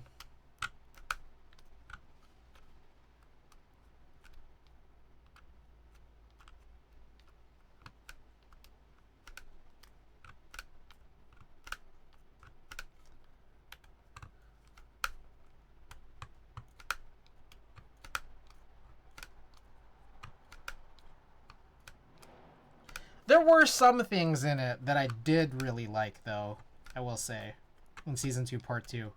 Sorry, I'm going on longer than the 2 minutes. Redo the healer and prison school better? Oh, interesting. Okay. Alright, give me like another minute. But okay, here's 2 things I liked about Season 2, Part 2. In 10 seconds. Popper Degen Rex. Interesting, okay.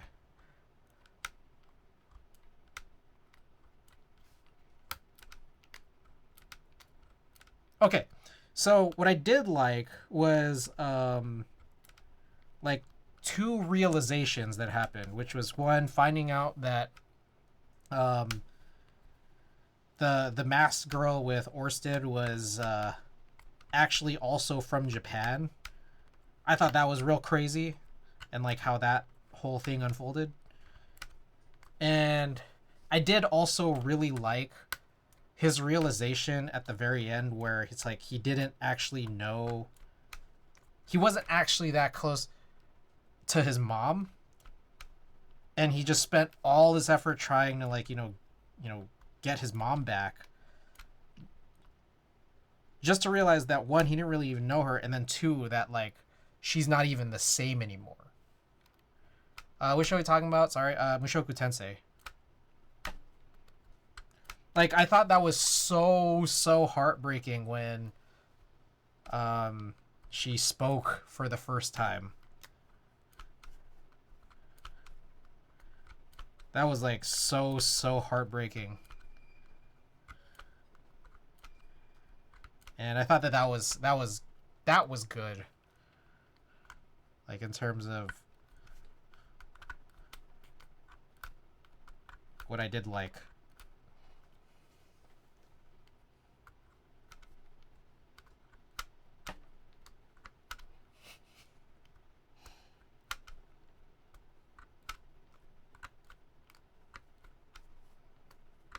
Alright, this is taking way longer than the 10 minutes that I prescribed to this. This is probably going to take us closer to, like, I don't know, another 15 minutes from now.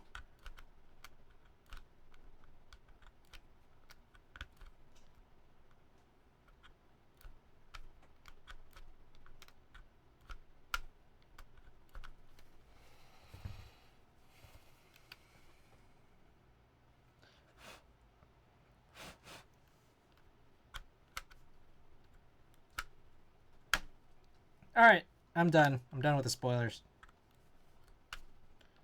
Clux, I don't know if you had anything to respond to that, but I have no idea how you hide spoilers on Twitch, if that's even possible.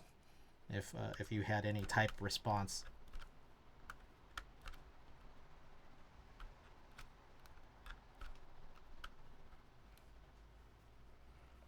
All that said, still trying to get through Super. I've been going through this this last period pretty slowly. Probably in part because I've just been playing Pokemon Scarlet or Pokemon Violet nonstop. I got to a point where it's like I kind of know that like the end of collectibles is in sight, or like the completionist portion of it is like in sight. Where it might not just be like I'm getting close to a point where it will just become just grinding. But still not quite there yet. And there isn't really necessarily an end to the game, because you could always just do raids. You could always do event raids. And then you could always just train if you ever want to do competitive.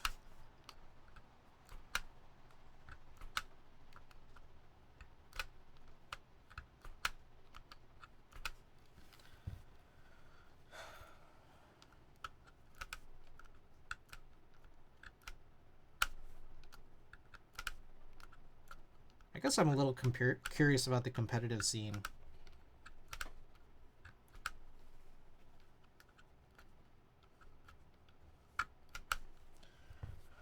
Like legal battles versus simulators. Like, what's the culture there?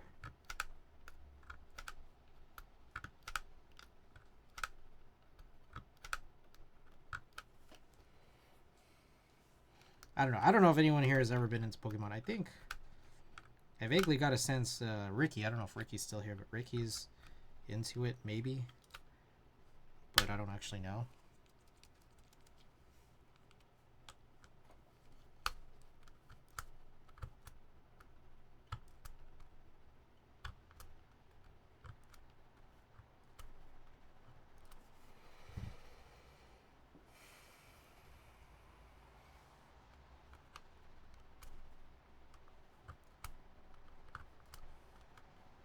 Sorry, I heard my name, but not the question. Are you into Pokemon? I know you're into cards. I don't know if you've been into Gen 9, the game. Are you into competitive battling? Like, what does that whole situation look like? I've got the sense that you're into Pokemon, but I don't know.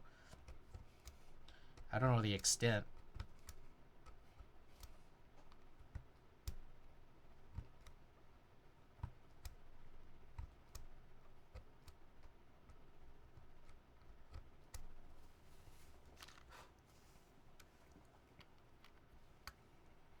Alright, one more full row left.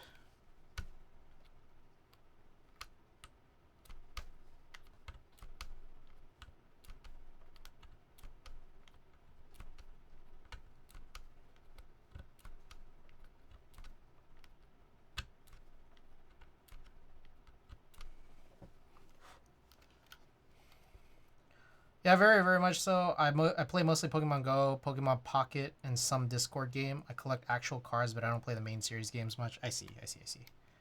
Okay, right on. Pokemon Pocket, is that the trading card one? Is the Discord game like is it like battling, or is it just some other kind of game?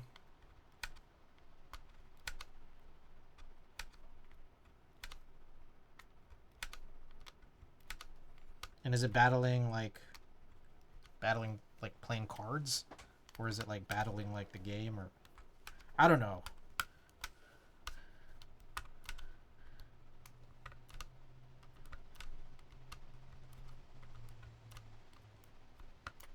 Pokemon Pocket is, yeah, okay, got it. Yeah. I've had some friends talk about that.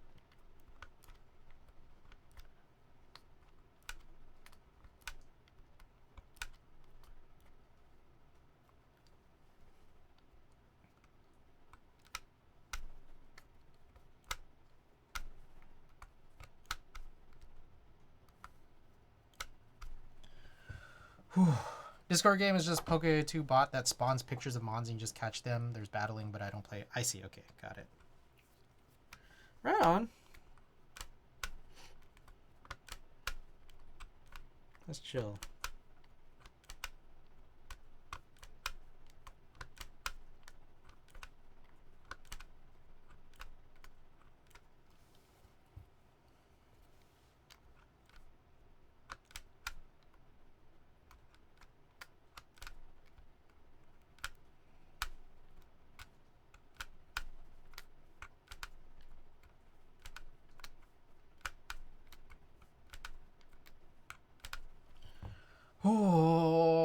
Oh shit, I've been stuck on this screen. Sorry about that, guys. I've been stuck on that Dragon Ball screen for a while, huh? Oh, I'm definitely gonna need to also do these spacebar stabilizer stems.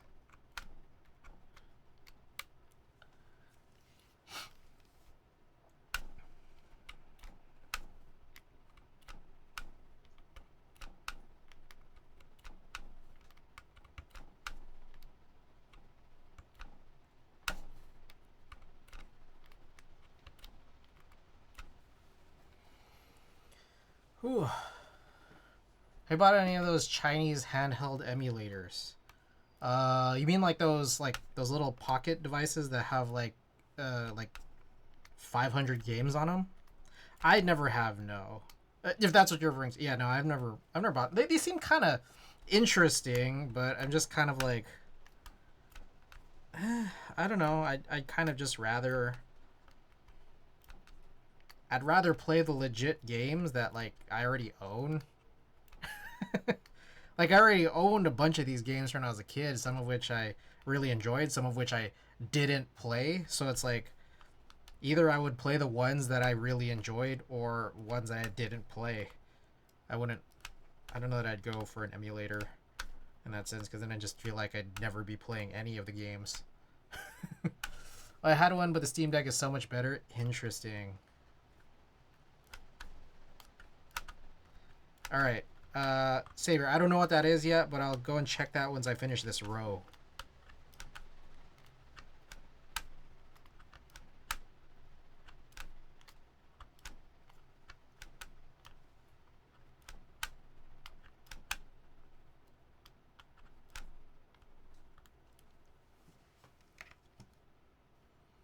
Alright. I need to take a break.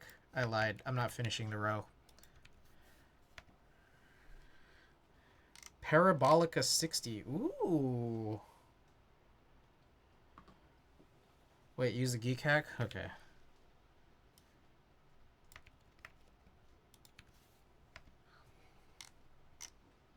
Ooh, that's an interesting looking side. 7U bar only.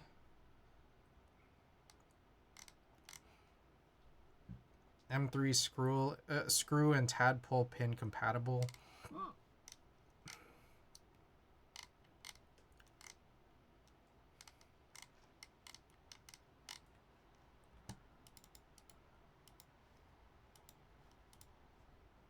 £4, a little under £4.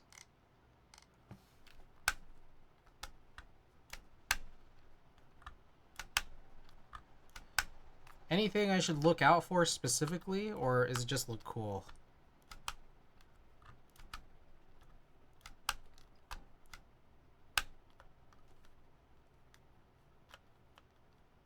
Okay, middle is brass or copper. Okay, so it's gonna be heavy. And that's probably where, you know, big chunk of that £4 is coming from.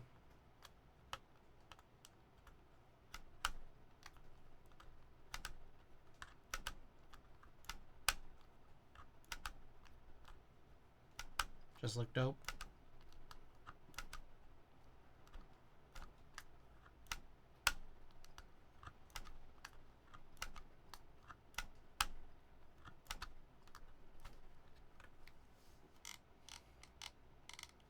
Retrograde. Dusk titanium. Whoa. That looks like coral.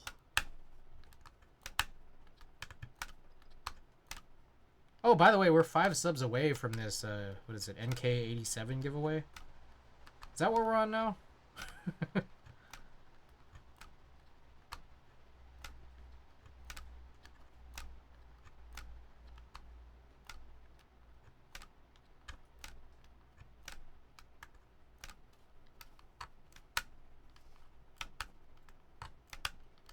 Oh, I should mention, maybe I shouldn't mention yet.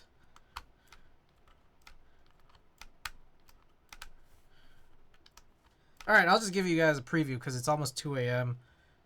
But very few of you are actually here. Ava, welcome. So Pooter's sending me a bunch of packages. Some of it is like, SR1 stuff, the next thing he's commissioning me to do. But he's actually also sending me another board to put up for giveaway. So, and it's a good board. It's actually a really good board. So, I'll say that. And I just don't want to jinx it in case, like, you know, what if it gets lost? What if it's destroyed? I don't want to jinx it yet, you know? I don't want to jinx it yet. I want to jinx it later.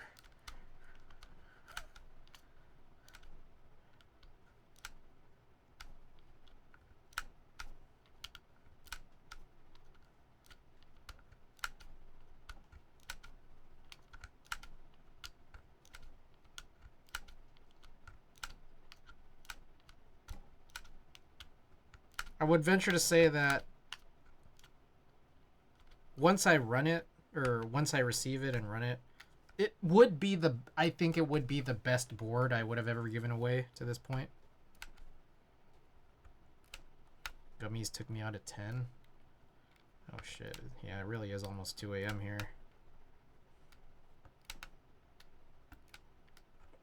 But I will say also, only by a little bit. Like, it would be the best, but by a little.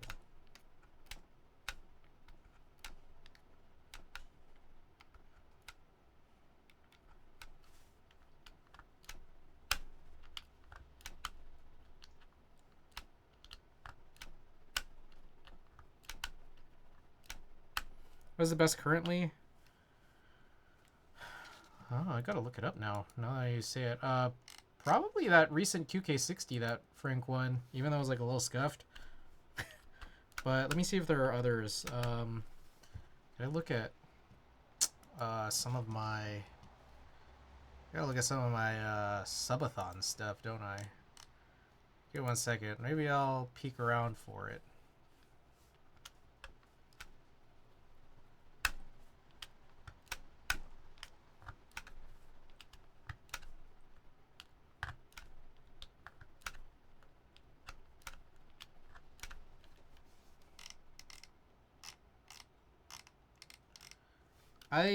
I sold a Blade 60. Or sorry, not sold. Gave away a Blade 60.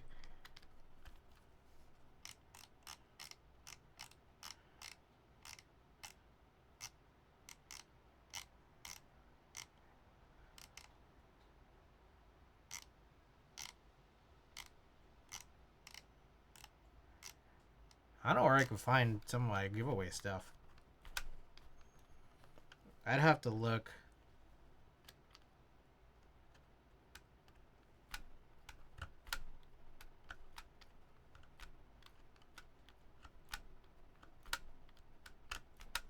I'm giving away a walnut tray build.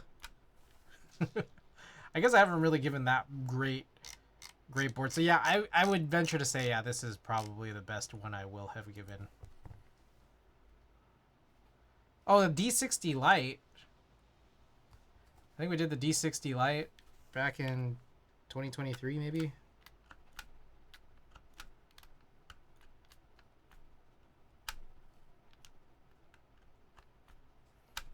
I had the scuffed Skeleton 60 and the scuffed Brutal 60. Guess a little more on what it is.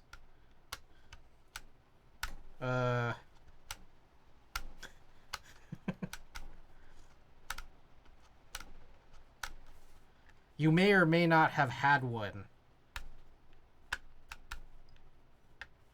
You may or may not have had or have one.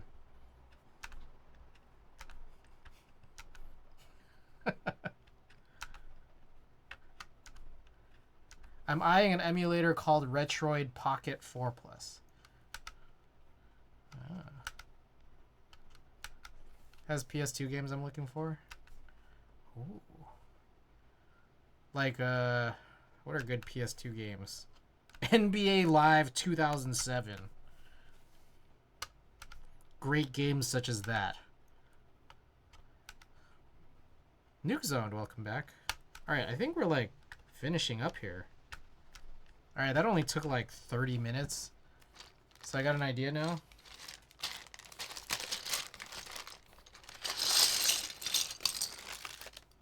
Well, let's see if you get it right.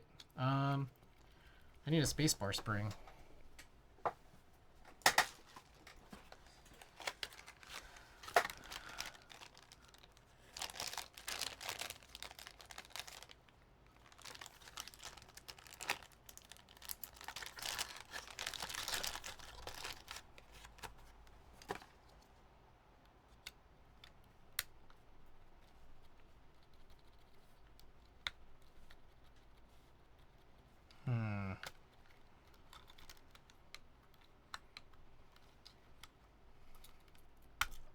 Been missing mine recently, so if it's what I think it is, I hope I'll win it.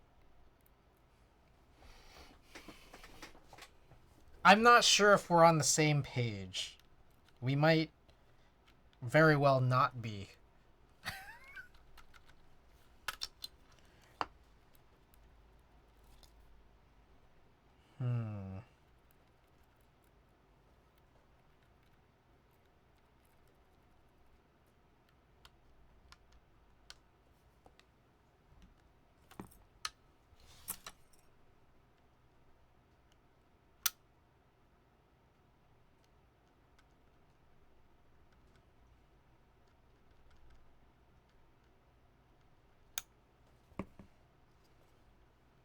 Something about this space bar doesn't feel quite right.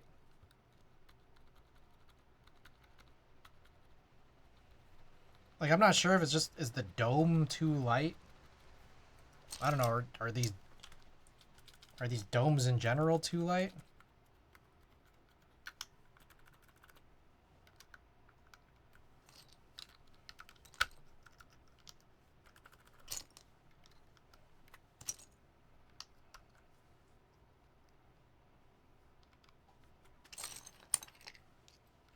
Or also, okay, here's the other thing too. I think I have to be very careful about this because I realize or I recognize that this is just very broadly speaking built in a way that I wouldn't build this for myself. So I think I just need to be careful. Oh, quartz. Have you tried GMK MTNU yet? Not personally. I've tried them at meetups, but not like extensively. I haven't sat down really. All right. I mean, I guess this doesn't really matter where I put any of this. None of this matters. Just has to be the right profile.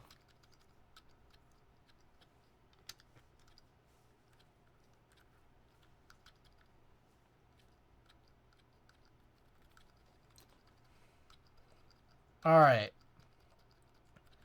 You think they're any good? I'm a hater. I like how you just go and admit that right off the bat. I'm a hater. I thought they were all right. Yeah, I was thinking about getting Dolch, because in general I like Dolch.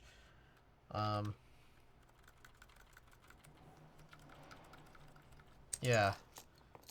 NK has Dolch on sale right now.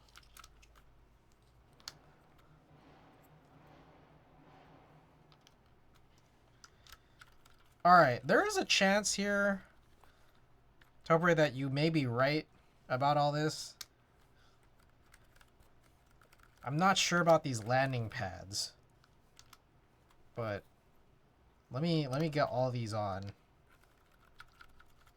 Get the Dolch TKL and match it. I'm not getting a Dolch TKL. I'm not doing that.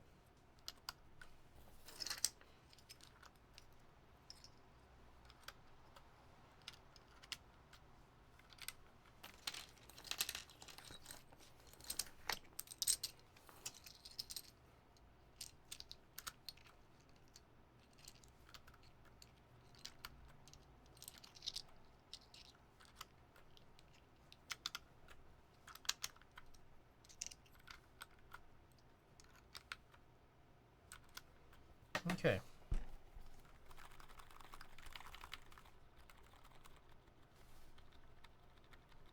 Let me...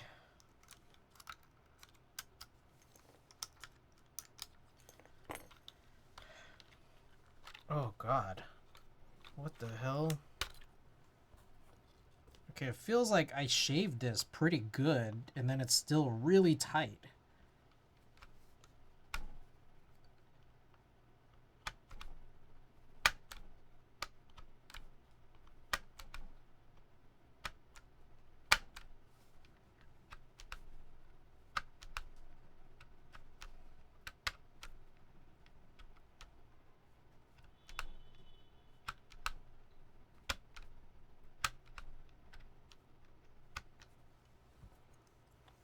try it without this spring. Does it get worse? Yes. Much worse. What can we do about this space bar? I kind of want to find one without extra little stems.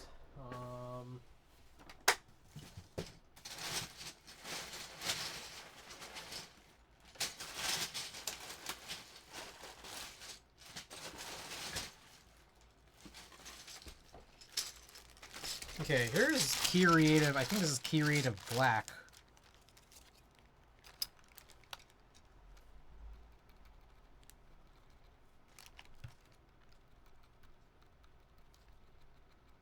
How the hell are people dealing with these domes? They're just too light. They're too light to, like, not have, like, a little funky feeling in there.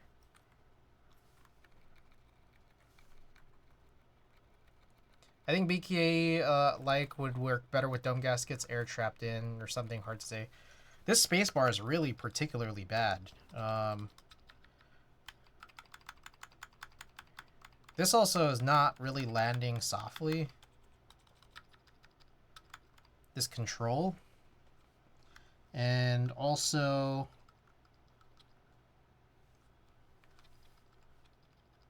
yeah, this, the right shift, short right shift is pretty bad too. Everything else seems to be, like, kind of okay. Alright, let's just do a type test. I mean, those aren't things we're going to be hearing.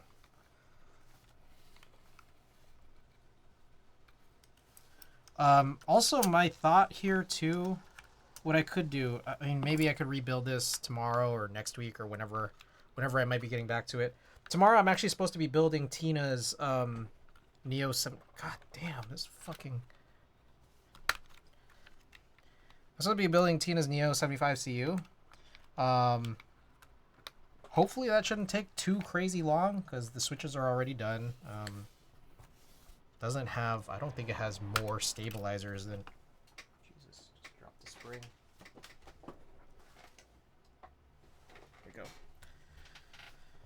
I don't think it has more stabilizers or anything, so that might be quick. So maybe we could come back to this, and or the Tab B.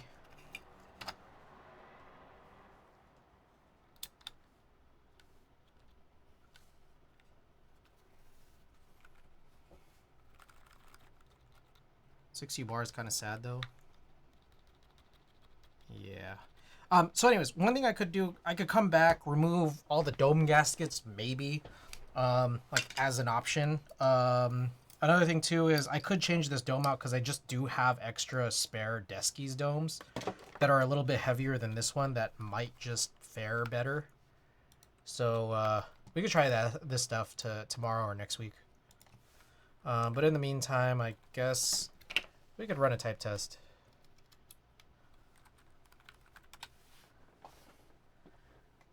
Alright, it is raining outside, but okay. Here's the build. Cloud9 custom stainless steel plate with you know, tapped stainless steel plate, has threaded inserts for M2 by 8. This is Pooter's build, Mr. Pooter's build. He sent all the stuff to me. We have desk keys, housings and sliders, also springs. Also the purple, I think they're 49 gram V3 domes. We've shaved down the sliders. More stuff. Gasketed the plate. Added dome gaskets as well, including for those on these 3 keys, the stabilized keys as well. What else we at? Yeah, shave the sliders. Have a spacebar spring here. GMK Handerbite 2. All right, here we go.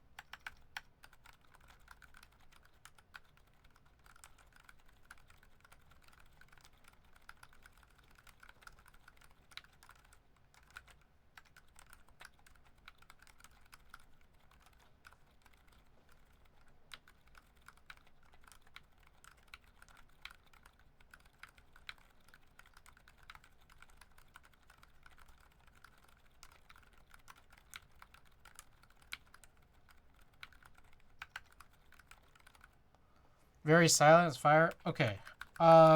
There's some issues. There's actually a number of issues. There are some crashing sounds. And I'm not sure if it's like the keycaps are hitting the screws.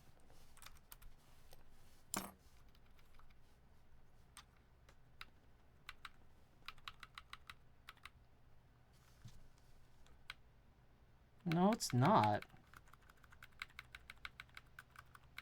Some of these don't quite silence as much. Yeah, some of them are a little, some of them crash more. My thought is we're probably going to have to come back and adjust or address a few things here.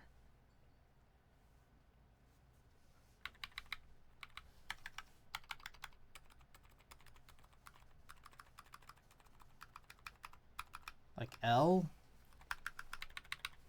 Like, is there a chance that it's the keycap? How do I put M here?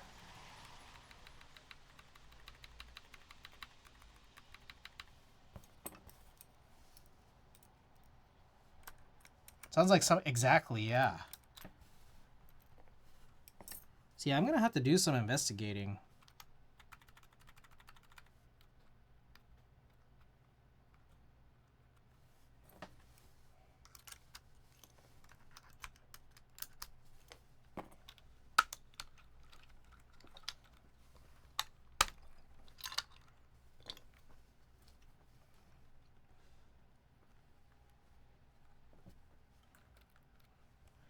Maybe one of the things we should have done was just kind of check.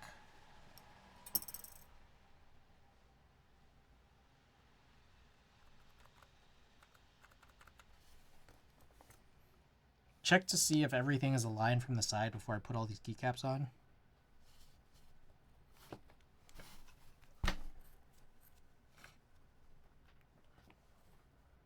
Is it on the top out? It's on the bottom out. Quantum gaskets.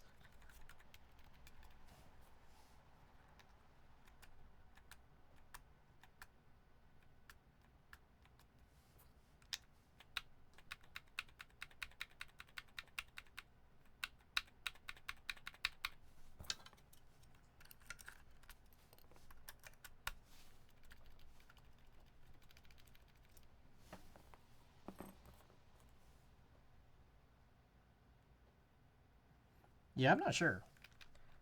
Misalignment? Yeah, that I'm getting a feeling that something got misaligned.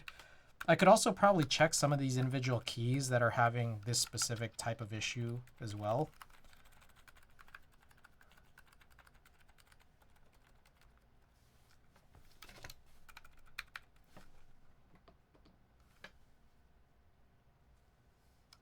Also, did the playlist stop? Or just my ear? Can you hear without the cap? Nope. So,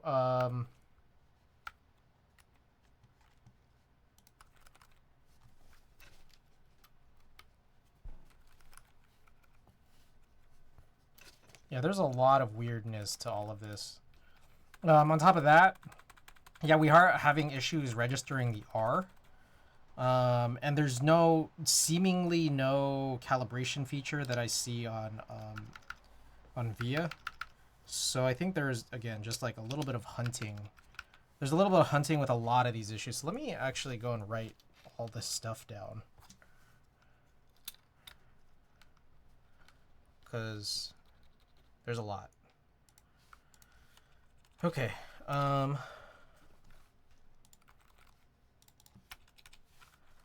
Our registration issue. Hard bottom outs for backspace. N. Control. I don't know if there's more. L.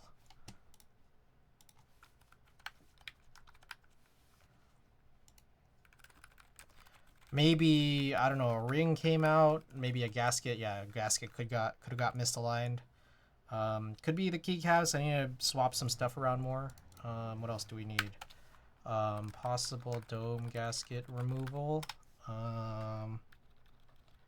What else? Spacebar dome change. Well, spacebar plus our right shift return slowness.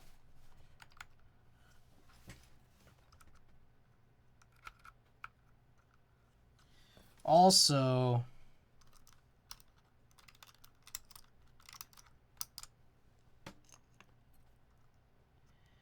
this control stem is crooked.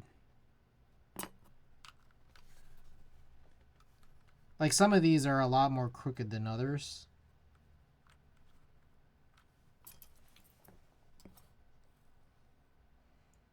I'm not 100% sure what goes into that, but some of it is pretty gnarly. Now, I know we've kind of looked at this before. Like, is crookedness something that just kind of happens with EC in general? And I think the answer to that is yes. And it's kind of based on like how the sliders are sitting. I think, and also possibly the molds too.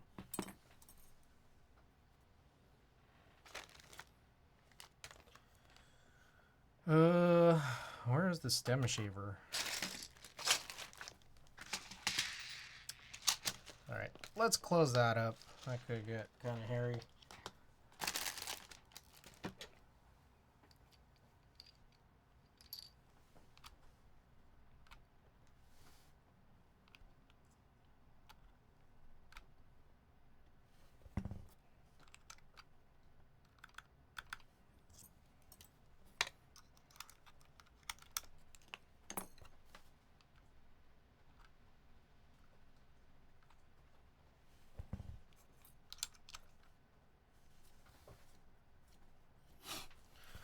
Okay.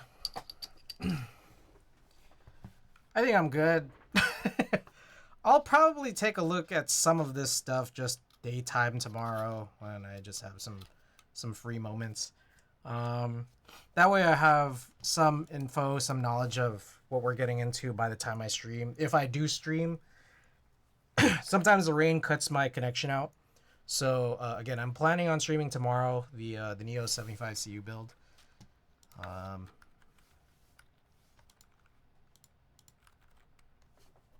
Wow, it's even like having some connecting issues. Feels like.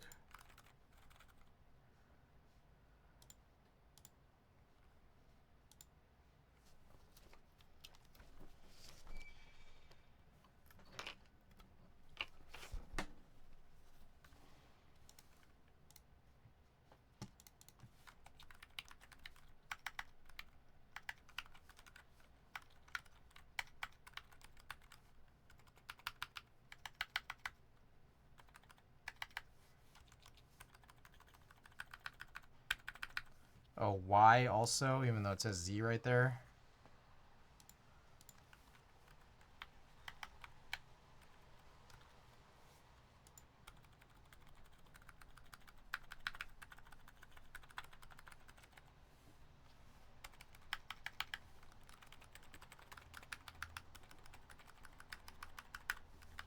Also J.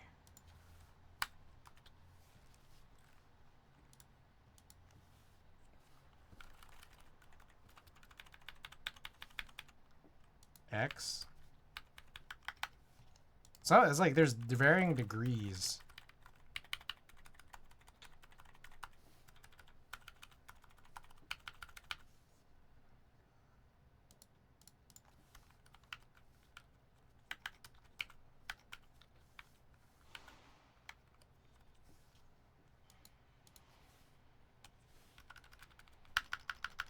Left alt.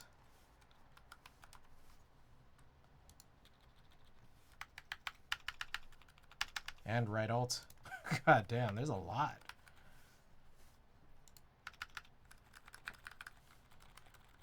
I mean, it's weird.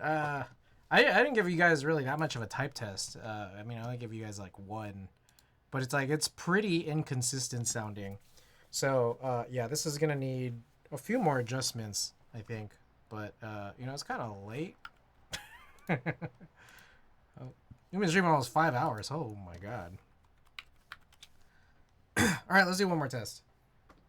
Here we go.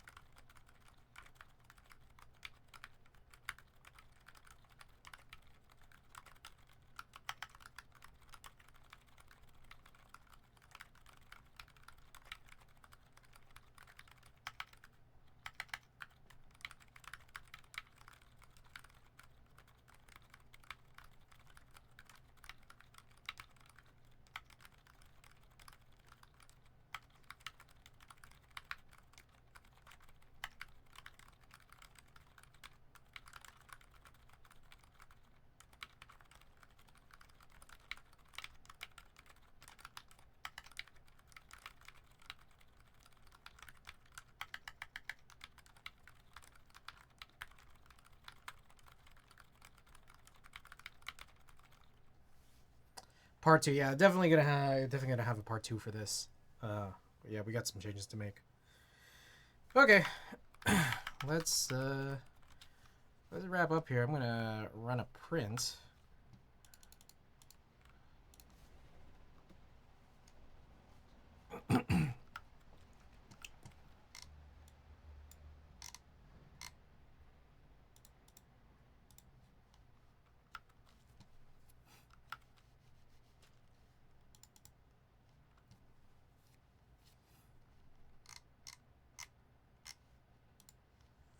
Let's find some to do.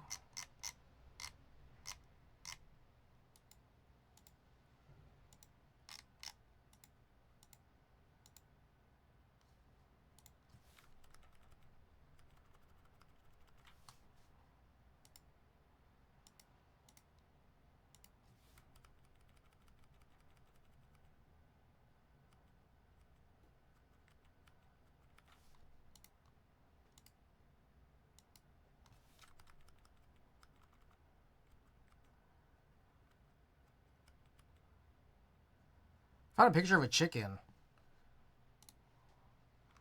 Let's make some color adjustments here.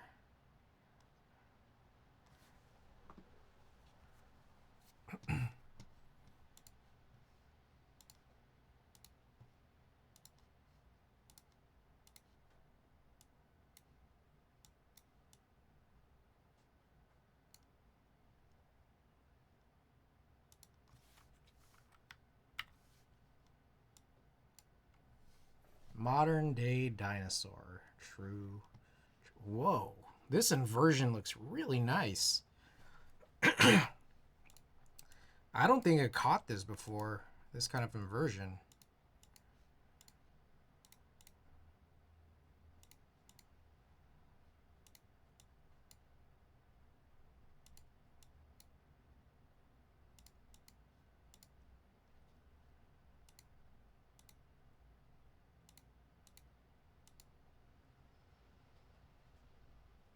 This is through a fence here. I'm trying to win this shit. Got hungry for some reason. I'm gonna grab KFC. Yeah, I'm liking this. You know what's crazy? So let me explain. My company got acquired. How do I put this? Okay. I worked for a company from 2014 to 20. I don't know when you want to call this date, but in 2021 the company got acquired by a bigger company, obviously, and then there was a big celebration being acquired where they took all the people who had long tenures there, and we got put up in this house that was almost, it looked like a reality TV show house, you know, some kind of like bachelorette house or something.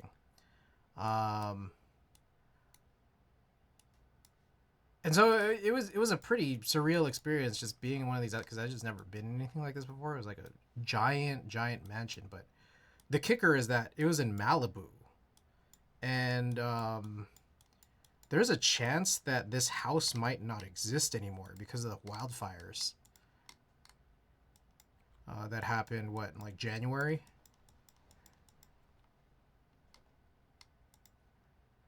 I don't know. The thing is that, like, I don't remember the address, and a lot of this information was deleted because my company got acquired again in 2022, and then it filed for bankruptcy in 2024, and I'm now working at a what is now spin-off company that basically does the same exact thing, but we don't have any of our like very old data. You know, things like of this nature. Check your Google/Apple Maps location history. I could try, yeah. Does the same exact thing, but not big. You got that right. So anyways, this mansion, like, yeah, had like a little chicken coop in it. Had like a watchtower, a tennis court, multiple pools, a giant garden. One of the rooms in the house was a secret room.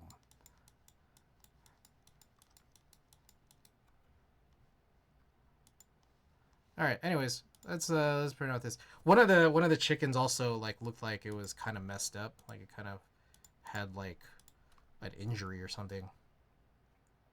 Yeah, it had an upper pool and a lower pool.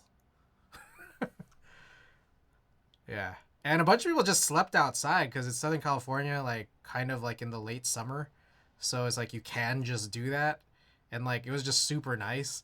Like with the sunrise and everything.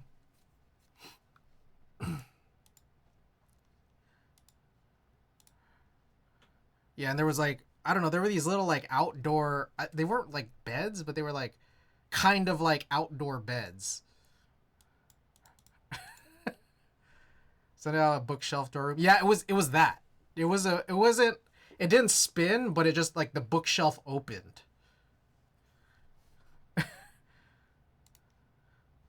Didn't spin though. All right. I think we already have followers only mode on, right?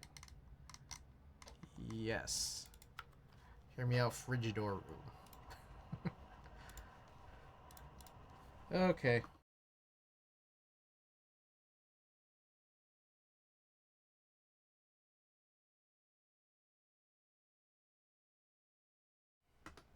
Okay, nuke zoned. Please sell chicken as a print on your website. Thanks. I will gladly. I've been meaning to do prints on my store. I want to get through everything. I feel like I want to get through everything first. You got to choose one of these 8 stickers. Nuke zoned. Saver, you got to choose who we raid. I've been meaning to do keyboard prints. I've been meaning to do this chicken. I was thinking about kind of doing some unsavory stuff like selling prints of the musical acts I've shot. The frog easy. Hey. You're the first person who very willingly went for the frog. That's the frog from Parappa, as I've just learned. I learned from Xinxing Wang. Wadugaki gave me no instruction. You were damn, I haven't seen Yoon Froggy in forever. She's on? Holy shit, it's been a while. It's been a minute. Alright. Yeah, let's get set up. You're rating Yoon Froggy. I gotta get through an ad though. Alright, here's all the commands. Join the Discord. What is the frog? It's from Parappa the Rapper. The rhythm game from the PS1. Video game dog. Okay, Nuke Zone, join my Discord if you haven't already. DM me and then we'll figure out how I get this to you. Buy my merch. Hey, the chicken print might go up. I didn't say that this was limited. Check out Wadugaki, my sponsor. They sponsor all these stickers and stuff. Here's a raid message if you're sub and the raid message if you're not. I should hope to come back tomorrow, you know, with the Neo 75 CU build for Tina, and hopefully with some new information about this guy right here. But I don't know. We'll have to see because it's raining and I get a lot of disconnects with the rain. But anyways, until I see you next time, good night, everybody.